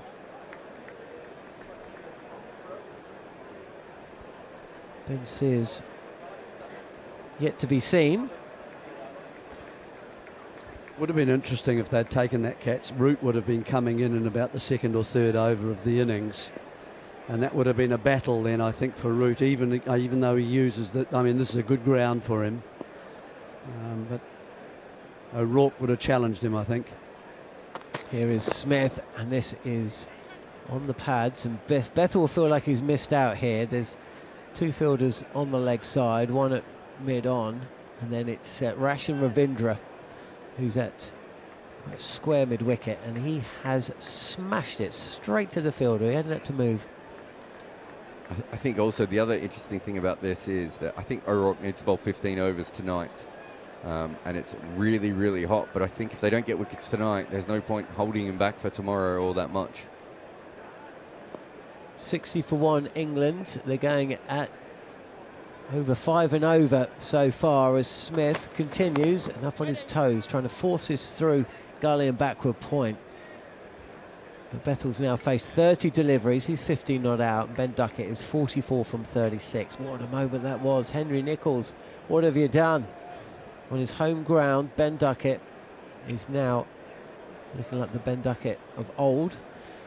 And this new ball is now 11 overs old. Yeah, and it just seems to me that it's changed. There was some bounce early on, and that was creating difficulties for all the batsmen. But you can see where Bethel is batting here now. He's out of his crease. Yeah, he wasn't out of his crease to O'Rourke, was he? But now, touch forward as Smith is in and he defends. Sears, who's played 2 test matches. His debut against Australia, he did well. He took 4 wickets, but hasn't played a great deal since then. I just wanted to check his height. And I don't know if you guys know, the Google have changed, so you don't get Google responses as your answer anymore. You get AI only now. And it said that Ben Sears was 6'8" and a genuine one of the fastest bowlers in the world. No, to both those.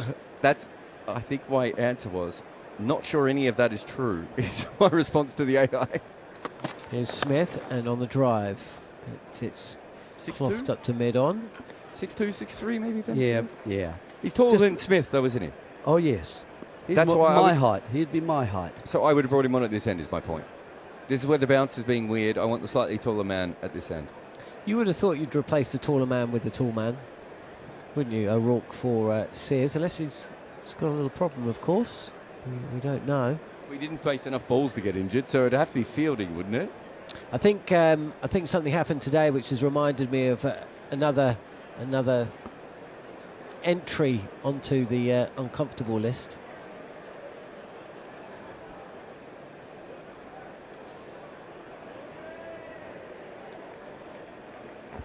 Your uncomfortable list? Yeah. You're uncomfortable about a list, or? I have a list of things that make me feel uncomfortable when I'm watching cricket. It's not going to be short, is it? No, it's not. It's quite lengthy. We've still got 3 days to this test match. This is over-pitched, and Tickner gets away with this. Duckett with a almost laboured drive. He's always reaching for this. It's quite wide. He's one of it watching people slowly roast in the outfield. Actually, watching Blair Tickner bowl is making me feel a touch uncomfortable. No, it was Sears going for that review when he's the final wicket and he knows it's out, but he was walking off, then remembered, oh, we got reviews, so I should take it, but that made me feel a bit uncomfortable. Here's Tickner. And it's again touch full. Duckett is forward and heading it back to the bowler. What have we got? 8 minutes until the tea break. I mean, it's incredible, isn't it? New Zealand were 213 without loss at tea, and I say England have won the 2 sessions that have followed that. Maybe Definitely. 3 sessions. Sorry, Yeah, the 3 sessions that have followed that. Maybe shared the evening session last night, but they've won both sessions today. Oh, it's a full toss. Oh, it's a really poor delivery, and Duckett will get 4 through the gully region. There's a dive there, and it was in the air for a while, but it wasn't a catch, and it's just a poor ball. It's not a full toss, though, is it? It's a wide full toss. What on earth? What use would you ever need for a wide full toss in Test cricket? What delivery was he trying to bowl? Like, what went wrong in order to make it? Because if he's going for a Yorker and it's straight and you bowl full toss, you go, okay, he missed his length, these things happen. What was he trying to bowl in the first place? That's an absolute pie of a delivery. Time for dessert. Driven through the covers, won't reach the boundary, but it's going to be 2. That's 50 up for Ben Duckett on his home ground. A return to form. I wonder if the cameras after they pick up Ben Duckett raising the bats to the stands and taking applause, and a handshake with Jacob Bethel might just switch to the facial features of Henry Nicholls, who put him down in the slips when he was on just 8. Averages more than 100, I assume, at Trent Bridge at the moment. Yeah, he averaged 94 at the start of his innings. So, yeah. 2 slips in, and Tickner continuing round the wicket. Short ball. Oh, this is like just... Well, Jarrod's given up.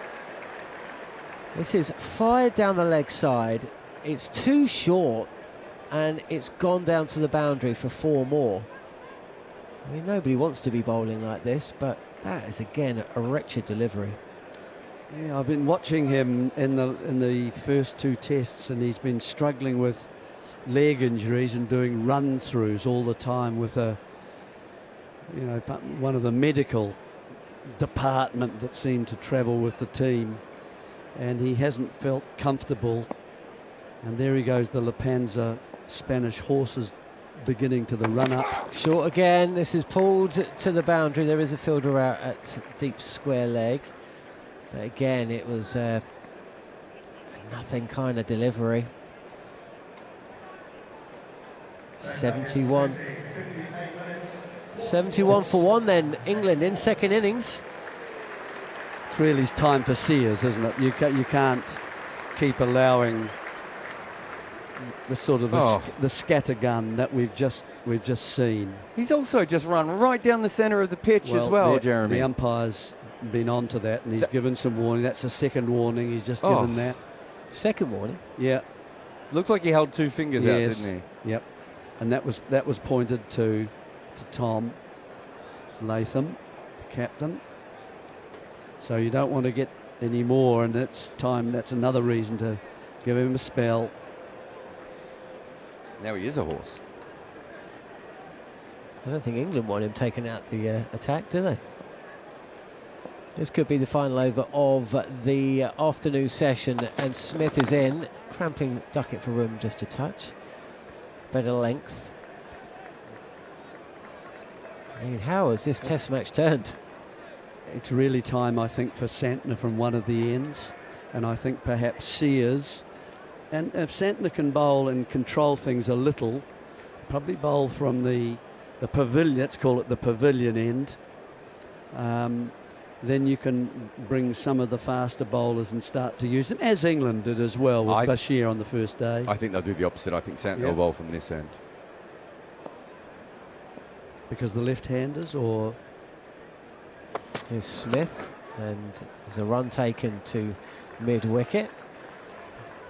Fielder out on the boundary, so mid-on had to run round. I think that bounce that we saw earlier, Jeremy, hitting the glove, and I just think that there's more inconsistency at that end, and so they'll do it. So Sears might come on after tea at this end just to see if there's any outswing available to him, and if not, I then would assume for the vast majority of the game Santner will bowl from this end, and we'll see the 3 main seamers, and I'm not sure how much from the Stokes and Archer end, the same as that. Yeah. And I'm not sure we'll see that much possible. Of Tickner. Tickner maybe bowl little 3 over spells occasionally, see how he's feeling. He might not be able to bowl soon. His 3 overs have gone for 21. There's inside edge onto the pads from Jacob Bethel. Again, that's a better length from Nathan Smith.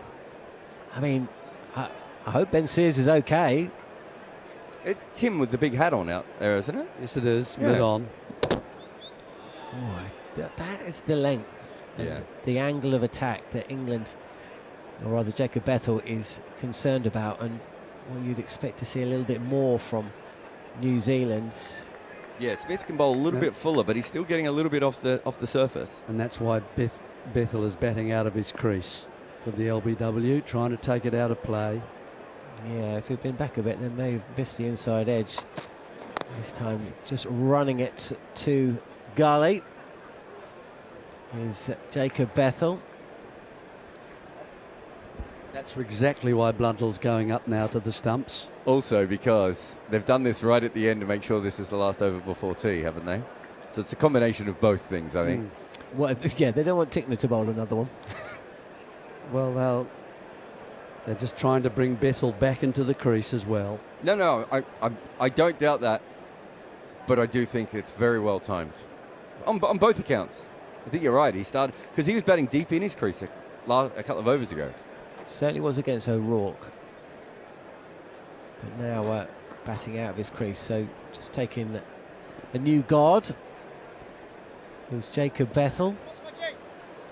It's also good to break his concentration here as well as he was batting towards tee. Blundell behind the stumps then as Nathan Smith runs in.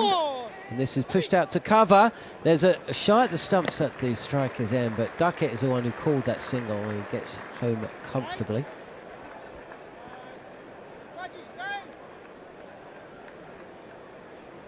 You don't really want to be at the stumps, but yeah, I was going to say, is Blundell going to go back? No, it looks like he's going to stay. I don't think he put his helmet on right. When did you start batting in a helmet? I don't know why I'm asking you this one ball before tee, but it would have been a long way into your career. No, West Indies. First time? Yeah, we were, none of us had any helmets at all. No, didn't have any straps under our chins. Last ball of the session then, and Duckett just tries to run this ball through vacant point. Doesn't get the right connection. And that is the end of the session. Pretty punishing one for New Zealand, who started at 418 for 7. They added just 20 runs before Ben Sears was dismissed. Ben Stokes the pick of the bowlers with 4 for 70, but Shaya Bashir picking up 2 wickets as well. When England came out to bat, Emilio Gay was caught down the leg side quite early on. There's a little word between Ben Duckett and Daryl Mitchell as Duckett just hangs back to wait for Jacob Bethel to accompany him off. Bethel is 16 and 52 to Duckett, his first 50 for England in 15 innings. You've got to go back to last summer for the last time he raised his bat to the crowd, but he was given a life. Should have been 2 wickets early doors. Nathan Smith getting the outside edge, and a bad drop by Henry Nicholls at third slip. Duckett was on 8 at that point. He's 52 not out at the break. And it's New Zealand with a few problems ahead of the evening session here at Trent Bridge, which we'll be bringing you on the talkSPORT Cricket YouTube channel.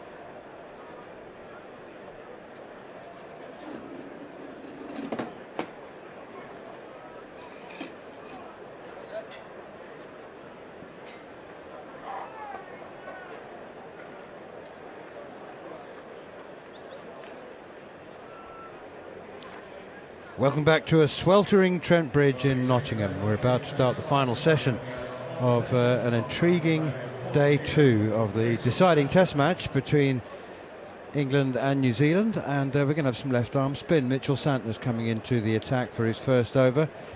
England have made a rollicking start with Ben Duckett in wonderful form, 52 from just 45 balls, and he's striking the ball really well. He was dropped on 8 by Henry Nicholls at third slip off the bowling of Nathan Smith, and Duckett has so far cashed in, but a long way to go in reply to New Zealand's 438 all out, which in itself represented a wonderful comeback for England. Here's Santner's first delivery, and forward comes Jacob Bethell, playing that one defensively square of the wicket on the offside.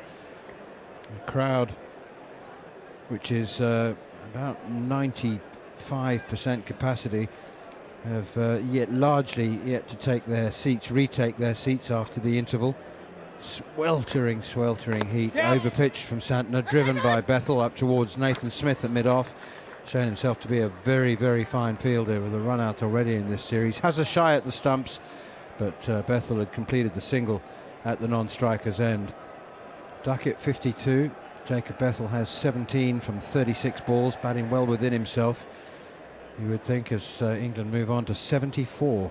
Long way behind, but a good session here, and they could leave them well placed for the third morning to challenge this New Zealand total of 438. No sign of wicket deterioration or pitch deterioration just yet. Maybe that'll come tomorrow as Duckett pushes Santner here to short leg. Good idea to have that man in there, Rachin Ravindra, under the helmet at short leg. It's very warm conditions. The Mound Road stand away to our right, offering the solitary shade, really. A sweep shot now, and hit very hard by Duckett, straight into Rachin Ravindra's left shin, I'm guessing.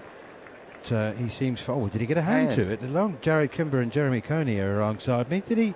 He didn't see it, did he? It went right into the back of his hand, I think. He tried to make himself small in the position and stay down, but just hit the back of his hand there. So he's been hit on the right foot and the left hand, I think, so far. There'll be some that say it's punishment he deserves after that shot he played in New Zealand's the back end of the first day. As another one from Santner is pushed away by Duckett straight to Ravindra. Have you ever heard my single fielder theory? Sometimes, for whatever reason, in a cricket game, every ball seems to go to one fielder for just... Rachin Ravindra's fielding the entire over at short leg. Here is Santner once again, a characteristically slow amble to the wicket, and then it's all arm and shoulder, and that one is swept again from Duckett. Bottom edge, straight to the fielder, and there is no run, just a single from the first over of left arm spin.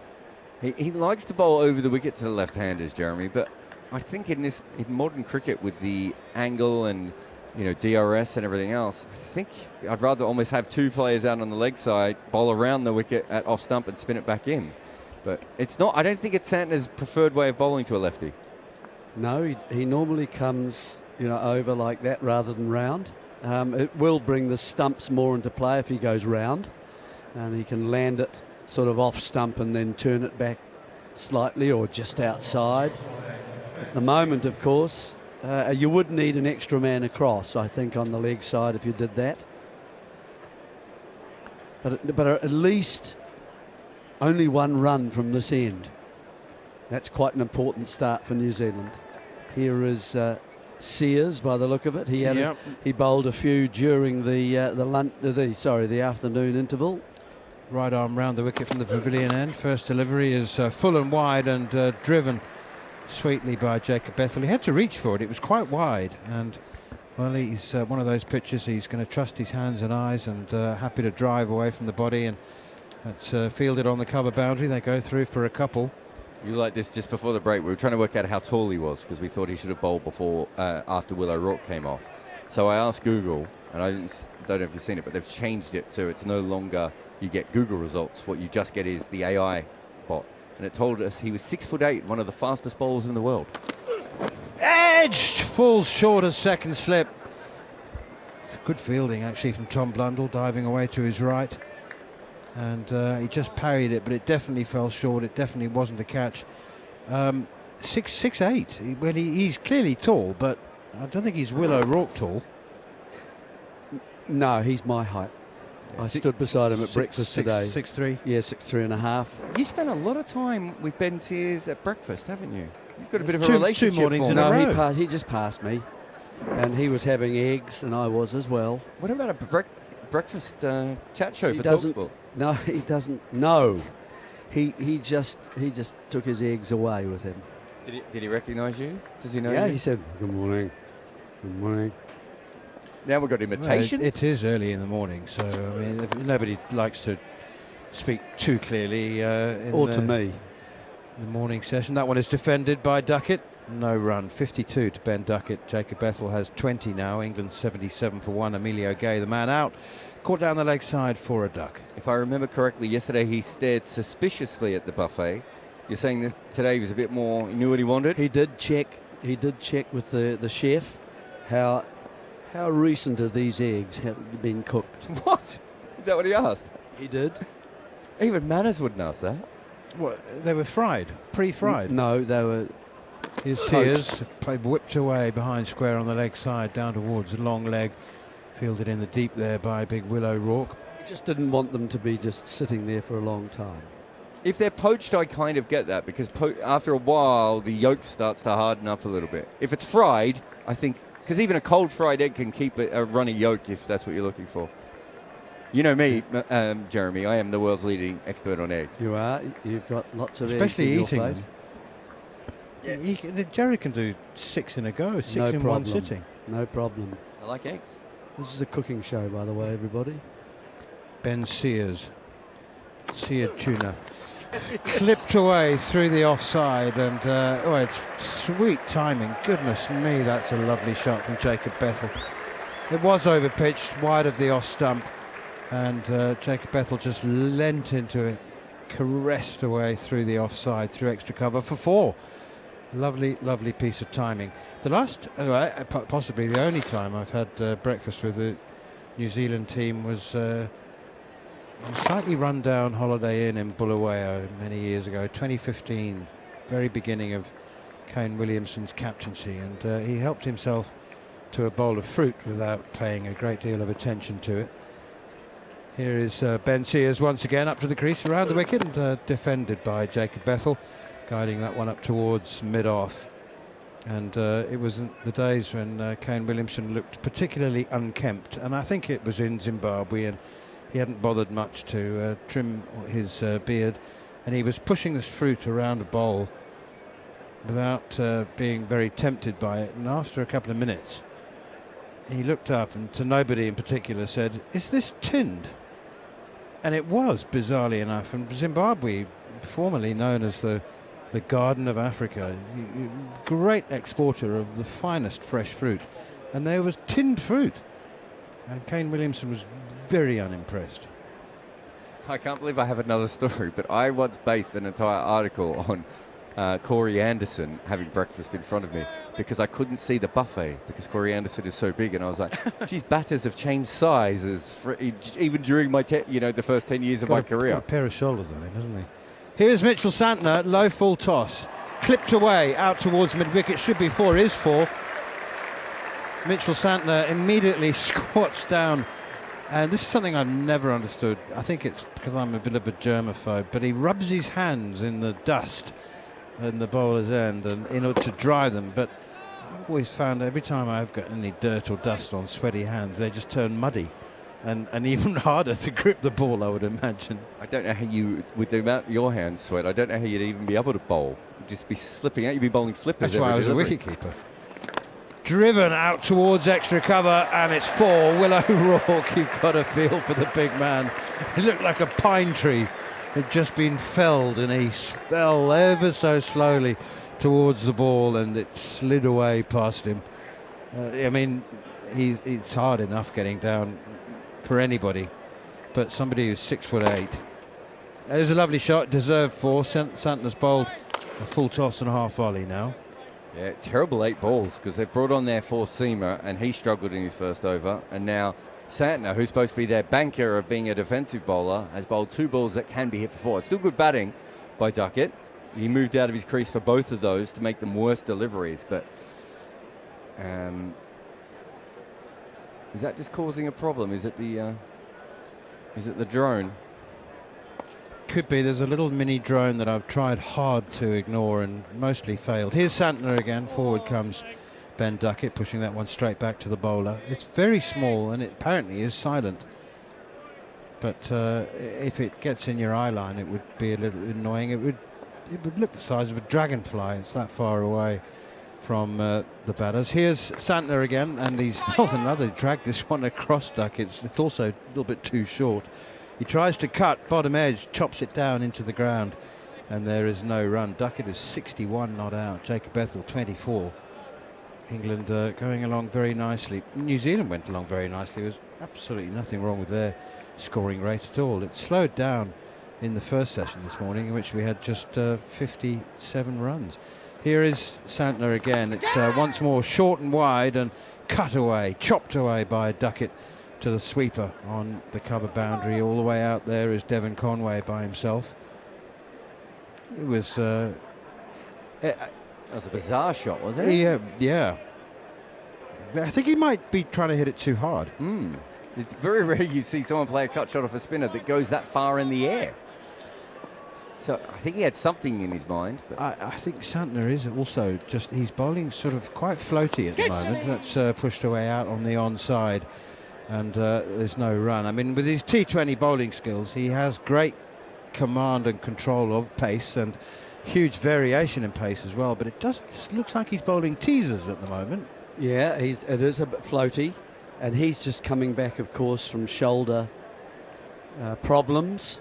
He's been off his cricket from the IPL for a while, and has done quite well to actually be ready for part of this tour. he hurt both shoulders, didn't he? He yeah. hurt the right one and then came back and hurt the left one. And then Sears has had injuries as well, and Tickner has leg problems. So it's an attack that has not been, used to bowling in game conditions for some time now. So, and that's what it looks like at the moment. There's a sort of a feeling out of how full and how quickly do I bowl and so on.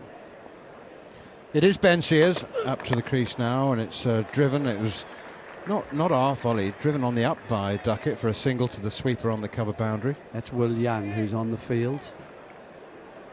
Oh, that's what you were looking at before. So who's off then, Jeremy? Jeremy, you put the microphone down. I asked you a simple question. Who's off the field? He doesn't know yet. Daryl Mitchell's at first slip. Tom Latham's at second. He is. Where's Henry Nichols? He's Devon Conway's in the gully. There. That is it. Who's that at cover? Is that Nichols? It's Ranchin Ravindra at deep backward square, isn't it? Patrolling the... No, Ravindra's at mid-on, isn't he?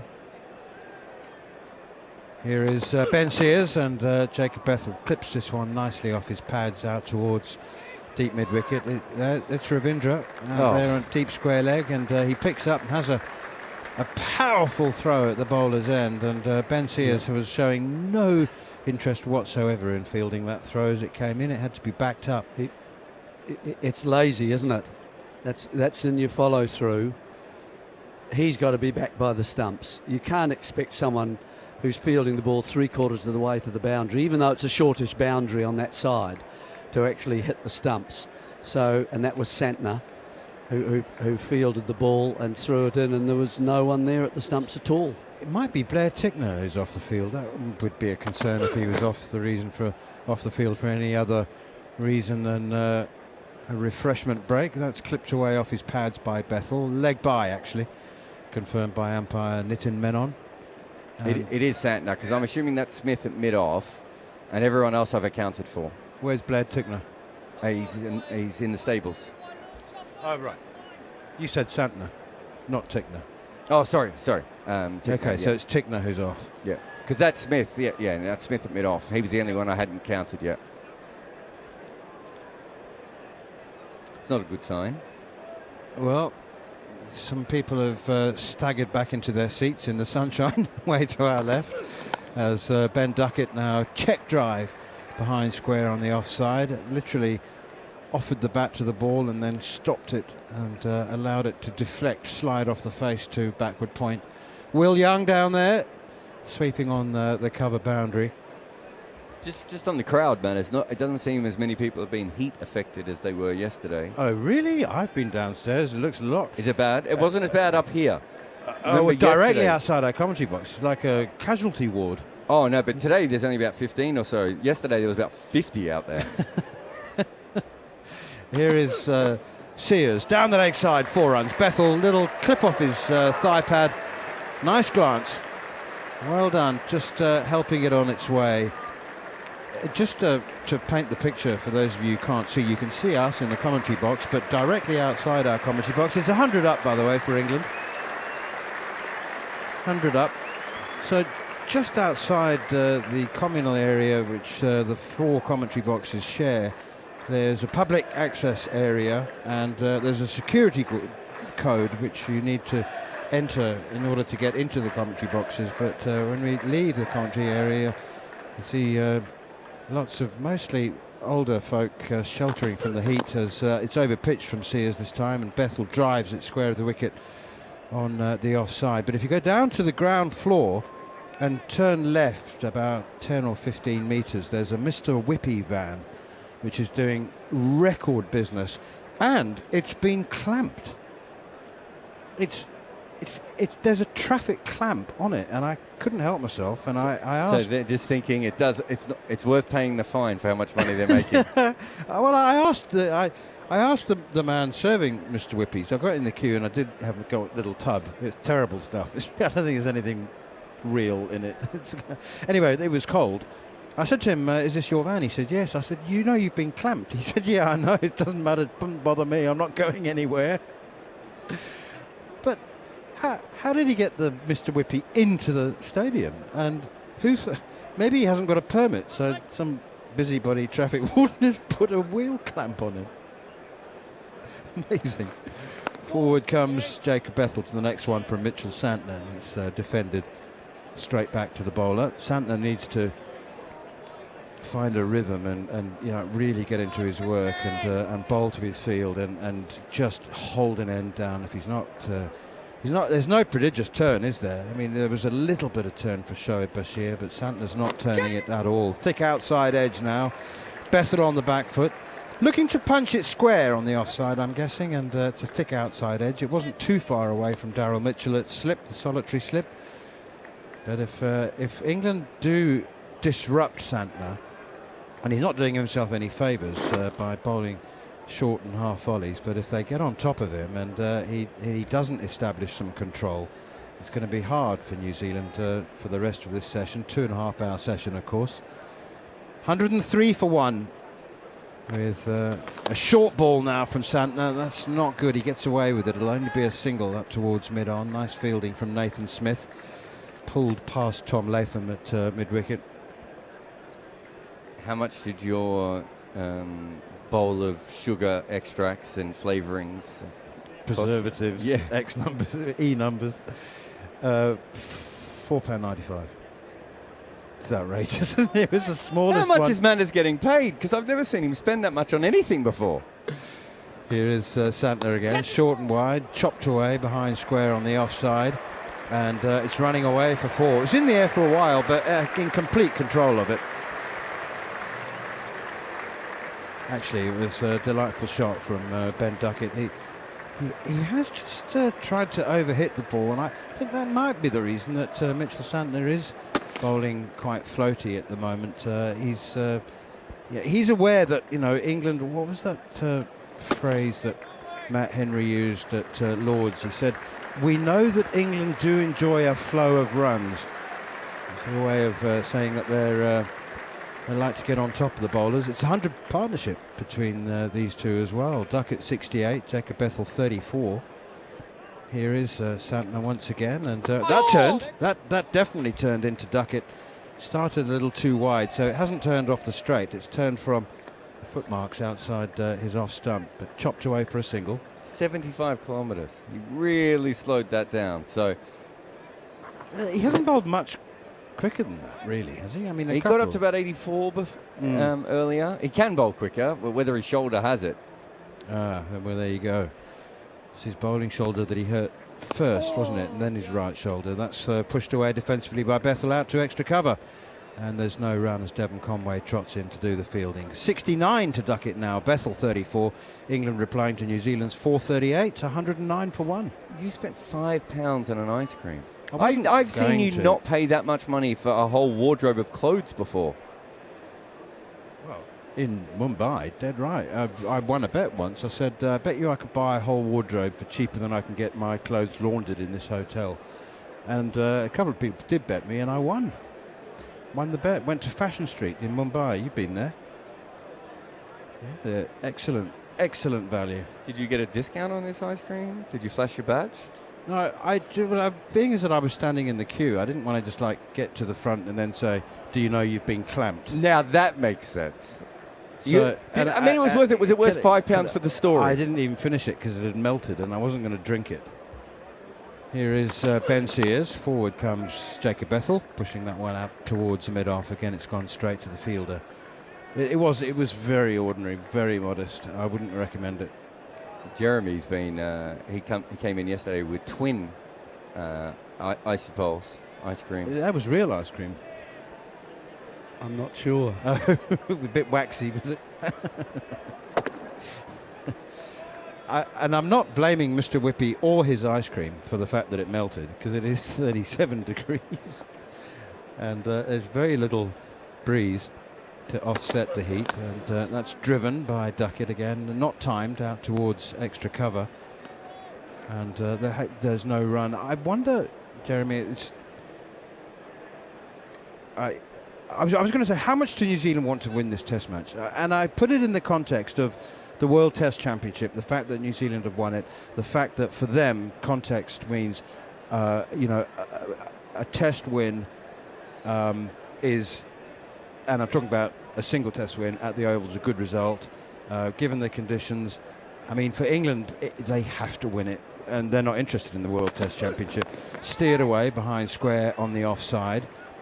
And they go through for a single. So put it another way, would New Zealand be prepared in any way to risk losing in order to try and win it? Do you know what I mean? Or would they be happy to take a draw if events conspired to push the match that way? Yeah, that's a good question. I think probably, well, it depends on just how the equations work. I think that looking at the bowling attack, I think there are some concerning things right now, and they're going to be bowling last, aren't they? Sears in again. That's driven by Bethel. It's a lovely shot, but it will be intercepted at mid-on by Ravindra. So they'll be bowling last, which is their weaker side, even though the batting wasn't particularly strong either this morning. I think they'd be happy to draw this, to be honest with you, in the end. If it works that way, I don't think England will allow that to happen. The way they are pushing ahead now, even since tea, there's slight concerning parts from both ends of the ground. Driven by Bethel through extra cover, glorious 4 runs.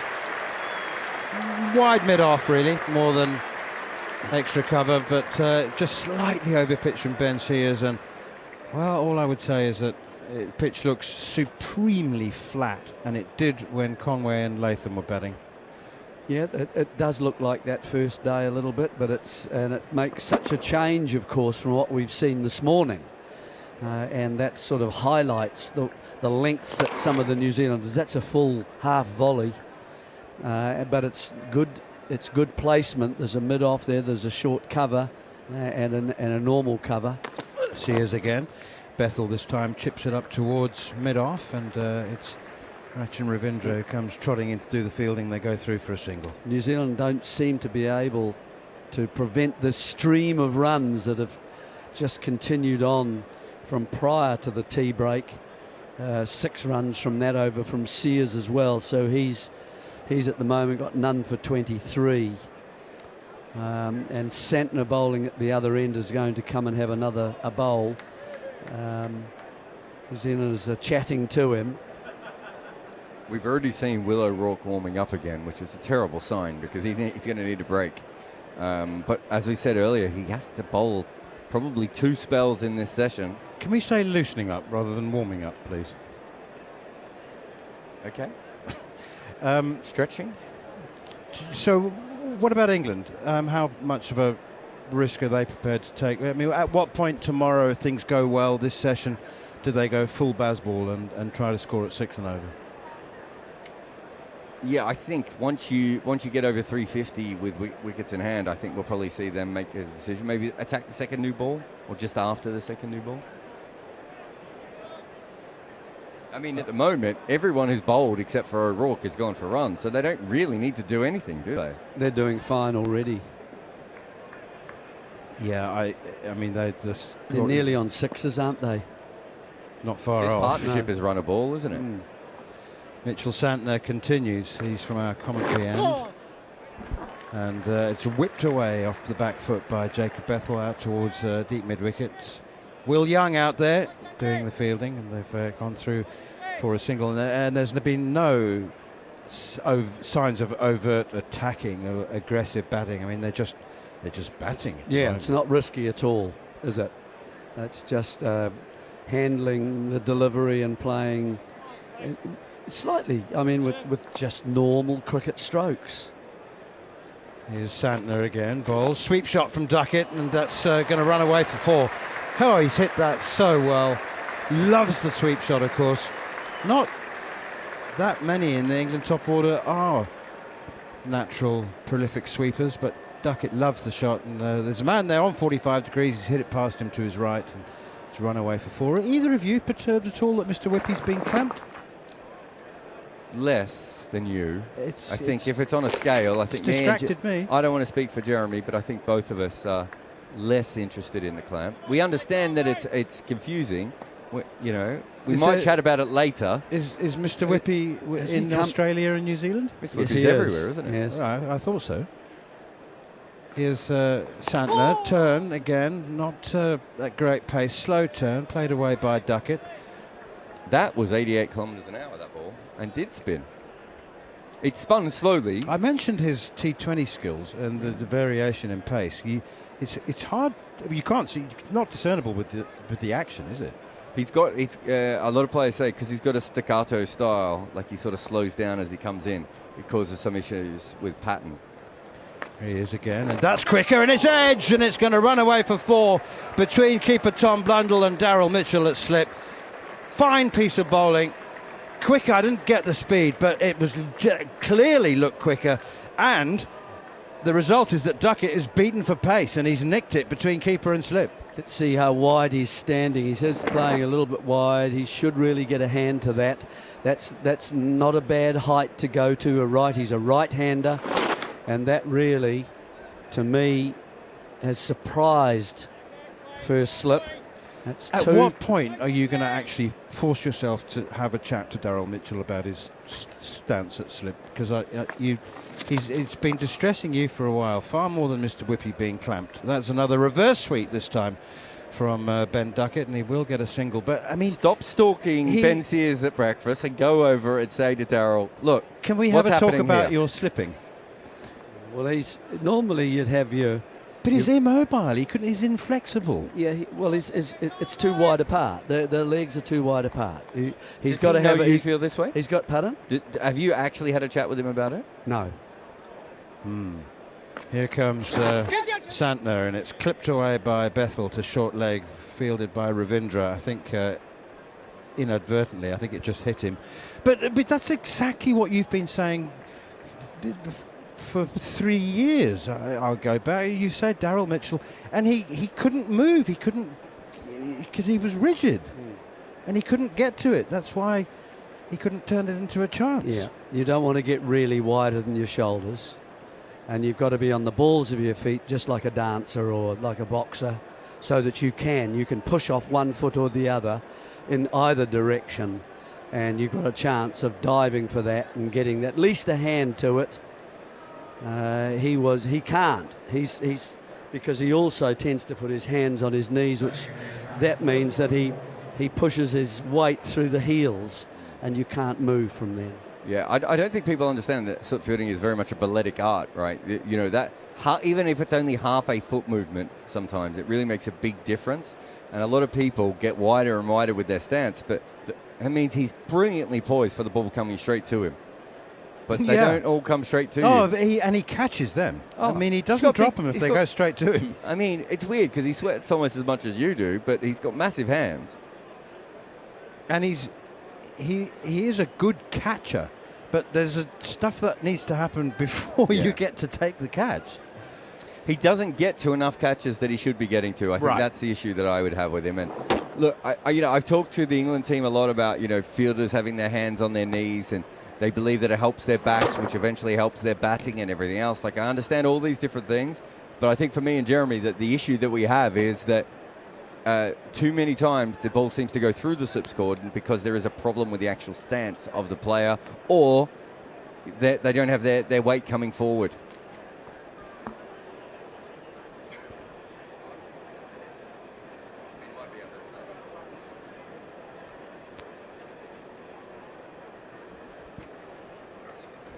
I don't know what's happening. Manners is telling me to talk about what's happening.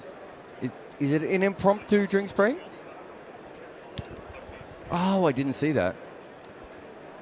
That'd be interesting if they can get a harder ball. He's saying I can see this one. You don't often see that just after a chance, even if it was off the spinners. But obviously, Mitchell's still talking to the umpires about the ball at the moment.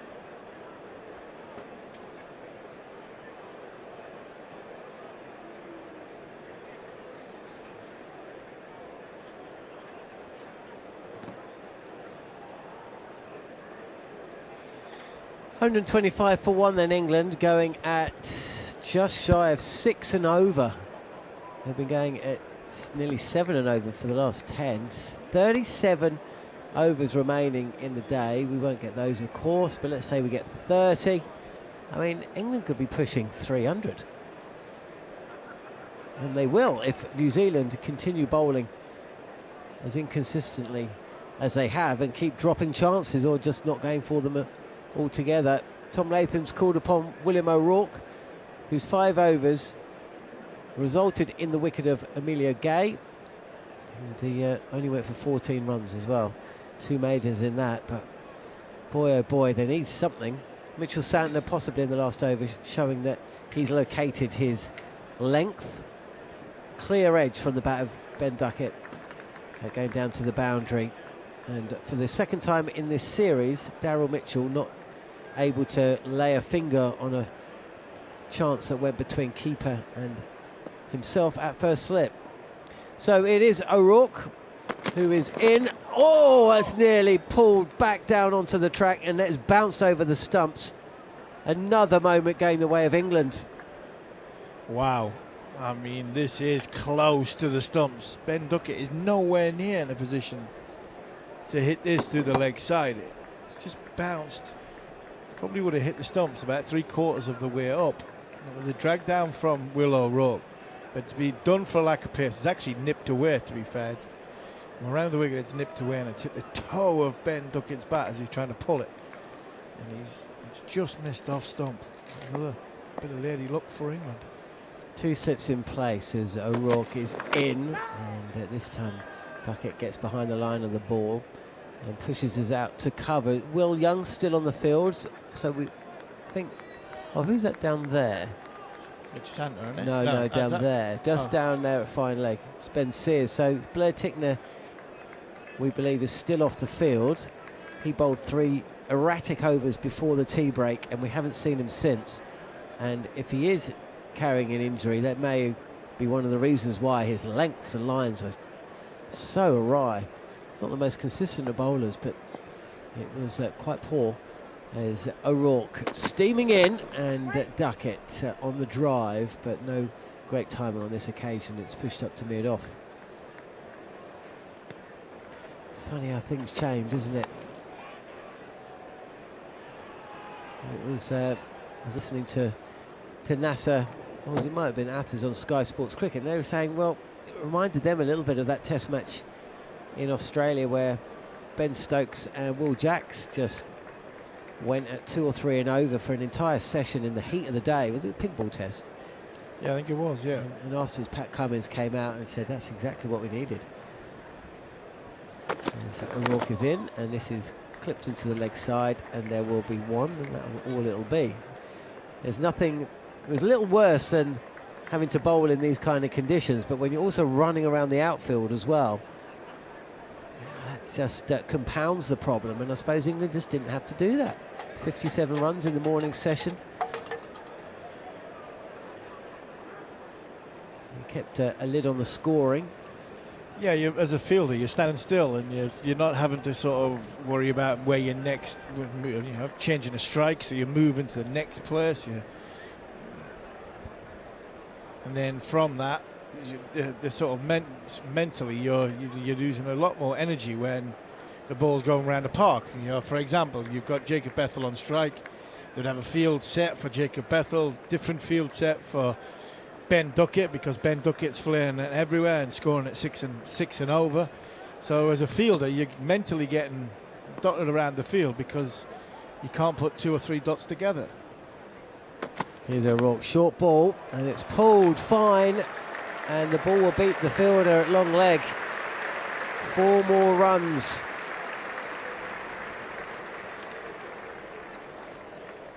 Blair Tickner is off the field.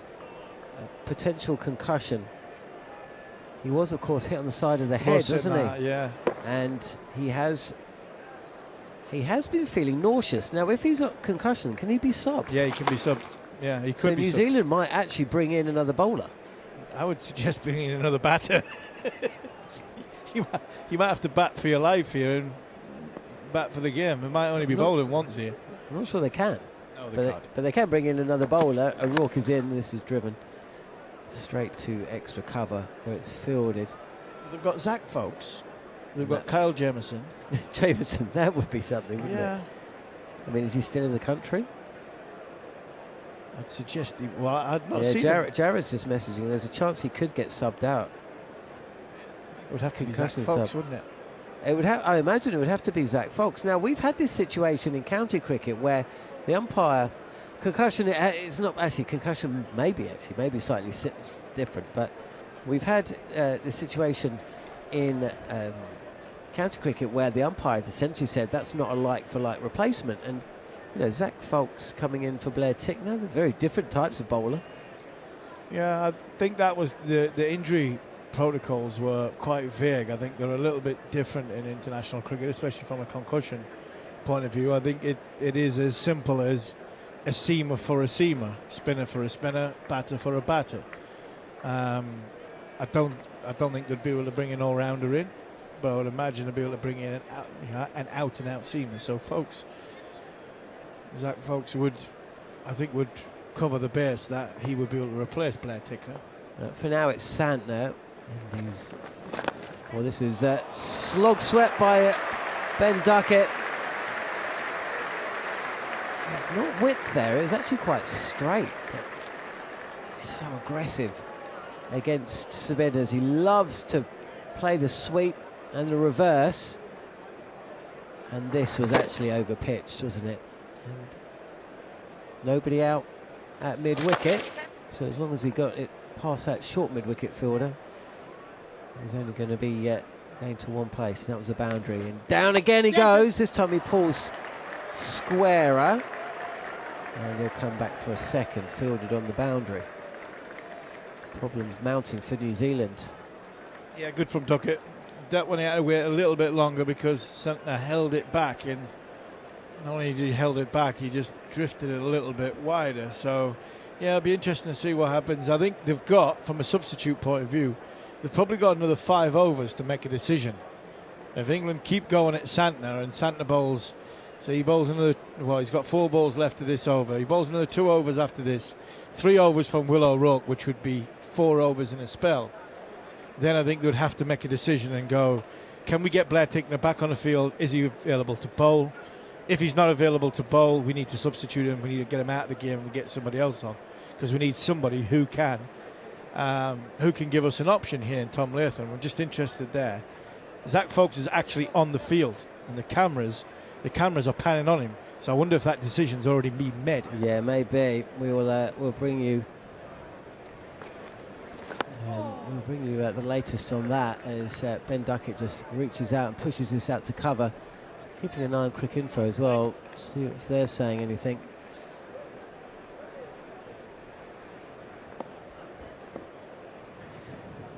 Here is Santner.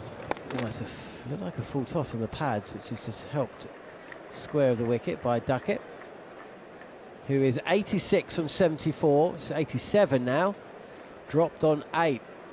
Henry Nicholls putting down a regulation chance at third slip in what was third or fourth over in the day, third over of the innings. And Duckett has not looked back. Saying that, he did edge between keeper and first slip as well from the bowling of Santner. Santner bowling now. He's gone for 7 from his 5th over. He's given up 35 runs, but it's Bethel facing. This is wide and cut. And cut powerfully in front of square on the offside. And Bethel moves to 48. This is very, very comfortable for England right now. Really good shot from Jacob Bethel. Just feinted. He wasn't coming down the wicket, but a lot of his way early just before the delivery of Mitch Santner was onto that front foot. Realisation is it's just a little bit too short from Santner towards Bethel, and Bethel rocked back, cut it through it, would point beautifully.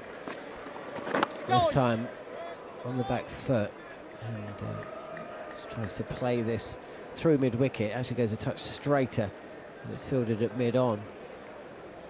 So Santner's 5 overs have gone for 39, and apart from O'Rourke, and Smith was relatively accurate. Let's just have a quick look at the scorecard in terms of the bowlers and the economy rate so far. Nathan Smith's going at 5.5. Blair Tickner's 3 overs went at 7. Mitchell Santner's pushing 8 and over. And Ben Sears has been even more expensive than Blair Tickner. Will O'Rourke going at just over 3. That's it for New Zealand. They just cannot get a handle on the run scoring. Ben Duckett looks like he might be suffering a bit of cramp. Saw that throughout yesterday. It's still very, very hot here. We haven't mentioned it for a while. That's because Neil Manthorp's not sweating onto the microphone. As O'Rourke is in, and with a cross bat, Ben Duckett just plays this out square of the wicket. So what will New Zealand do? Will they bring in a concussion sub? Once you brought in a concussion sub, is that it for the rest of the game? Yeah, that's it. You're out. See you later, Blair Tickner. So that's what I mean. You've got probably 1 more, possibly 2 more overs of Santner. Will O'Rourke gets into his 4th or 5th over. Then as a captain, you've got a decision to make in Tom Latham, and what your next option is after O'Rourke. And you need to either have Tickner on the field, or you have to man out the game. Here is O'Rourke hurrying Duckett up a touch. 1 hand off the bat, but no real danger. O'Rourke's bowling it in the low 80s, 84 miles an hour. I haven't seen, what's Sears? Sears is a similar pace, is he? He didn't bowl as quick as what O'Rourke has. How have New Zealand got to this position? 317 without loss this time yesterday.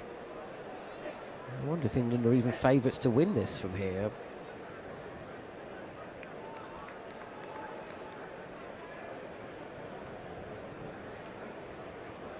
You know, 30, it's even Stevens really, for an England win, New Zealand win, or a draw now, as Duckett tries to place this through the offside, but can only pick out mid-off, no run. I guess New Zealand, I mean, if a decision is to be made, they don't want to rush the call, but for every over that Blair Tickner can't bowl, reduces his effectiveness in this game. It does, and that's what I mean. From Tom Latham's point of view, he's standing there at, whereas he's not even at slip now. I think is he at slip? No, he's not. Nicholls is at 2nd, Mitchell's at 1st. I don't even know where Tom Latham is on the field. Is he at point? No, he's not. He's not in the decision making He must be off the field. Tom Latham must be off the Well, field. that may be an indication then. Yeah, Tom Latham must be But off the if field. Latham's off the field, they must have. Oh, well, if Folks and Will Young are both on the field, then yeah, That's Latham's off it. That's why. So I imagine he's off to make a decision, as this is driven back to Ben Sears, and Jacob Ethel at the non-striker's end desperately jumps back behind the crease at the non-striker's end. It's fielded by O'Rourke, and he just walks back. But as a captain, John, you're standing there and you're thinking, well, you've just read the bowling figures out, so there's other than Will O'Rourke, there's nobody. You think, wow, we can sit in here and we can bowl around him and hold the sort of the innings together for the next half an hour, 40 minutes. Tom Latham will be constantly thinking, right, I'm going to have to make a bowling change here. I'm going to have to make a bowling change. He needs options. O'Rourke very short, and too short. Sails down to the boundary. That's not going to improve the mood in the New Zealand camp. I mean, England are a long way from a win here, but in the history of first-class cricket, no team has ever lost a game after posting a partnership as high as New Zealand has in first innings. And the turnaround can be, depending on where you're sitting, either blamed on New Zealand or attributed to England, a mixture of both. But this could be one of the craziest turnarounds in the history of Test cricket if England can continue as we've seen so far. O'Rourke is in, on the pull is Duckett. It's going to be more runs here. Splits the field at long leg, fielder at fine leg, fielder at deep square, and Tom Latham has raced back onto the field of play. Right, I imagine we might find out soon enough. Who's he gone up to there? He's gone up to Zach Folks. Right, well, Folks has been given a sign. He's been given the message, I imagine. Folks has just had a little look over his right shoulder back, and now he's just going to walk out to mid-wicket. He's still looking at his captain, and what is key as well is Tom Latham speaking to one of the umpires as well. Yeah, I'm trying to see what shoes he's got on in Zach Folks, because he might not have come out with his bowling boots on. He might have come out with these sort of half and half batting shoes on. No, he's got his bowling shoes on. Zach Folks has got his bowling shoes on.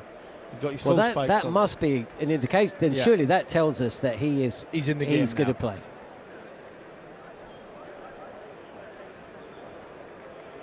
Just wonder if Gary Morgan could tell us a list of concussion subs.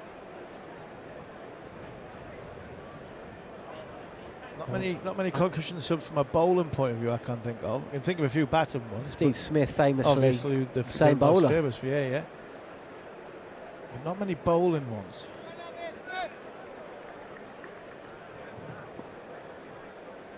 Okay, well, we'll wait. Santner continuing to bowl, and it's on the pads of Duckett, who's 91. Pushes this out towards square leg for a single. He moves to 92. 150 up for England, and in really quick time, under 25 overs. 24.1 bowled by New Zealand, and England are off to a fly. In fact, it's the second quickest start for England in the Bazball era.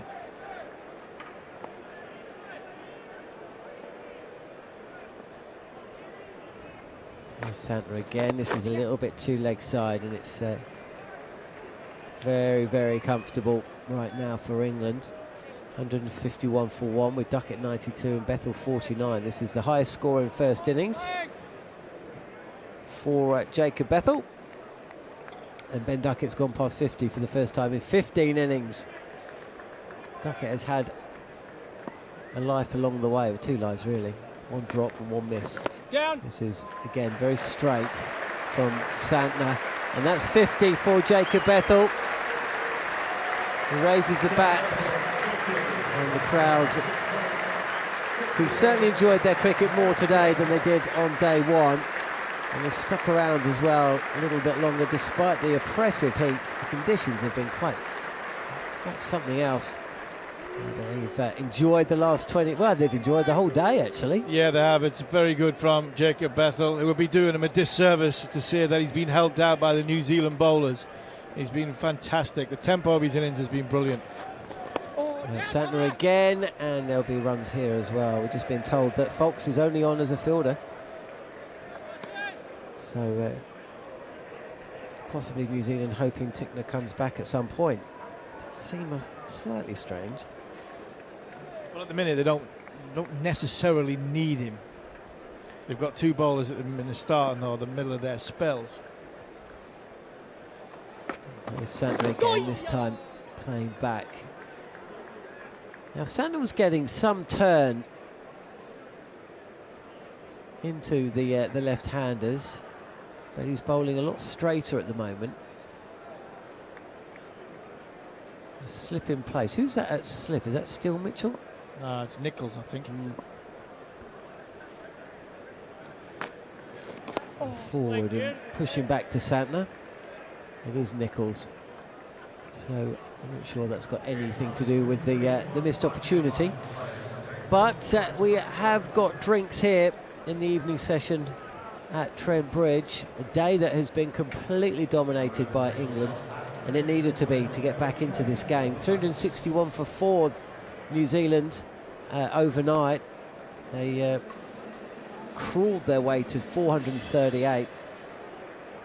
And England have already outscored them massively on day 2, racing away 153 for 1, despite the early dismissal of Emilio Gay, caught for a duck. How often does that happen? Sit there and watch a couple of openers score 150, then you go out and you glance on down the leg side. And since then, Duckett's been put down on 8 and edging between Blundell and Mitchell at first slip from the bowling of Mitchell Santner. Mitchell Santner, one of 4 bowlers that have been very expensive so far. He's going at 7.16. Ben Sears is going at 7.66. Blair Tickner's off the field with what we believe might be the after effects of being hit. A nasty blow by Jofra Archer with a short delivery. He's going at 7. And with Nathan Smith, who saw that chance go down early. Genuine outside edge from Ben Duckett's bat, 5.5. And William O'Rourke has bowled 7 overs already, 2 maidens, 1 for 23. So huge problems, because of course we still have so much time in this game to go. Yeah, we do. We have, England are in a position of great strength. What 24 hours? Difference in 24 hours makes where New Zealand were yesterday to where England are today. Like I said before, I think it would be unfair on England to say New Zealand have helped them out in the way they batted and the way they've bowled. England have been very, very much as good as England have been. Or as bad as New Zealand's been, England have been that much better. Jacob Bethel's batted nicely in a good tempo. Ben Duckett, yeah, he's had a couple of chances, but it's not his fault that they weren't taken. And I think the tempo of Ben Duckett is back from where it was 12 months ago, 14 months ago, when he was regarded as one of the best openers in world cricket. New Zealand, they don't look a rabble, not quite yet, but they've got some decisions to make. Like I said before, they've probably got 15-20 minutes to make a decision on Blair Tickner. If I'm Tom Latham and I'm captain of New Zealand, I'm sending a message back. I've just been into the physio's room, and you're basically saying to the physio, you either get him on the field in 15 minutes or you have to change and make Zach Fox into the game, because I need options. If Mitch Santner's going to go at 7.5 and over, I need options. England struggled with their options. Shoaib Bashir toiled hard, but wasn't really effective on day 1. And it was a Herculean effort from Ben Stokes to blow this game up, to give England the best chance to get them out for less than 450. Somebody's going to have to do that for New Zealand. And Tom Latham needs that option. He needs to be able to change it. 2 overs here, 3 overs there, 2 overs there, just to do something to blow it up, to make sure that if we get 1, we get 2, like England did. Jeremy Coney talked about it, I think this morning, talking about wickets coming in pairs, and twos and threes. That's what New Zealand will be hoping for if they can get a wicket. Tom Latham needs options. By the time Will O'Rourke is getting tired in the next couple of overs, Blair Tickner's either on the field or he's out the game. Well, Blair Tickner is still off the field, and William O'Rourke is at the top of his mark, about to bowl over number 8 in this stifling heat. There's just one slip in play, so Darren Mitchell almost at second slip position as short delivery. That's a big shot for leg before wicket by William O'Rourke. Ben Duckett, who's not the tallest man in the world, is beaten on the inside edge on the pull, and I wonder whether New Zealand might just gamble here and go for the review. Tom Latham's asking about height. He's got 2 seconds, and they've reviewed. Just didn't look right, did it, John? It just didn't look right. It looked as though it was potentially going down. It was a short ball. Ben Duckett's not that big. I think it's hit him in the thigh pad or just above the knee roll of the pad. It's gone on the pull, whether he's across his stumps or not. Well, O'Rourke wanted it, nobody else did. And I think it's hit him too high on the thigh. It's straight. It's straight, it's in line with the wickets, and he hasn't hit it. But he's on his tiptoes. He's vertically challenged as Ben Duckett, but I think even that's going over.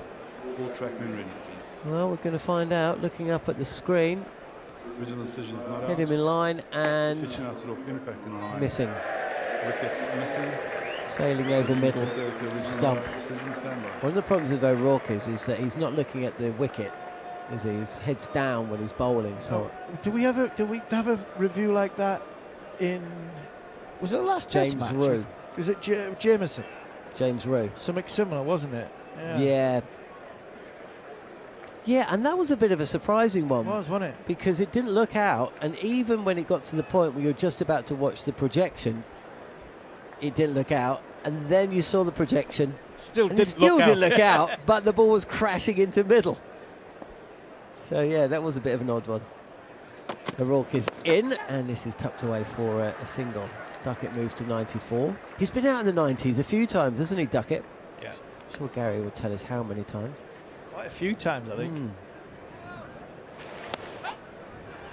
Yeah, they're just replaying the exact moment that you were talking about. The James Rowe at LBW, which I'm watching it again, and it still can't believe that the ball was going on to hit the top of middle stump. Shahal for Jadeja, Blackwood for Bravo, Thakur for Jadeja. They're the 3 instances of a concussion sub in cricket. Could we have a 4th today? As Bethel trying to chip this through mid-wicket, misses.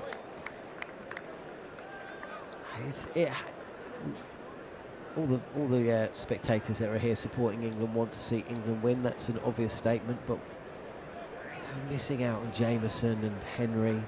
It's a shame, innit? And now Tickner's, suffering because you think to yourself, well, they're not really missing much because he's just bowled 3 overs of what we've seen. But of course, that's why he bowled those 3 overs, because he's essentially he's concussed. Yeah, he's not potentially. He's not seeing straight. No ball from very tight one. The TV umpires called a no ball for Will O'Rourke. Yeah, I think you're right about Tickner. The thing about Tickner, he's got something different. He's tall, he's high release point, bowls it into the surface. He could be a handful if he gets, he'll bowl a wicket-taking ball, but unfortunately he's gone at 7 and over, and largely down to the fact that Jofra Archer hit him on the head. He's not the only one to be going at 7 and over, is he? As Bethel. And this is the difference between facing O'Rourke and anyone else. They're hurried up a touch, and it's that uncomfortable back of a length delivery. He's bowling into the pitch and bouncing up a bit more. There's a bit more pace, and when it's straight, it's quite difficult to. You're almost fending the ball off. But this has been a good innings from Bethel, who was given a few challenges by Nathan Smith at the start of his innings, but he's looking comfortable now. Flex of the knees from Duckett, short delivery, and that is Going to be 4 more down to fine leg. Duckett moves to 98, takes on the short ball. And long leg can't get round to stop the boundary. So 2 away now, Ben Duckett. Ben Duckett, who has been out in the 90s 5 times in all. He's been out in the 90s 5 times in first-class cricket, 3 times in Test matches. The last time was last year at Old Trafford against India, in New Zealand at Wellington, where I think wasn't Jacob Bethel out in the 90s as well. 80s, 87 I think he got, didn't he? In Hampton, did he get 87? No, he was in the 90s. Was he? Because he said how cool would it have been if I got 96, to... didn't he? Yeah. Here's O'Rourke then, and it's there's definitely 1 here. The fielder's coming in at deep square leg, so certainly doesn't want to be run out for 99, Michael Atherton style. And at Lords in 2023 against Australia. So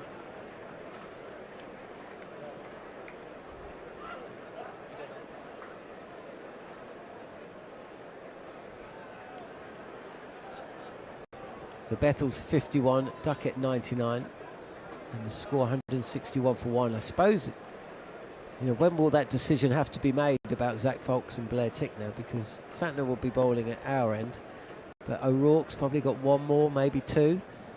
As he's in, this is very short and goes through to Blundell. And that is the end of the over. England 161 for 1. And after a word from Neil Manthorp, as the window opens, Window is open. Neil Manthorp will come in. We're going both windows open. Ben Duckett on 99. He's batted beautifully, really has. Literally from the first ball, he walked out to bat.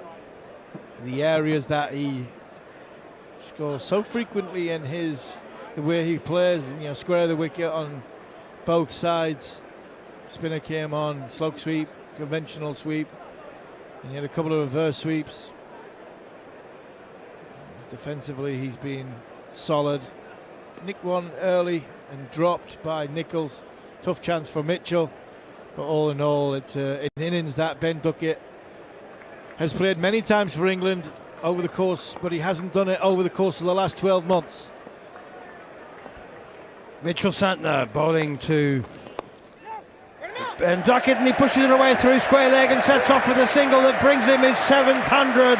He punches the air, part in celebration and I think part in relief and an outlet of frustration, because it has been a difficult year for Ben Duckett, but what 100 this has been from just 88 balls.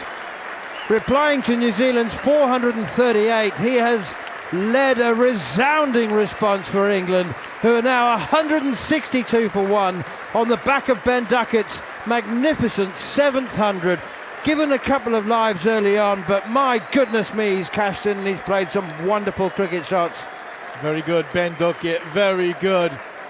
Talked about the difficulties of the last 12 months, but what happened before that was absolutely brilliant. And this innings has been first class against the seamers, against the spinner. He's been proactive as he normally is. He's back to his very, very best.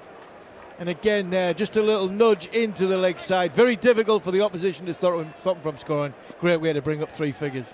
Santner now to Jacob Bethel, and he's on the back foot, punching it straight back to the left arm spinner. What 100. I said that he'd been given a couple of lives, 1 early on actually, and he was dropped. Clear, straightforward chance to Henry Nichols at 3rd slip, and he was on 8. Driven down the ground now by Bethel. Quite deep mid-on. Oh, and he's missed it, Nathan Smith. He's run straight past it. He had his eyes on the stumps and where the batsmen were, because he's effected 1 very good run out already in this series, and he's had a couple of near misses, but he just got a wee bit ahead of himself there and took his eye off the ball, and he overran it, which allowed Bethel to come back for a second run, and England have galloped up to 164 for 1 in the 27th over. News, if you haven't heard it, that Ireland have beaten India in the first T20, and by 34 runs as well. So that's something of a turn up for the books. Vebaj Suryavanshi wasn't selected for his debut. Imagine not selecting him and then losing to Ireland if you're the selector. You can imagine what the internet's currently saying at the moment. But Gareth Delaney made some runs. Lorcan Tucker made some runs. Here's Santner. Forward comes Bethel playing defensively, square of the wicket on the offside. And surprise, surprise, a South African featured for Ireland amongst the wickets. Matt Hollard, right arm medium pacer from Benoni. And his new career in Belfast. I think Joy Mundra as well is born in Rajasthan. So at least they have one Rajasthan star out there, hey? That's what I'd put on the poster for game 2. Come see Rajasthan's finest. Wind up India, don't think so. Punched off the back foot out towards extra cover. They think about a single, but it's not there for the taking. And I think that Ireland are more likely to issue an apology. 34 runs, that's a belting. Well, Abhishek Sharma made 49 off 20. So. And they got hammered. Extraordinary, isn't it? But let's focus on Ben Duckett for the moment, because it's been a very, very special innings.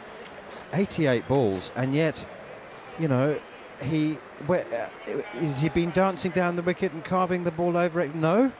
Has he been taking any shot? No. He's been sweeping Mitchell Santner for sure, and doing it very, very well. But I mean, that drop on 8 from Henry Nicholls, that was a shocker off Nathan Smith. Third slip, straight in, straight out, straight to the ground.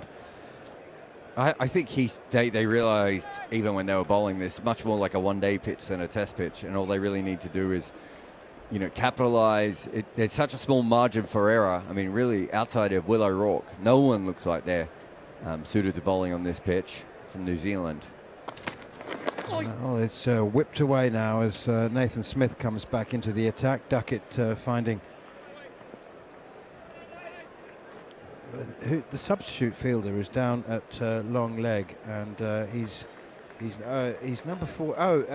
He's not the substitute. Beg your pardon. It's Ben Sears down there. He's just got himself a wide, broad-brimmed, floppy sun hat, which he wasn't wearing earlier on. But that's a very apt choice of headgear for Ben Sears. Had a rather chastening opening spell, been a little expensive. Now Nathan Smith, change of ends for him, and it's Bethel who pushes it up towards mid-on, and they go through. They don't go through for a single. It's gone straight to the fielder. England 165 for 1. Why do you think the broad brim hat went out of fashion? Don't know. Is it sunscreen? What do you mean? Well, people use sunscreen's sunscreen better now, so I just wonder if, like, you don't need the broad brim. There aren't that many cricketers left in the world that use them normally. I mean, Ben Sears is one. He does wear it quite a bit. I can't think of many others. We had a 12th man or 14th man for England yesterday bring one on, didn't we? Yeah. He wore it well too. It's pushed away as Nathan Smith goes back of a length, and Bethel. Oh, hello. That's been pushed out towards Tom Latham at mid-wicket, who then throws it at Tom Blundell, and it hits Jacob Bethel, and Tom Latham is immediately absolutely contrite, holds his hands up in shock and horror and disappointment at himself, and actually walks over to Jacob Bethel and holds out and proffers a handshake. Look, I'm really sorry, mate. There was nothing in that. I'm sorry. Bethel was actually laughing, so it obviously didn't hurt him either. It was Latham trying to throw it to the keeper. Completely innocent. Here's Smith once again, and Bethel pushes it to Latham, who now jokingly aims as if he's going to throw it to the keeper, and Bethel runs out of the way. Heads towards square leg. A moment of light-hearted humour on a belting hot day. I mean, to be fair, there probably aren't two teams at international level, certainly, that play the game against each other in better spirits. Yeah, there are fiery moments in the couple of heat of the moment clashes, but certainly not in this series that I've been aware of, and that's defended by Bethel out towards Latham again at mid-wicket. Doesn't mean to say that the cricket is played any less intensely just because you can respect the opposition. Who are your modern wide brim hat wearers? Karen Pollard's semi-retired. Lance Klusner. But he's not modern, is No, he? That's no. what I mean. I mean, Warren and Mark Wall, Graham Thorpe, Richie Richardson, like that. There was all Bygone eras. Every team had 2 or 3. Courtney Walsh. Yeah, sometimes. Round the wicket comes Nathan Smith again, and Bethel once more pushes it out to extra cover. Good over that from Nathan Smith. Really good. Single off the first ball. 5 dots, and there have been very few overs like that for New Zealand who've, I wouldn't say just leaked runs. I'd say it's been a little bit of a torrent from them. That confirmation of that T20, first T20 between India and Ireland in Belfast, and Ireland made 182 for 9. Lorcan Tucker made 50, Gareth Delaney 49, and India bowled out for 148 in 18.5 overs. South African, or I suppose Irishman, Matt Hollard 3 for 28, and Matthew Humphreys 3 for 38.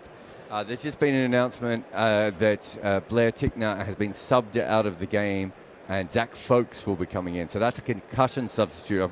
I sent a message upstairs, so I'm sure you guys mentioned it before, but we did hear that there was a possibility. Blair Tickner had nausea and was really struggling after that hit. Flicked away very nicely by Ben Duckett out towards deep mid-wicket. They'll go through for the single. So just confirmation that Blair Tickner came out to bat against Jofra Archer, who felled him with his 3rd ball with a searing bouncer, and it was a full contact, not a glancing blow, and the nausea as a result, some concussion. That's driven up towards Ben Sears at mid-off. Picks up, has a shot at the stumps. Bethel had to hurry, but I think he was actually safely into his ground. So Zach Folkes comes into the lineup, and he'll be eligible to bowl straight away, won't he? He doesn't have to serve any time, does he? He does not have to serve any time. Is he out on the field? You'll find that the ball by baller doesn't have time to. That's your job. Flicked away out towards Nathan Smith at deepish mid-on, and they go through for an easy single, comfortable single. I don't know. I'm relying on your eyes. And what number is he? Can you give me that? You love 35. Okay. That looks like Willow Rourke out there. He's 32. Smith. Yep.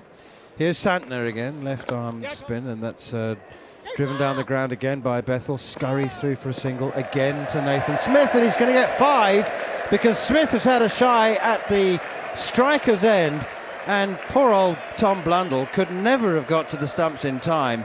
And Nathan Smith is now contemplating the wisdom of that shy at the stumps, and he's scratching his chin and thinking perhaps that was not the wisest thing to do. So Jacob Bethel gets 5. A quick single turns into a 5, and England continue to gallop on. 173 for 1.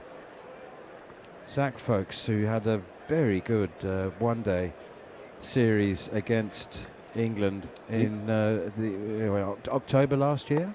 Is he on the field? Have you spotted him? Have you found him? Here is Santner again, and reverse sweep attempted by Ben Duckett, but misses it on this occasion. He got himself well outside the line of off stump. He might just be getting stretched at the moment. I don't see him out there right now. So might just be preparing him. Yeah, Will Young is still on for Tickner. Yeah. So Blair Tickner will take no further part in this game. Flicked away on the leg side now by Ben Duckett, who's been, I think, really sensible after reaching his 100. I mean, he flew to his 100 off 88 balls, and he's actually knuckled down.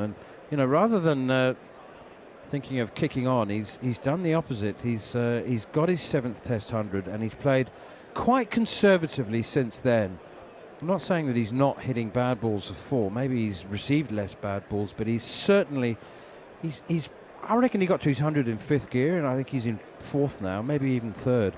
Just taking a breather, and knows it's important to get through to the close of play, keep England in a very strong position to challenge New Zealand's 438.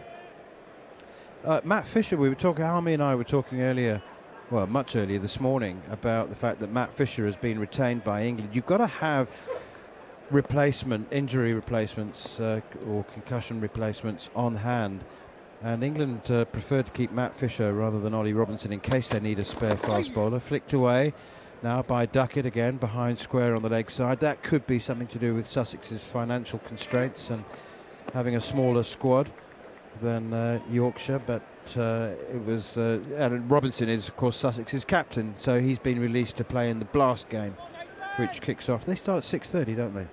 Blast games. Yeah.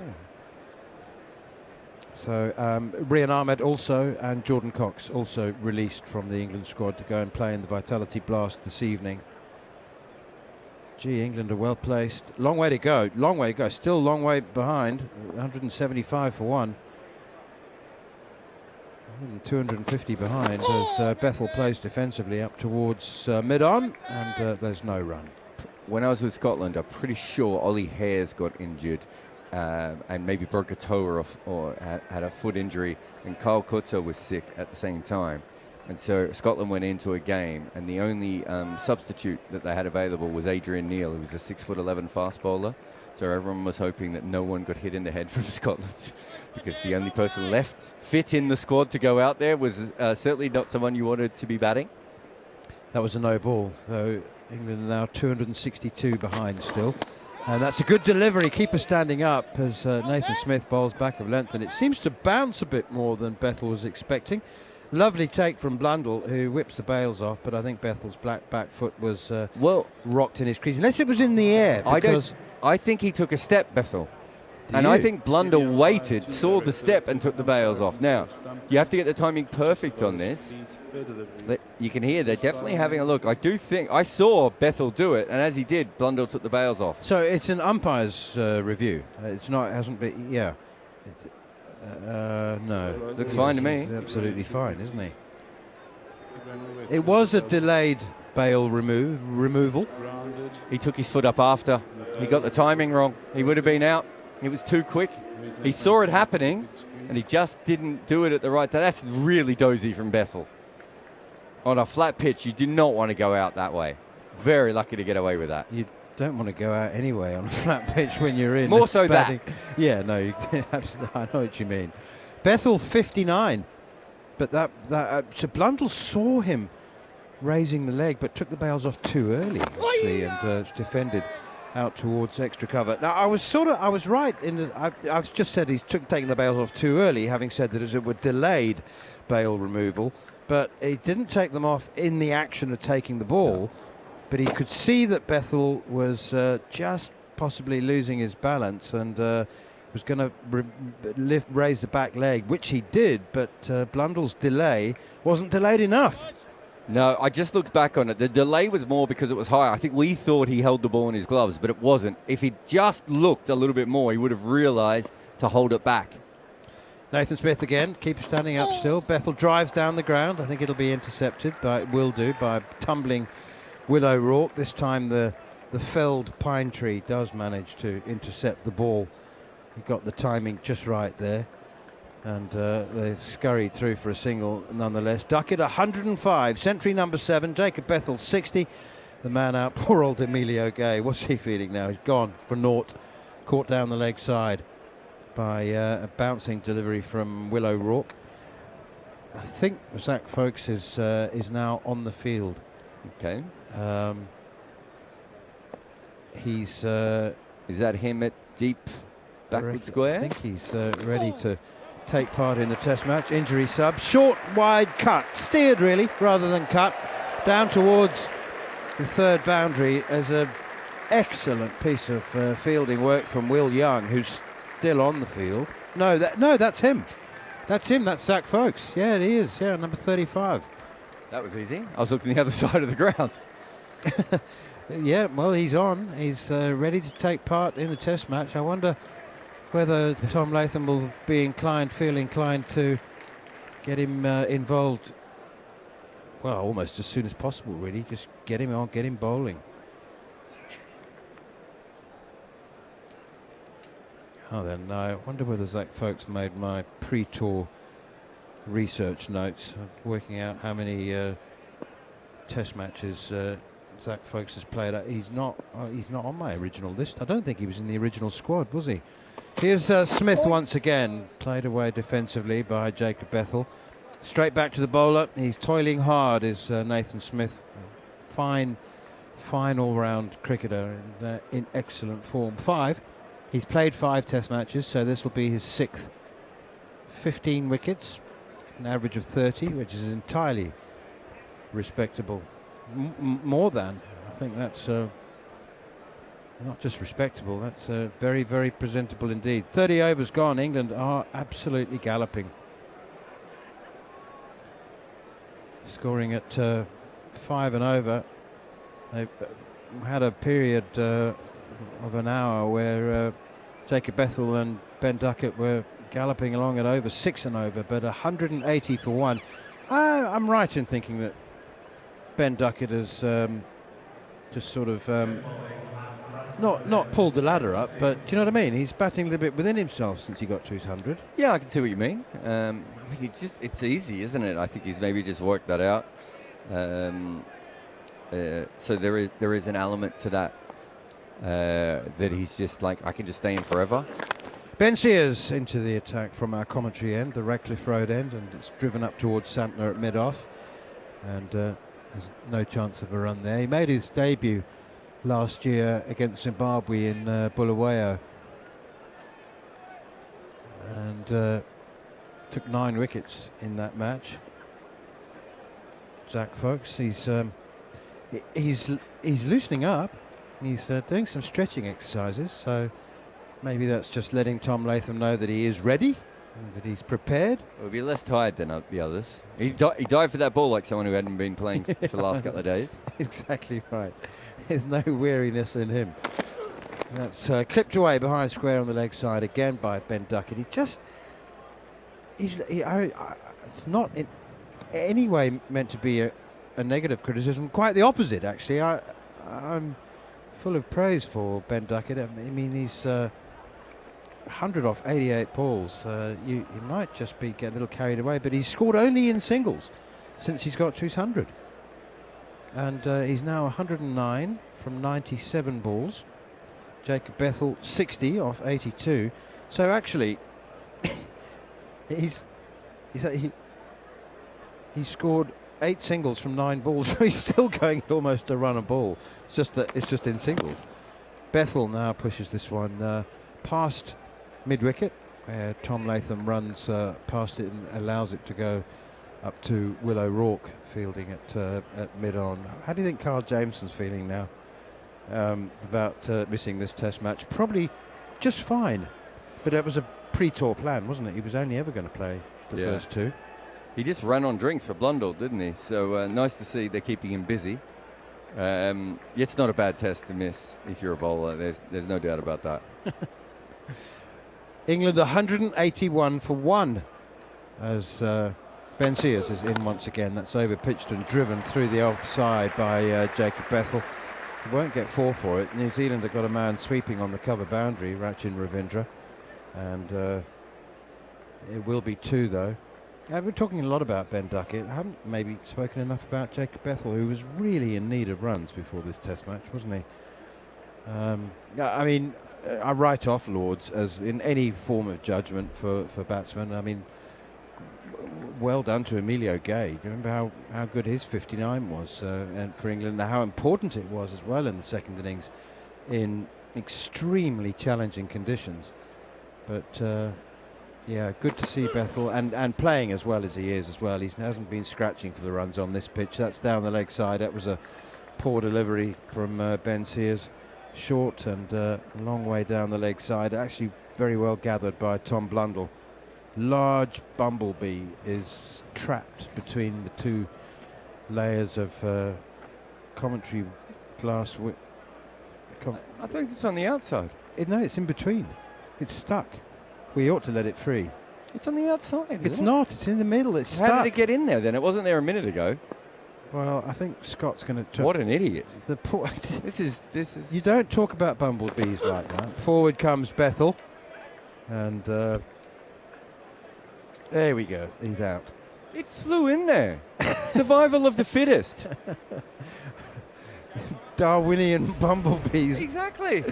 I don't know how he got in there. Anyway, he's out now. They're critical to ecosystem of the English countryside, Jarrod. They're understand endangered as well. Well, I can see why they're endangered, because they're stupid. Panda bears. You're patronising the bumblebees, whereas I sat here going, You flew in there, you can can get out. Anyway, it's the end of the over, and England still in a commanding position at 183 for 1, but all things in perspective, because they are still a very long way behind, 255 runs in fact, so 56 more to save the follow-on. Nathan Smith's about to start again, and there's another man walking behind right the behind bowler's arm. in the first row. That was really poor. Well, I don't know. You know what? I'm not so sure it's his fault. Why do they let people sit behind the bowler's arm? I mean, they should. Yeah, okay, it's fair enough. But anyway, he was only getting a pint of water. It's flicked away by Duckett very nicely indeed behind square on the leg side. That's raced away. 2 men behind square on the leg side. Quite a long boundary in the way that it's shaped on those practice nets away down to our right-hand side, and that flew away. First boundary for Duckett for half an hour. Yeah, it's so easy to time the ball on this pitch. It seems like a cheat mode wicket, really, as much as anything. That was a poor ball, but just again right off the middle of the bat, barely any follow through, and as you said, multiple people down there, and they're not stopping it. What's going on with Daryl Mitchell at slip? Well, Jeremy's. He was so very restrained earlier, wasn't he? That's bowled in, played arm off the inside edge. Duckett's gone, his century comes to an end. He tried to run it away, chop it down towards third, and he's just dragged it on.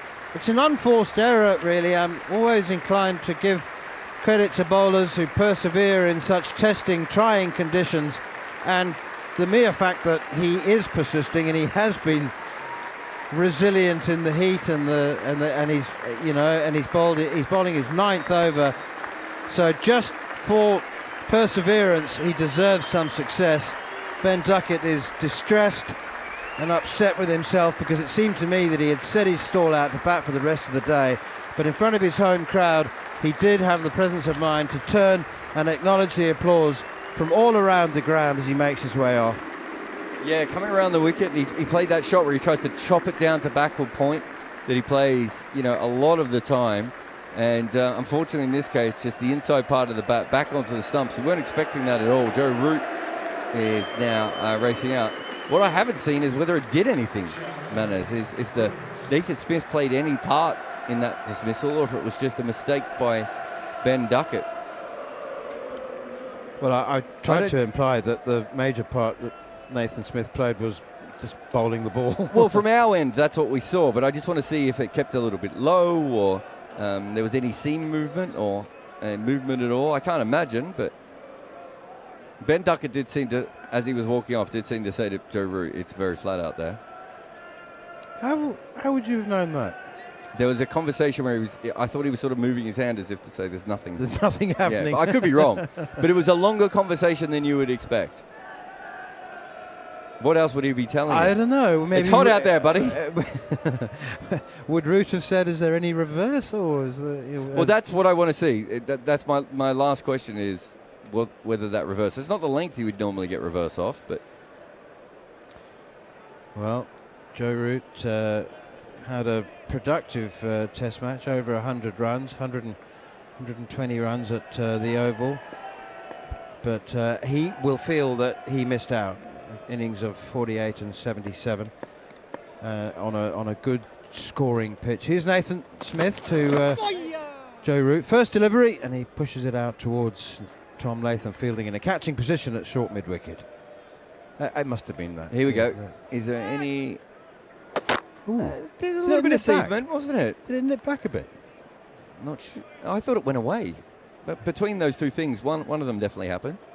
Or it went straight ahead? Or it went straight on, yeah. I thought it just moved away a little bit. It didn't seem to keep low, though. I didn't see any inconsistent bounce. 113, by the way, for Ben Duckett, century number 7 to go. The 9 times he's been dismissed in the 50s and in the 90s in Test cricket. Nathan Smith in once more to Joe Root. And He plays defensively back towards mid-on. You were a keeper. In name. Did you keep up the stumps to seamers ever, even slower seamers? Can I, have you seen my false tooth? Oh, okay. That was from one? That was from standing up to Seymour on an up and down pitch.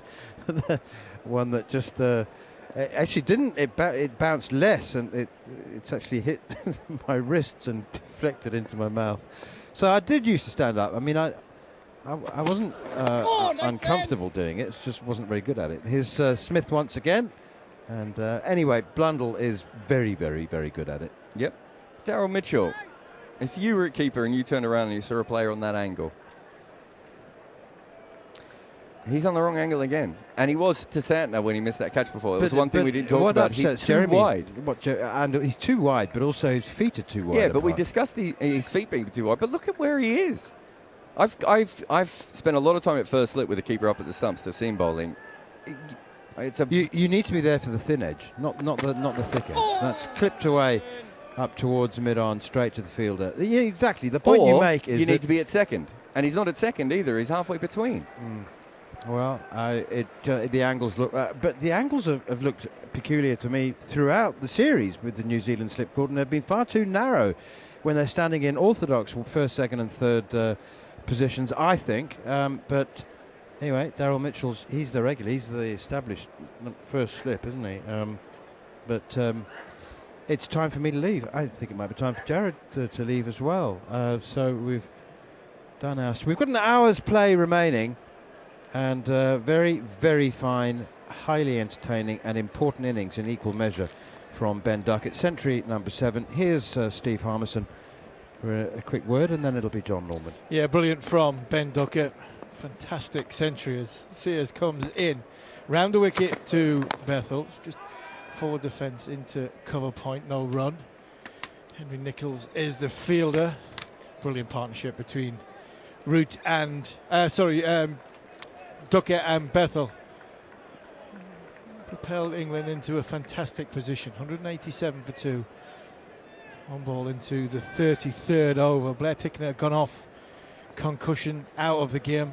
Zach Folkes is his replacement. He hasn't bowled yet. Nathan Smith has met the breakthrough, Jon Norman. He has indeed. Bethel facing 62 not out, played really well on a pitch which has favoured the bat, but that does bring its own pressures, doesn't it? Jacob Bethel isn't a guy that ever really looks like he's doesn't really look like he's feeling the pressure at any stage, does he? He looks like a little bit like he's uncomfortable, he's not quite feeling it, you know, he's not. But some of that Barbados, that West Indian in him, isn't it? Very relaxed mentality. I mean, what a career, what a life he's got ahead of him, right? I mean, obviously there's a pressure to perform it, but I mean, yeah, I'm not envious of too many people in life, but he's hit square of the wicket. Bethel moves to 63, and now, of course, he's going to sit there and just either face and score runs and play cricket, or watch Joe Root. Yeah, and maybe learn a couple of things, you know. Hopefully learn a few things. Whoa! It's brilliant though, from England's point of view, from Bethel's development point of view. He's had a cricket education. Another tick in the right box. Yes, it might be flat. It's not the most threatening New Zealand attack, but a lot of talk about Bethel first innings, and I think he's batted really well. I really do. I mean, I forget the pitch has been flat. I think his tempo, the way he's played with Ben Duckett, has been first class. It's Root facing. He's faced 4 deliveries. He's yet to get off the mark. The score's 188 for 2. If you're just joining us, welcome on the talkSPORT Cricket YouTube channel. I said to Jerry, what New Zealand don't want is Joe Root walking to the crease with England 170 odd for 1. Well, he didn't. Doesn't normally do that, does he? Well, 170 odd for 2, sorry. I'm saying he doesn't normally walk up 170 for 2. It's normally 17 for 2. Well, and it should have been. You're right, 100% Should have right. been. Henry Nicholls has cost his side 100 runs. 105 runs. The Sears is in, and he's bowling a better length here. He's drawing Root forward. but it's dealt with very comfortably, just pushed out to cover, no run. Yeah, the last thing you want on a hot sunny day which has been dominated by the opposition is to look up at the scorecard and see 180 odd for 2, and then look to the dressing room as the boundary as Joe Root just jumps over it. I think, oof. But the flip side of that is that, you know, if you can get him out early, then suddenly New Zealand will feel this has not been quite as disastrous a day as it's looked at times. Stokes is, Sears is in, and it's pushed out to short backward point where fielder runs in. We haven't seen Zachary Folkes bowl yet. Is he on the field yet? Yeah, he's on the field. Track. Yeah, I think he is on the field. He has to be on the field, surely. You can't sub somebody on and then not be on the field. But look at that. That does look like Will Young out there. And if that's Will Young out there, then Zach Folkes is not on the field, which has been an awful long time since that announcement came that he was going to be brought into it. That's Santner. Sears. It's like Where's Wally, this, isn't it? A little bit, yeah. Where's Wally's talking at the minute? Smith continuing. He picked up the wicket of Ben Duckett. It was he who had him dropped as well. Ball hurled in at the non-striker's end. This time there is a backing up. It's William O'Rourke. Ben Sears running in from the boundary. I'd like to see that again. I'm not sure it was that close. I'm sorry, I think it might have been a little bit close to what would have been an astonishing run out. Picked it up and hurled the ball back. And you know what? He would have been miles out. Miles out. Folkes is on the field. He is on the sort of deep point boundary. Actually missed the stumps by some distance, but he did hurl it in from just inside the boundary. That would have been something, wouldn't it? It would have been close if somebody was there to take the ball, to take the bails off. He was that far out of his crease at Joe Root. Looks a bit fidgety, Joe. He's only been there for 7 balls. Hasn't scored a run yet, but looks a bit fidgety at the crease. 190 for 2 then as Smith is in, and this is pushed out to cover. Loud shout of no from Bethel, who's 65.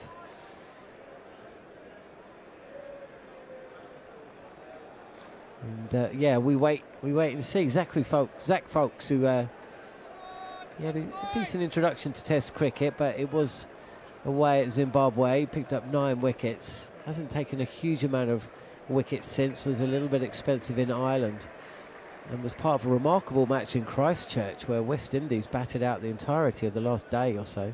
Justin Greaves, I think it was. Graves unbeaten at the end. He's hurried a touch. It's very, very straight, cramping Jacob Bethel for room. Certainly Nathan Smith and Will O'Rourke, the pick of the New Zealand bowlers so far today. Yeah, absolutely. I think there was right to throw them the new ball. You wanted, especially early on, you wanted Emilio Gay, Ben Duckett, Jacob Bethel to put bat on ball early. I know they're going to put bat on ball early because their natural game is that way, but Smith keeps the stumps in play. It was a gamble. It was a gamble worth taking, and I think it has been Smith and O'Rourke who have looked, Test level streets apart. Sears Smith, and this is an attempted drive from Bethel. There's no real timing. Yeah, this, I mean, obviously Matt Henry couldn't bowl in the first innings at Lord's. No Cole Jamieson or Matt Henry for this final Test match of the series, and it's been a really compelling one. New Zealand going down to what turned out to be a heavy defeat at Lord's, but they were on top at the start of it. It was a bit of a shootout, really. England have won Test matches at Lord's and at the MCG in the last 6 months or so, and both of those were pitches rated as unsatisfactory. As Nathan Smith again is in and not allowing Jacob Bethel any room whatsoever. He's got to manufacture the width essentially. There's 3 fielders, one at backward point, one at extra cover and mid off. Gets it through. It's a race for Zach Folkes at deep point, and we know how strong Jacob Bethel is through that region, as most batters are, but he's just not able to free his arms. The keeper behind the stumps, Tom Blundell, So any movement from Bethel has to expose those stumps to create the width. We've seen one drag on already, is hit back and it bounces over Smith. Joe Root, who's called through for a single. That's the end of the over, I think. Drinks have been called. Joe Root probably want to just get on with things. He's still yet to get off the mark. Jacob Bethel is 66, 191 for 2. How do we see this playing out then, Harmy? Yeah, at the minute, just a little bit of it's gone back into a holding pattern. Root has only been there 7 balls, 15 minutes, 10-15 minutes. Looks a little bit fidgety. I was just thinking there's the pressure that New Zealand are building. 2 bowlers bowling more or less stump to stump, trying to bowl straight, trying to have a straight field to try and limit the boundary damage. See if they can put some dot balls together. Possible run out chance with Joe Root dropping it in, and possibly Jacob Bethel not being on his toes and ball watching. You know what Joe Root like? He likes to drop it into the sort of short leg area or silly point area and tottle off to the other end. So that could be something from New Zealand's point of view to keep watching and keep their infielders on their toes. But at this moment in time, New Zealand look a little bit behind here. Rourke's had a spell. Smith's probably halfway through a spell. Sirius looks ineffective. Santner wasn't effective.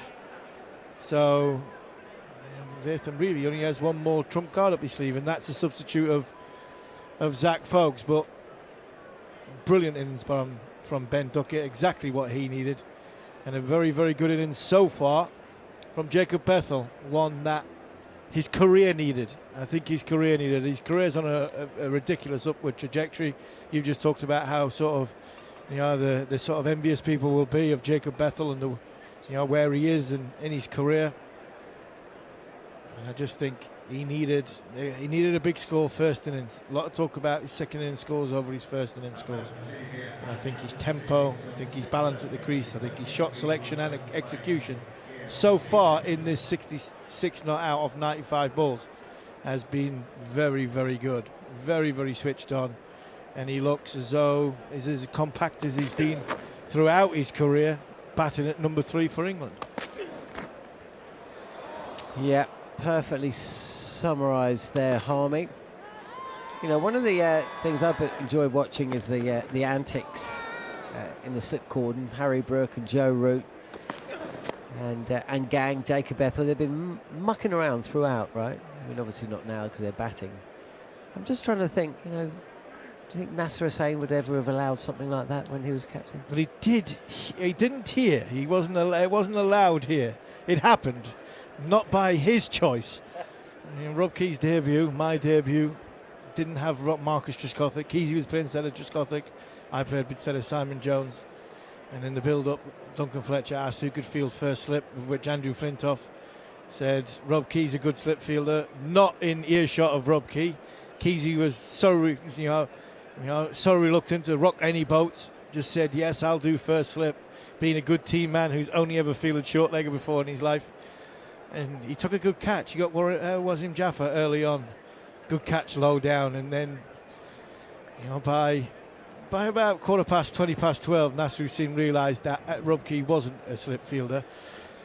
Andrew Flintoff had dropped 1, Rob Key had dropped 2, and all of a sudden Nasser Hussain, steam coming out of his ears. Good job it's not as hot as it was today. The steam coming out of all of our ears here as Jacob Bethel, first ball after the drinks break, it's fielded at short mid-wicket. Walking from mid-off, sorry John, walking from mid-off to mid-off and walking past Key as he took this great low catch. He's like beaming, you know, I mean, such a great big grin on his face. And, you know, Flintoff drops the next one. Keesy's like, Harmy, you watched your wrestling last night? Drop kick, what a drop kick. And then Keysy drops one and Flintoff is like, what was that? What's that TV program? Drop the dead donkey. I was like, we're playing for England here. Come on, concentrate. Key drops another one. This is played out into the covers, but it's not a run there for Bethel, who goes back. Not at Nasser's exact words, but about 20 past 12 he realised Keysy wasn't a slip fielder. It was, oi, Key, not put you at slip to talk to your in Lancashire mate. Get out of slip, and somebody else ended up at slip. Keezy ended up at short leg, and the rest is history. So yes, it's happened from time to time when you are trying to kill some time, keep some concentration going, but also take yourself out of the moment. The brilliance of professional sportsmen at the elite level is able to switch on and switch off. Around the wicket again comes Sears, and this is just dropped into the outfield. It's New Zealand who are hurling the ball between themselves now, just trying to remind themselves, I guess, that at this stage yesterday they were, 2 down, 300 on the board and in control seemingly of this match. So they'll know that fortunes can change so quickly. And we've got, 45 minutes left today, 44 minutes left today. The problem with that is Jeremy Coney might be able to answer a little bit better, but is there a Ben Stokes out there in a black cap? Well, I think we know the answer to that. It's full, driven, and good diving stop in the covers by Tom Latham. And Henry Nicholls getting down well to his left. And he's surrounded by a couple of teammates, Daryl Mitchell and Devon Conway. That miss of Duckett will no doubt come into his mind. How did you get a bad day's performance out of your mind? Because Goffey, who I mean, you've known him longer than I have, but I've worked with him and known him for a good 17 years now, and I think most observers of the game would see him as a naturally confident player, and he certainly played the game in a way that suggested as much throughout his career. Blocked out to the covers again from Bethel. This is much better from Ben Sears, but he had a little trick that was taught to him by one of the or the team psychologists. I don't know if there was more than one of them over his career. I guess there was. I don't know if there was at the start. Essentially, when he'd get back to his hotel room at the end of a day's play, and if it hadn't gone his way, or even if it had, he'd just write it all down on a piece of paper, and then he would rip the paper out of his notebook, crunch it up, and then just throw it in the bin, and then walk out and go and have a drink or something to eat. And that was his way of essentially putting it behind him and forgetting about it. Short and defended back to the bowler. Is that a maiden? A maiden for Ben Sears? Yes, it is. His first maiden. There haven't been many of them in this innings, as you would expect, when a score reads 191 for 2 from 35 overs. Let's have a quick look at the maiden count. There's been 2 bowled by William O'Rourke and 1 from Ben Sears. So that tells a story within the story. But yeah, so he used to go about it that way. Mine was lager. Yours is lager. Yeah. I can see the smile on your face. You were waiting for me very patiently to get the end of.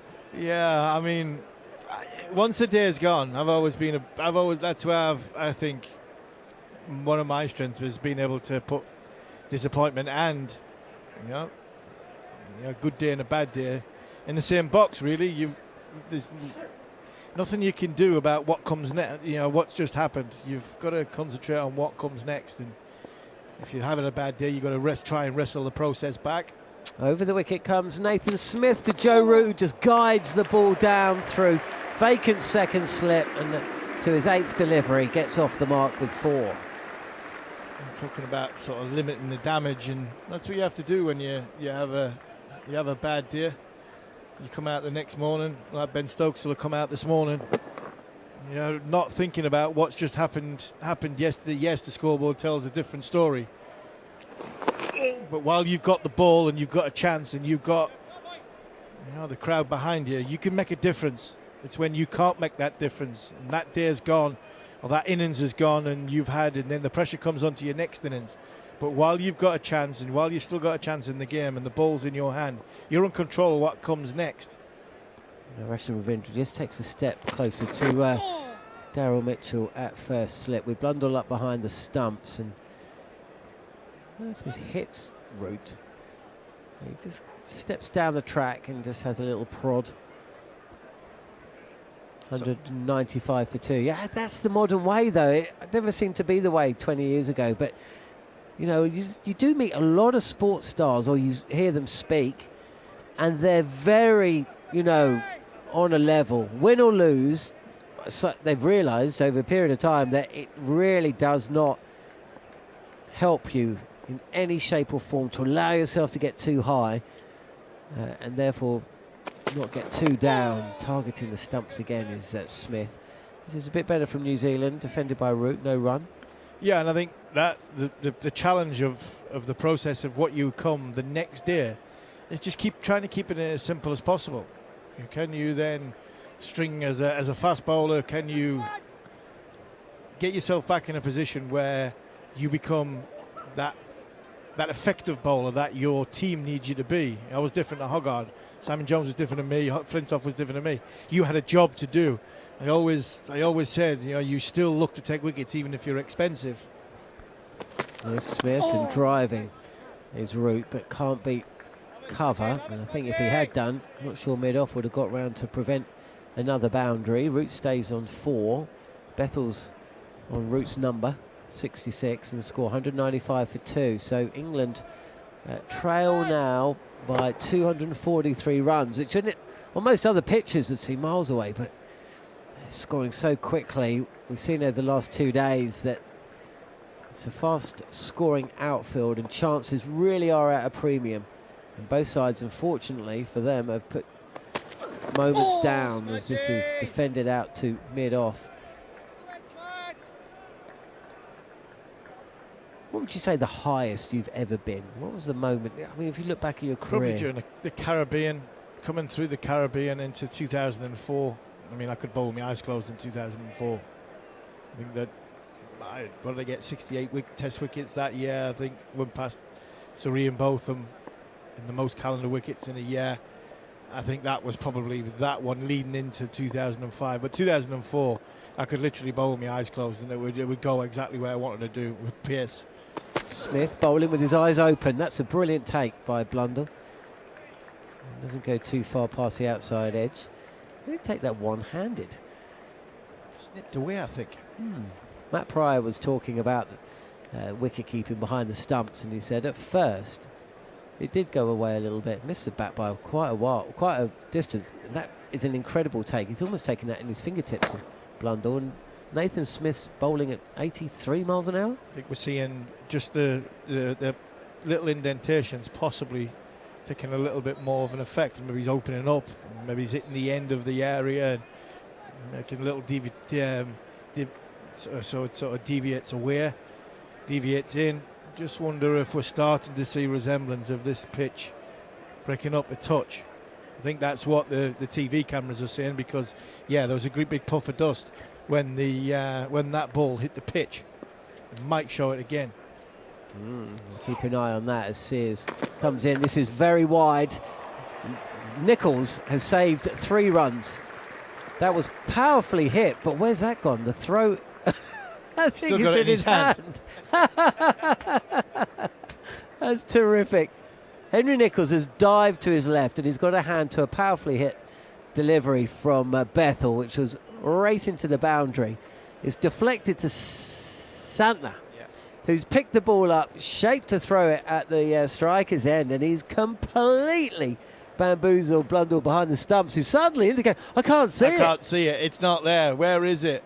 Nichols, first of all, Nichols winded himself, so he's just catching his breath. Santner again, another one that's stretching his shoulder. Are we at a Shoaib Bashir moment from last night?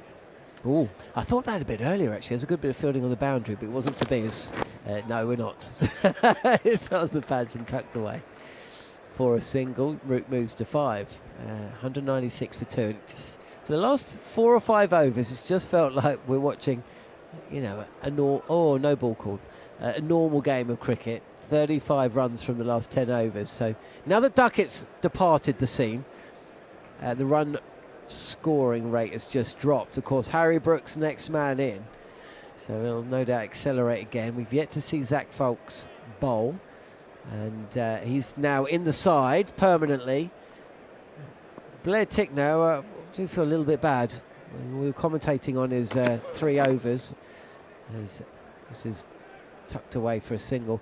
We were commentating on his the 3 overs he bowled before the tea break, and you know, one of the points we're making was it was so outrageously inconsistent.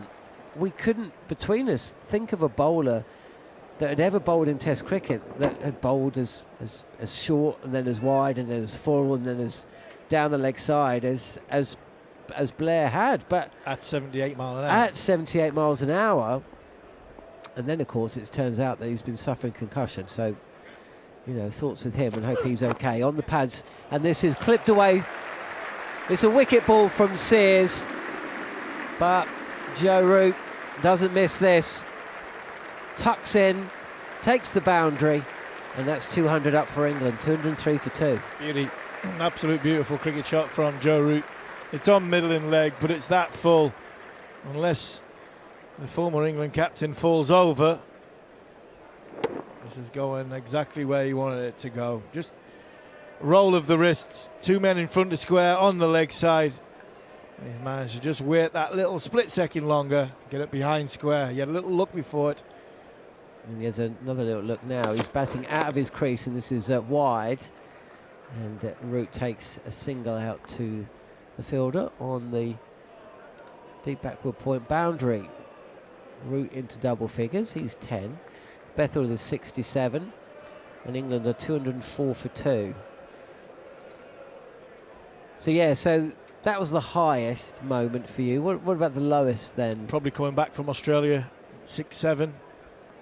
Tail between the legs. There's quite a few injuries after that, so I probably should have been dropped from that point, but I played a little bit longer, and that was a difficult period. Full and driven and stopped by Santner running along at mid-off. Sears is just going a touch full here. Is this? So yes, that bit like Matt Henry there. We see him on the screen, just picking up little injuries which were costing you. There weren't big injuries which were costing you months. Well, little injuries costing you weeks, but they were the nightmare, because you were going well, feels you were getting somewhere, picking up an injury, a week off, 2 weeks off, and then another one and another one. I just couldn't get any continuity. Yeah, really Sears. So this is Yorker. It's dug out. Well, just defended really by Root. It's not on the stumps. So, go back to 2019 when Steve Smith was hit by Archer, and then he went off, didn't he? And Labuschagne came on, but Smith came back again. So the laws must have changed since then. Or they changed the concussion rule. Did he come back again? Yeah, because then he was caught. He came out and he was completely all over the place, and Chris Wokes hit him in front of the stumps when he wasn't playing a shot. Then he got caught and he just holed out. Was that not before? Unless I'm misremembering. Is that not before Labuschagne then came into the game for the second innings? Was that? Is that what happened? He got hit in the head. He retired hurt. Retired hurt. That's came what back, happened. Had a bit of a shocker. Then he got substituted. That's what happened. That's right. This is pushed out to point by Joe Root, who moves to 11. Yes, that's what's happened. Yep, you're right. So he wasn't a concussion sub. He was retired hurt. He retired hurt. Whoever came in, then got out. And then Smith came back, was clearly all over the shop. And Labuschagne came in second innings. Yeah, I think that's what happened. Yeah, I think he did try and come back, and he was all over the place. That's that sequence of events with Jofra Archer bowling. I've never watched cricket before where I genuinely feared for the safety of the batters, before or since. I know we were in St Lucia, but they were backing away so far. You didn't ever think they were going to get hit. No, some of those Windies players. The stumps were in danger, but the players weren't. Exactly that. Smith continuing, and this is just played into the leg side, but there's no run there. Yeah, because everything was going at the head, and one of the difficult things with Jofra Archer is it's very difficult to see, when he's loaded up to bowl a short ball, right? And it follows you, and obviously it's so fast. And I was sweating. It was a bit like watching Formula 1 back in the day when it was a scary sport to watch at times. Now, of course, there's still huge danger involved in that Health and sport. safety now is a hell of a lot better. Oh, massively. Compared to 25 years ago, you'd watch that. The first bend. Smith. Again, he's bowling very, very full on the pads of Joe Root. They're bowling they're decent lines and lengths here. The New Zealanders. They lost control of this game for the entirety of Ben Duckett's innings. Yeah, they just didn't know how they were going to stop him from scoring, which has been a challenge for a lot of international bowlers.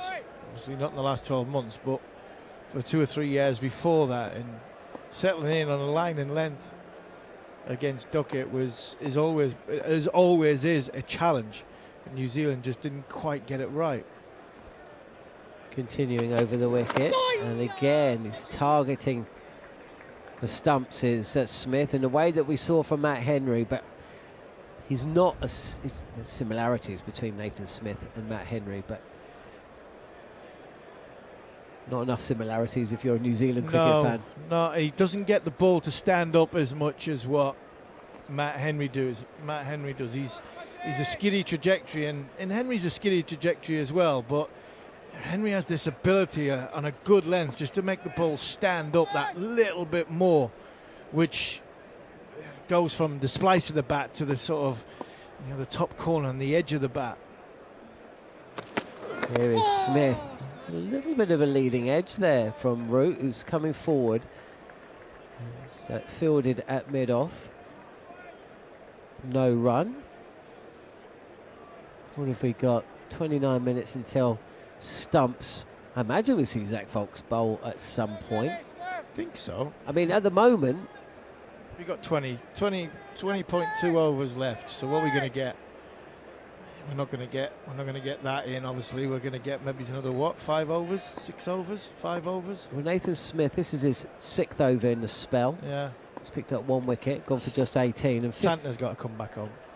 Yes, you'd imagine. Ben Sears has bowled 4, so I'm not sure how many more Nathan Smith is going to have. There's Blundell with his head in his hands. What are you pointing at, Harmy? Latham talking to Foulkes. Yeah, it didn't really indicate. If he had indicated he was going to give him a bowl, then you would have thought Foulkes would have started warming up. But there's no real stretching going on. No thought of bowling just yet. Do you go with Will O'Rourke? Can you blow him out after? I think with they've just got a bit of control over the run scoring. Yeah. I mean, maybe a couple for Will O'Rourke. It's not going to make a huge amount of difference. A couple of O'Rourke, three from Santner. Here is Smith, and again it's very, very straight, and that's the end of the over. A maiden for New Zealand, and it looks like Zach Foulkes might be about to come on to bowl. It'll be Jeremy Coney and Neil Manthorp, I think, coming in for the last passages of play here on day 2, with England sitting in a very strong position, 207 for 2.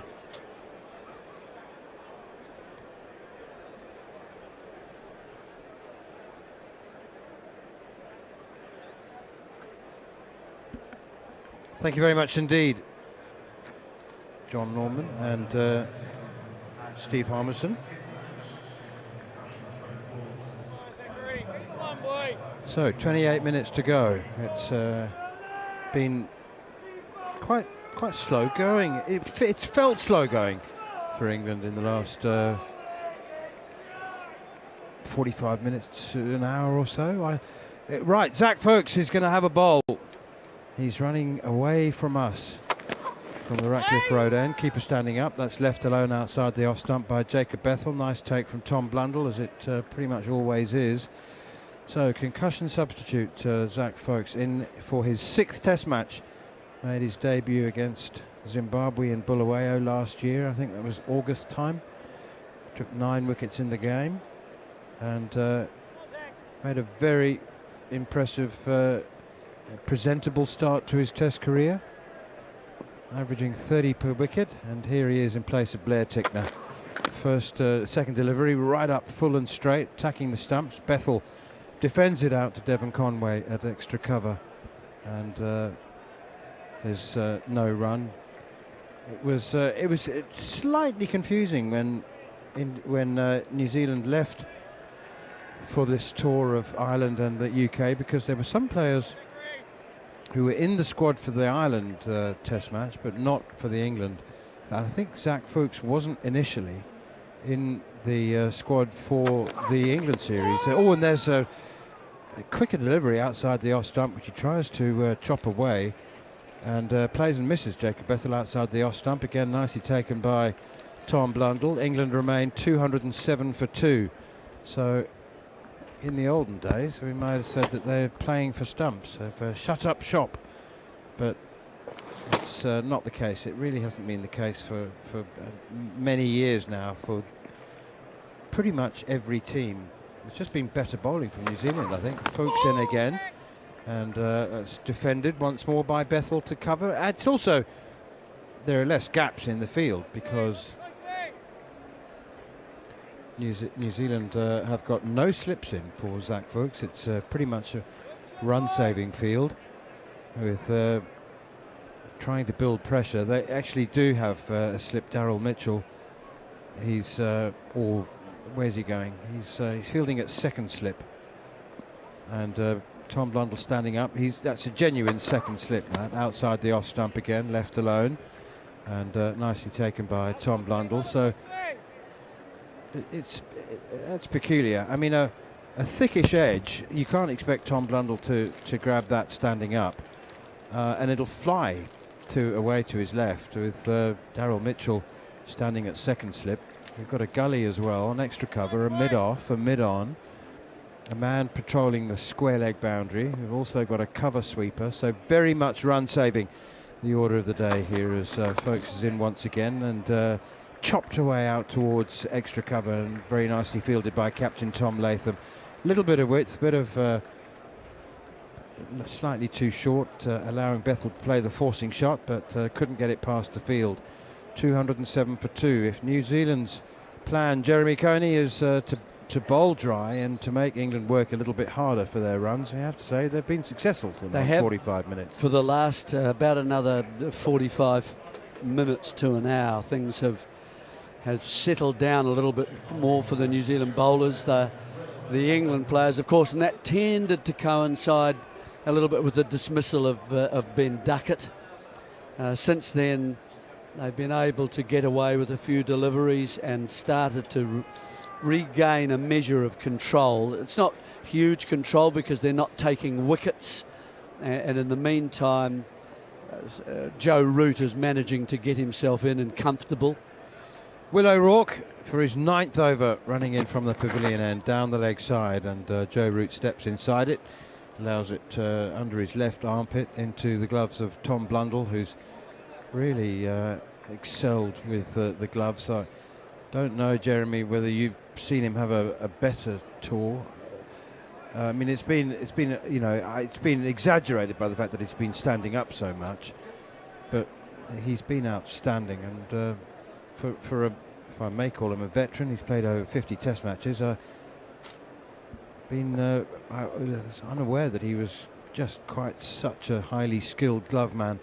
Here is O'Rourke once again. On the back foot goes Root as he plays defensively, and now asks permission to field it, and it is granted by Devon Conway. I mean, 2 years ago, it looked like he was in such a slump with the bat that it looked like his career might be coming to an end. Yes, that was spoken about by a few people in New Zealand, that maybe, you know, there is Mitch Hay, who's around from Canterbury, who played a Test match against the West Indies, the second Test match at Wellington, and got a 60 and kept very well, got up to the stumps. That's the one thing I think we'll keep an eye on with Tom, is that does he get up to the stumps to take throws?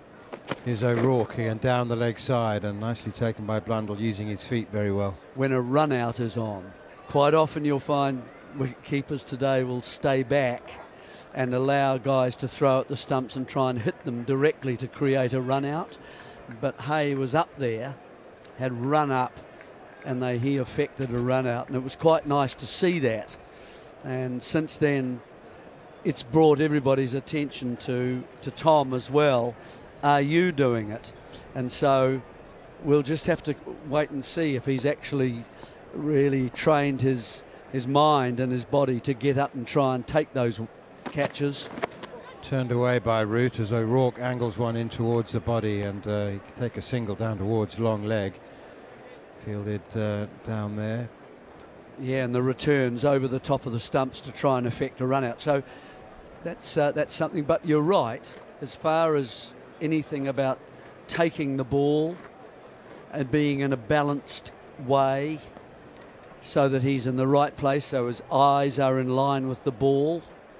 And standing up, of course, is something a little bit extra, but it's very important, I think, when a New Zealand attack, not so much for obviously for Will O'Rourke.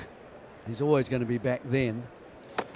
There's O'Rourke again, turned away by Bethel off his hips this time on the left-hander's leg side, and fielded by Rachin Ravindra on the deep square leg boundary, and England move on to 209 for 2, still trailing by 229. But he will stand up certainly for people we know like Henry, and he will stand up for O'Rourke. For Zach Folkes. Medium paces, he'll stand up for all of those. Joe Root 12, Jacob Bethel 69, Ben Duckett gone for his 7th Test 100, 113 from just 99 balls. Here's O'Rourke again, and back of a length outside the off stump. Root steers it out to Ravindra on the deep cover boundary. There he is for the right-hander, and O'Rourke's tidy over comes to an end. 1 for 34. He struck early with the dismissal of Emilio Gay, caught down the leg side. 210 for 2, trailing by 228. So what about 19 minutes to go before the close of play? Ben Folkes is going to be bowling. Zach Folkes, not Ben. Zach Folkes from the Ratcliffe Road end. And what more can you tell us about Zach Folkes? Well, he played after the Zimbabwe test that you talked about, which he did very well. Got quite a few wickets, didn't he? 9. Yeah. And that pleased the New Zealand hierarchy greatly. And because he swung the ball, he'll swing it back into a right-hander. And you find players who will slide their foot forward, and then it becomes a plant, and they don't take another step. The bat goes out in front, and you create a gap. Folkes in again, and that's angled into Joe Root, and he drives it up towards Mitchell Santner at mid-on. No run. So a forward press suddenly becomes a plant, if you know what I mean. A plant is further down the pitch, and so if they don't move it from the forward press, then they have to reach for the ball when they want to play it, and that creates the gate and the gap. And Folkes got 3 or 4 wickets, English wickets, in a one-day game at Mount Maunganui. Folkes again to Joe Root, and he too opens the face of the bat and guides it away past backward point, and they go through for yet another single. Then he played a series against the West Indies, and that was the big chase, if you remember, down in Christchurch, where maybe New Zealand set 550, that sort of total for the West Indies, who batted very well, and some of the bowlers got injuries, and Folkes and Duffy and one other had to bowl a lot of overs, and Folkes' pace dropped dramatically the more overs he bowled. So he's regarded a little bit more as a white ball bowler at the moment. Here is Folkes again, and there's around the wicket to Bethel, and he defends this one out on the offside. He had a very good series, that 3-match ODI series against England just before the Ashes. He was outstanding in that. He was swinging it all over the place, wasn't he? Yep, that was the numbers I was just talking about then. So he's medium pace, and not excessively fast, but he's pretty accurate, and he's doing a job in a slightly strange action. Beats the outside edge here only because Bethel was trying to chop it past gully. reaching for it outside the off stump. Nice take from Tom Blundell. It looks like he's about to bowl off the wrong foot. That's correct. And it's a bounding kind of run as well. And it looks, you're right, there's something unusual about the action. And he often describes that, that it takes batsmen some time to get used to it. Nice straight approach, and then goes wide of the crease in the moment of delivery. It's short and wide and cut down towards deep backward point, where Rachin Ravindra once again does the fielding, patrolling the boundary down there, and does well and keeps them down to a single. England now 212 for 2. Is it? It's in the. He swings it. It's in the wrist, I think, isn't it? Yeah. But he also is stronger with the bat, say, than Tickner is as well. He can certainly hold a bat. Here's Folks again, and this time Root pushes it into the offside, but can't find the gap at point. I don't want to concentrate too much on Daryl Mitchell at slip, because I know it's a subject that you find awkward to talk about. Well, not really. I just wonder why. I mean, never mind his stance and everything, and his lack of flexibility and mobility. So why is he standing so wide with the keeper standing up? He's standing at second slip. Well, that will be something to do with. The questions that would come to me is this: one, I certainly need to be able to see the catch. So especially if Blundell's standing up, I don't want to be obscured in any way. So I sometimes would go to first slip and go just a little bit wider, but not as wide as he is at the moment. And the other thing is that really, I'm looking at the field when Folks is bowling. If there's more on the offside, he might bowl a little wider. Will O'Rourke continues. He was off the field for the last over, but literally just for one over, and he's come back to carry on bowling. You have to be off for 10 minutes, longer than 10 minutes, before you can't bowl immediately upon your return. So it's basically 2.5 overs. You can go off for 2 overs and come back and continue to bowl without serving any penalty time. 212 for 2. Will O'Rourke 1 for 34. Took the first wicket of Emilio Gay, caught down the leg side for a duck, and since then Ben Duckett's made 113 from 99 balls. O'Rourke in again. It's driven by Bethel. Lovely looking shot, but didn't time it. Sort of inside edge and straight out to extra cover. No run. 212 for 2. Deficit 226. Do I read there to bowl 16 or 15? Harmy would naturally be inclined to wonder why Will O'Rourke has rushed off for 1 over, and he's just spotted that he's wearing odd boots. He changed his left boot when he went off. Here he is again, and that one is driven by Bethel nicely up towards mid-off. So he's got odd wheels on. He has. The left one very definite orange orange sole. The other one nothing like it. Is there? Oh well, he might run faster on one leg. Bowling boots were bowling boots can be handmade, handcrafted. Bowling boots can be extremely expensive, and they're a real work of art. There's a bootmaker, very famous bootmaker, who works in Birmingham, and I know that if you have, here's Will O'Rourke again outside the off stump, left alone by Jacob Bethel, and I've known a few fast bowlers over the world who he handcrafts the boots out of super soft, supple leather. Yeah, and I do. And they're like, Harmy will confirm. He made them for you. Ian Mason, that's it. Is he still going? He's retired, is he? But I remember, like 20 years ago, they were £500 a pair.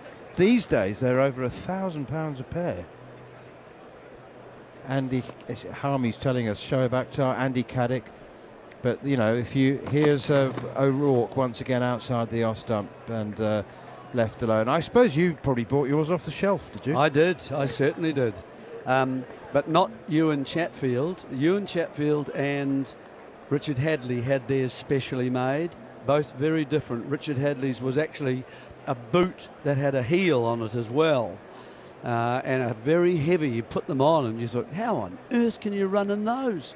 But he did, and he always had an ankle support as well. With that he would wear and have everything with Richard about was professional.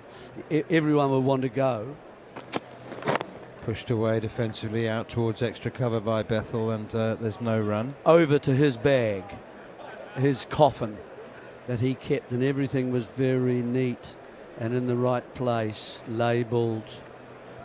And whether it was something for your knee or something for your shin or something for his ankle, it was there, and there was always a spare as well.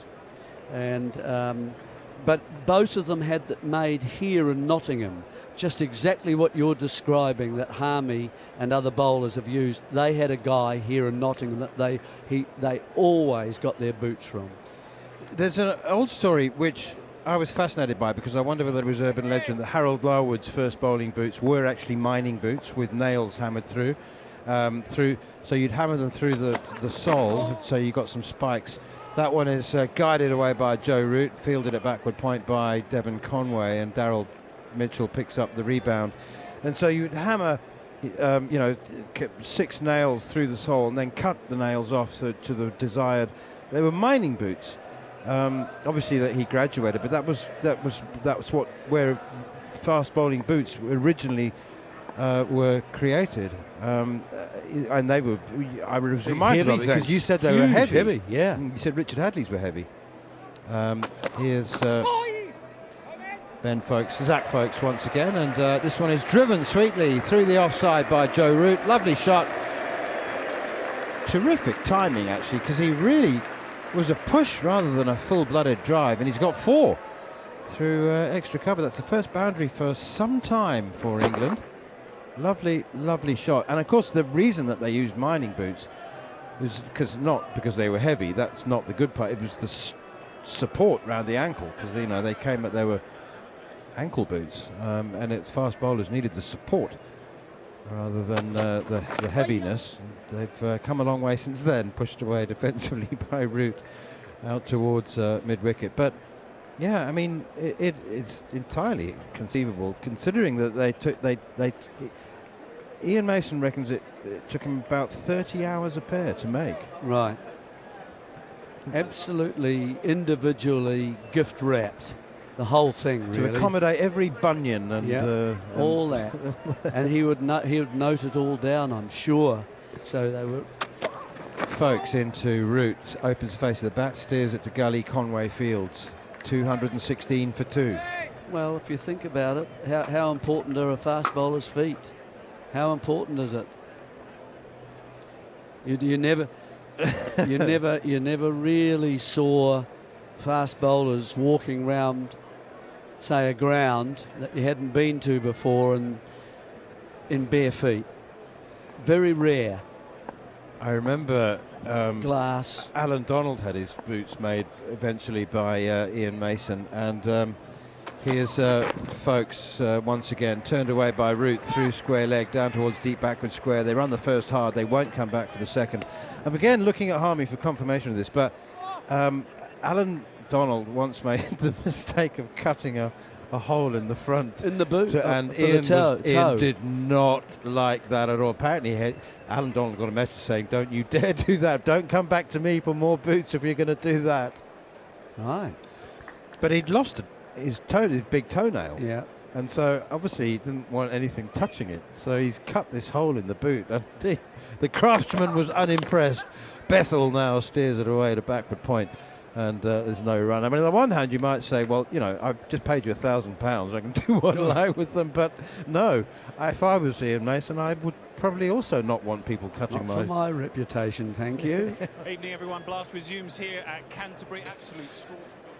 Well, we've got time for 2 overs, I'm reckoning, before the close of play, and a reminder that New Zealand made 438. Jeremy, I know that you'll cover all this in following on with Jon Norman, but just a word for those listeners in New Zealand, and there are many of you, so very good morning to you.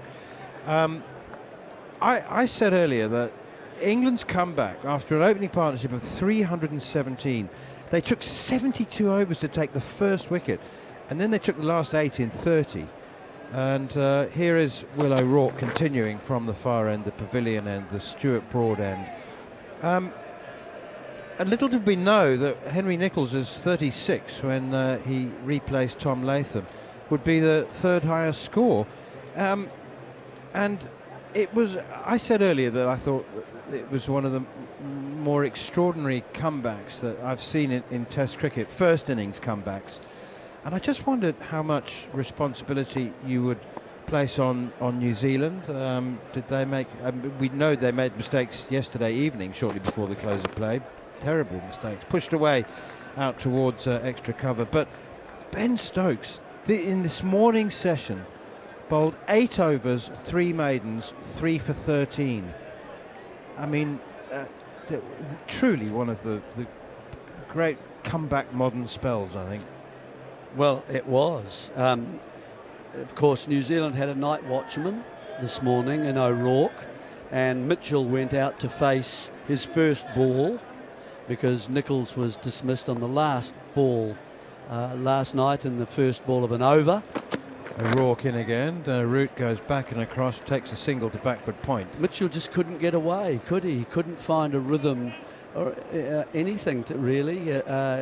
And finally, you know, he was caught playing forward and just get a little edge going through to Stokes. There was a bit of a question mark. Did he also hit his pad? Which wasn't entirely answered by the third umpire, but was given out. And then O'Rourke carried on, didn't he? Which was actually quite amusing for a lot of people. Getting to 19, his top score in Test cricket. It was 5 not out before today. That's driven by Bethel through extra cover. It's as good a shot as we've seen the entire day, and we've seen some good ones. But O'Rourke striving over pitching, probably a half volley really, but still Bethel shows his style and class by dismissing it through extra cover to move on to 74. Yeah, and then Santner also got a bouncer from Stokes, if you remember, and got rather in an awkward position that he had to play it. A little bit like Gay got in an awkward position in the Oval match, didn't he, where he was turning away to O'Rourke. This one, Santner did also to Stokes. Bethel now guides this one from O'Rourke straight to backward point. Would we go so far as to say that Santner's dismissal was controversial? Yes, well, there were question marks that hadn't, again, been kind of answered by the third. But I mean, some people would say, no, it was definite. We saw it, it hit the band. He thought it came off his forearm. Well, he did. Forearm protection. He did. That Stokes didn't, and nor did and it was given out by the umpire. Let's remember that. And so it was just a question that, as he gave it out, the third umpire. O'Rourke once again to Bethel, plays defensively up to mid-on. He did show another angle, and that did not look out. That looked as if it had hit the arm guard, which is exactly what Santner was saying. No, it came off my arm guard here. And they're right beside each other, of course, and it isn't that easy to see. But he was given out, and so you've got to go with that. So he was dismissed. Smith, then that day we had lunch, and then Smith basically was caught and bowled by Bashir, wasn't he? Driving just straight back to him. And then Blundell was LBW playing a reverse sweep, trying to get runs. With Sears, wasn't he, when he was in? He was LBW to Archer. And I thought more credit to England than criticism to... I think so. Especially, I mean, don't forget New Zealand's tail is a little longer in this match. But Stokes was inspirational. He was very good angling it back into it and getting the odd one to bounce a little bit more, and I think some shorter pitch bowling, and he got a couple of to nip just slightly. Last over of the day is going to be bowled by Zach Folkes, and the first delivery is bang on target. Root defends it out to extra cover. 222 for 2. Yeah, so 438. Not what New Zealand would have liked. That was one of the scenarios that could have occurred today. When we started, we said, okay, well, here's a possibility. England will take some wickets. You've got a second new ball in your hand. You've got fresh bowlers from overnight. And let's just see how they go. And they bowled very well. They bowled tidily. Wasn't easy for the New Zealanders.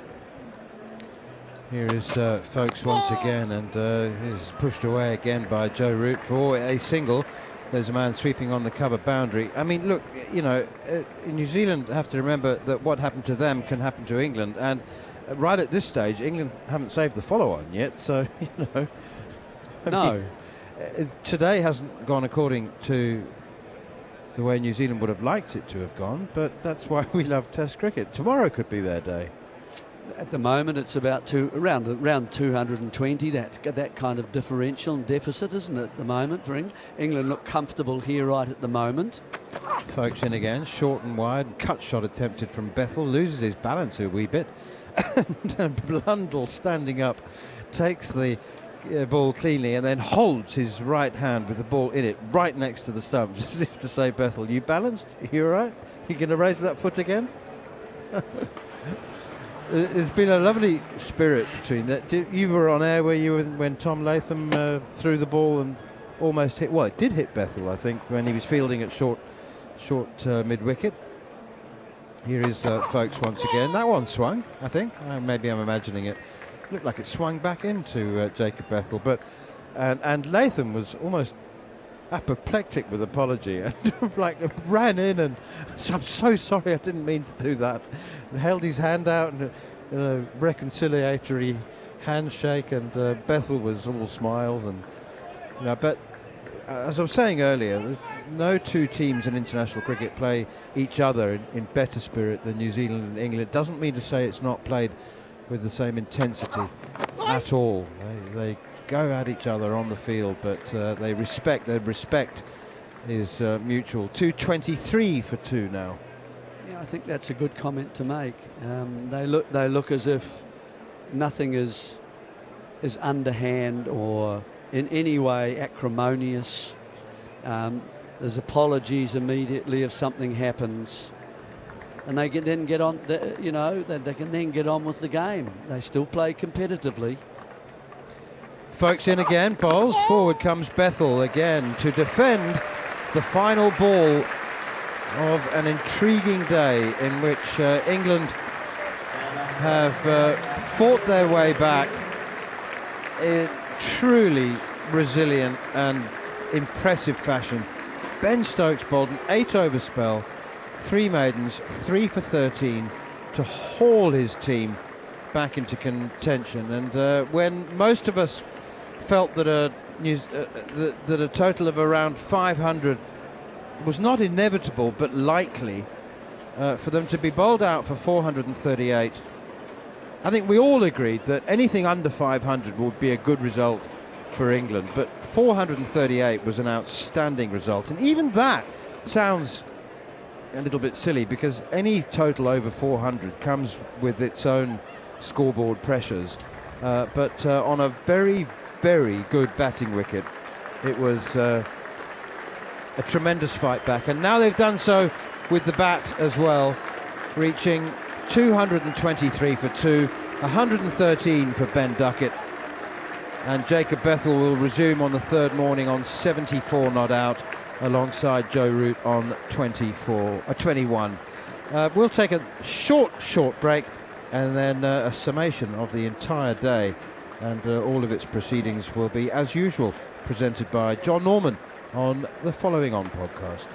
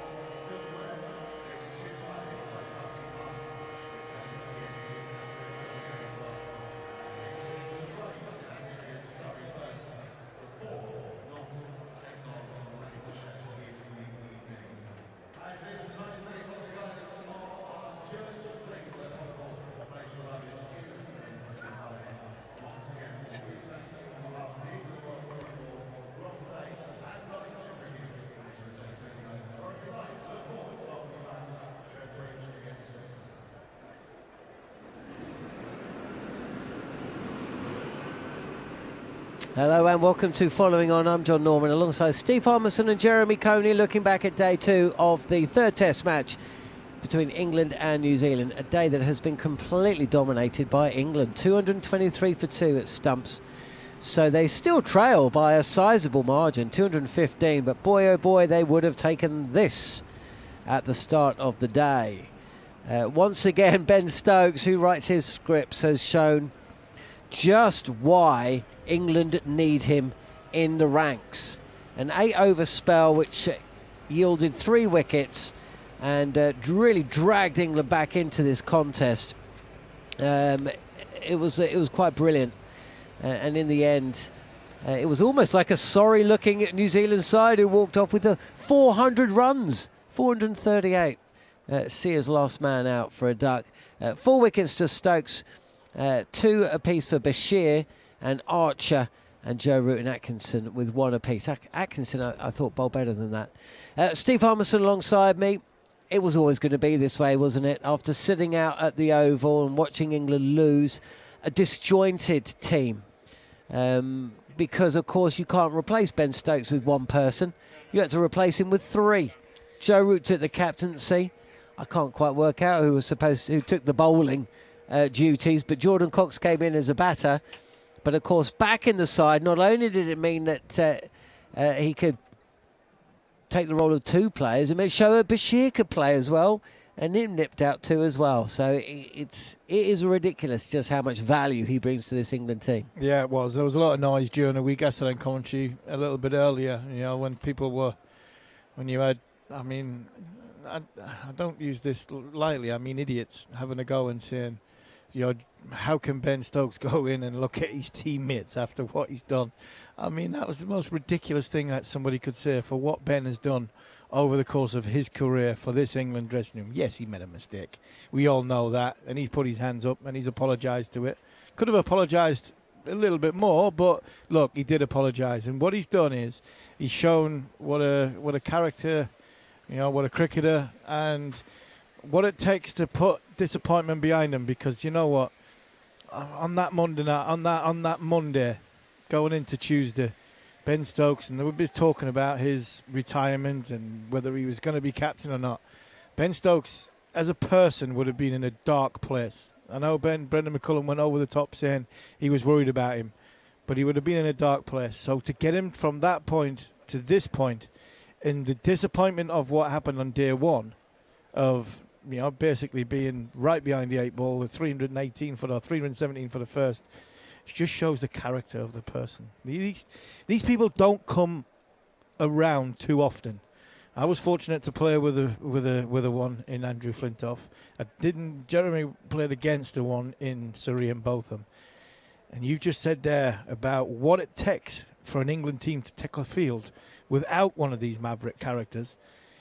Let's just marvel in the fact that we've got one, embrace him, and make sure we don't lose him too early. Because I thought last week, if the noises were right, we potentially could have lost Ben Stokes.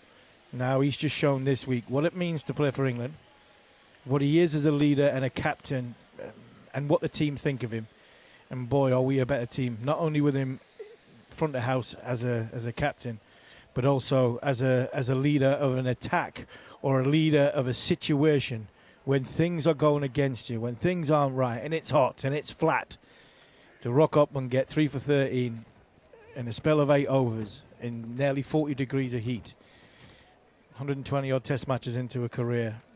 Yeah, they're special characters. So let's not go too much and dwell on what's just happened, and make sure that we marvel in looking after this guy, because he's not going to be around forever.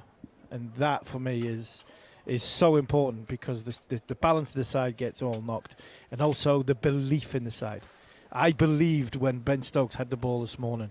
At no point during the Oval Test match, and that's nothing against Joe or anything like that, there was times where you're looking and thinking, where's the belief? The belief was a guy running for 8 overs, and he gave England belief, and that's what Ben Stokes gives you.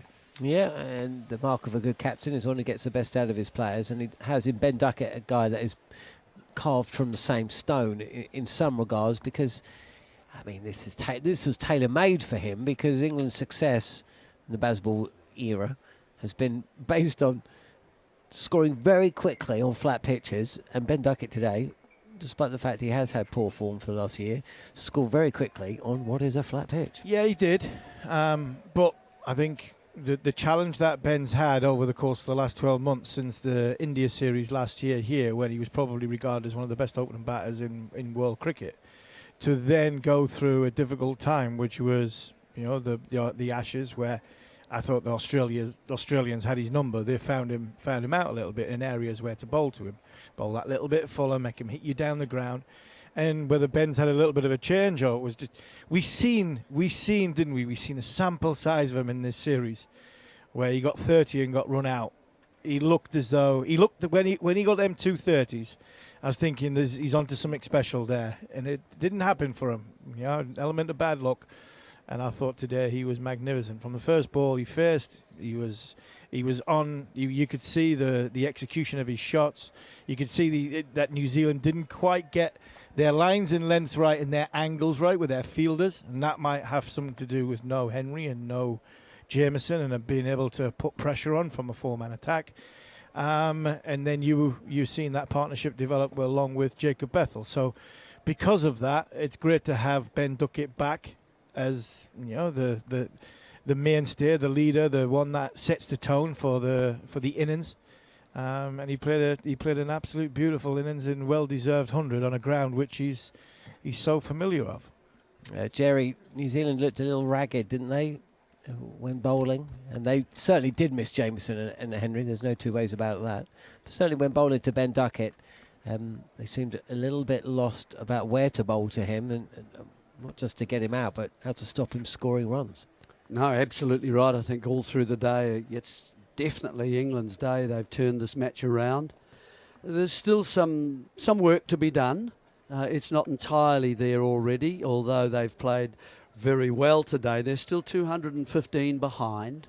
Now that will take them, I would have thought, into the middle session to achieve. Or if New Zealand get a few wickets or something else happens along the way, maybe into the early in the last session. Who knows? To be level, then the question will be asked. A decision has to be made, and they've earned the right to make that decision. And that is that do they push on and make it difficult for New Zealand in the third innings of the match, or do they want to pull back and have more time to declare and then chase, depending on how they go in that third inning. So, I mean, there's some choices right then when it happens and what England wish to do. And they'll, as I say, they've earned the right to do that because of their play today. There were two controversial moments in the morning session, both involving decisions that went against New Zealand. Daryl Mitchell was given out, caught behind. He didn't think he'd hit it. He thought that the bat had hit the pad. That was given not out on field and overturned. And then Mitchell Santner was bounced out by Ben Stokes, and he reviewed the on-field call, which he believed the ball came off the arm guard.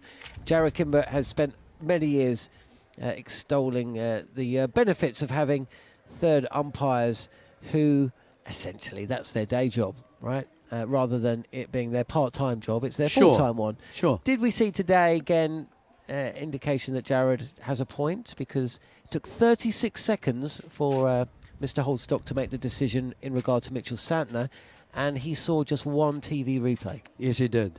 And we kind of, because it, when you are talking about hitting the glove, the elastic part of the glove that holds it onto your hand, it's not that wide, and then of course your arm guard comes right down and is right alongside, isn't it? And so they are sort of running along together. And what was concerning for me about it a little bit, I mean, if he's given out, he's given out, and he was. So, and he was given out on the field as well. But I just, when they showed the second replay, which was, you could say, some would say, why on earth did you show it to us? It just made it more confusing, because all you could see was a ball blasting in and turning Santner's arm guard around, which made you suspect it's hit the arm guard. I mean, it created doubt by showing us that. And so that was more the controversy, I think. The use of the technology wasn't properly handled by the third ump. That's where the thing was a bit disappointing. And the same with the other one. You had one half split screen showing Mitchell hitting his pad with his bat, and the other one was showing a registration as the ball was going past the bat. They two didn't marry up. Well, why show us those two things? Show us another angle. Give us something else so that we feel happy that the right decision has been made. Now, Harmy will say they were both out, and absolutely they were both given out, and that's it. But of course, as a New Zealander, I would say, gee, I'd like to know a bit more about that. There was also another incident that occurred today, which you don't see very often. And now you two both play professional cricket. I'm not sure if you were ever concussed. Harmy was the one doing the concussing, I imagine, most of the time. But Blair Tickner was struck on the side of the helmet by Jofra Archer. At the time on commentary, it was remarked that there was a similar situation back in 2019 involving Steve Smith. And then we kind of moved on with it. Blair Tickner didn't his innings didn't last for very much longer because Ben Sears was out soon after. Now, you tell me, guys, but concussion often does have a delayed effect. Somebody came out and ran through the questions that they need to ask. They were, I guess, answered correctly. But at some point in the next 20 minutes or so, the concussion symptoms started to come in, but not before Blair Tickner went out and bowled. Now, we know that Blair Tickner is not a Jimmy Anderson, line and length and Merchant and Ollie Robinson either. He is a little bit inconsistent with line and length, but he was markedly off in those 3 overs. And we didn't pick up at the time that it had anything to do with the concussion, but it was all over the place. And just wonder, actually, and this is no criticism at all, but those who know him better, I imagine that the concussion symptoms would possibly have been more evident at the time. It was just as we were approaching lunch, just got through that spell, and then of course it came out that he was suffering from nausea and migraine, and we haven't seen him again, and Zach Fox has now come in. Yeah, I mean, it's a difficult situation from a player's point of view because you're playing for your country and you want to perform and you've been given a chance, and Henry and Jameson are injured, and you want to sort of, at the time, if you remember, England weren't that far ahead. There was only the partnership was just developing, and you've got a couple of overs to come out. So you feel as though it happened to me once, but you feel as a player and as a bowler, John, you want to be in the game, and you want to be in the game. And I think what's probably happened is during them 18 balls that he did bowl, I would imagine there'd be quite a few of the New Zealand fielders who do know him, like you're saying, from an experience point of view, going, there's something off here. And then when they've gone in at lunchtime, that's when the conversation developed into a bit more, the fitness, the medical team's getting a hold of him, and then all of a sudden, the concussion has become, you can get delayed concussion. So, it happened to me at Lila Kill all them years ago in Australia. Dived for a ball, I head hit the floor, bowled about 3 or 4 overs. And to this day, I can't remember them 3 or 4 overs. I had no idea what them 3 or 4 overs are like. And it wasn't until later on that night, being sick and feeling unwell, that I didn't really know what concussion was. But I certainly had a bad head when I woke up the next morning. So I think you feel for Blair Tickner because this was his chance. You also, from a New Zealander's point of view, you applaud Blair Tickner because in his eyes, he wants to go on the field and bowl for his country. And then when he's bowled and he's come off at lunchtime, in that sort of 25-minute period, you can see and from a medical point of view that he's not quite right. And I think then common sense has got to come in. Then protocols, and we've seen head injuries in football, and we talk about head injuries in rugby and stuff like that. The cricket ball's hard. And when that hits you on the head, there is a danger to it. And I think what has happened, I think the right outcome has come. The right call's been made. Blair Tickner will get a little bit of a break to sort of compose and get himself going, and Zach Fox, and that's what a substitute in international cricket. That's why it works from a concussion point of view. We had 16 wickets on day 1 at Lord's, and we've had 12 wickets over the course of 2 days at Trent Bridge. Do you think this pitch will be criticised at the end of this Test match? I'll be a little early to ask that question. Yeah, I think it is. I think we might find over the next 2 days this pitch will start to do a little bit. I think we've seen little, nascent signs, early signs of it starting to get a little bit, the bounce is starting to change a little bit. And we'll see that perhaps a spinner will start to maybe do a little bit more turn, and as it dries, if we don't get that rain that we're apparently that is forecast tomorrow, it looks as though it might possibly miss us, which would be great. And if that's the case and we keep playing and there's still some nice sunshine, then you can see perhaps day 4, day 5 could be interesting. Just to finish off on the pitch, I actually think if we can get this to break up, and takes a bit of spin, we do get a result, and it does go a bit up and down. It's arguably it's perfect for what you want for Test cricket. You want 2.5 days flat. You want it to then start become a little bit more challenging, and then you want it to turn towards the end of the game and then have a contest. I don't mind 450 players, 450, and then the game go fast forward, because that's the contest. That's Test match cricket. Subcontinental. Yeah, exactly. So that's what would be ideal. I think a couple of things are factors that are in this. Our first 2 days is we've had extreme heat, which we don't normally have in this country. We haven't had much lateral movement, probably because of the heat. It hasn't swung at all, and I want to try and be as respectful as I possibly can between the two bowling lineups. But we haven't had the bowling lineups haven't been great, to be fair, for this Test match. We've talked about Henry and Jamieson missing. Archer's been short of a gallop. Ben Stokes has led again, but Bashir hasn't really done anything. Santner's done very little.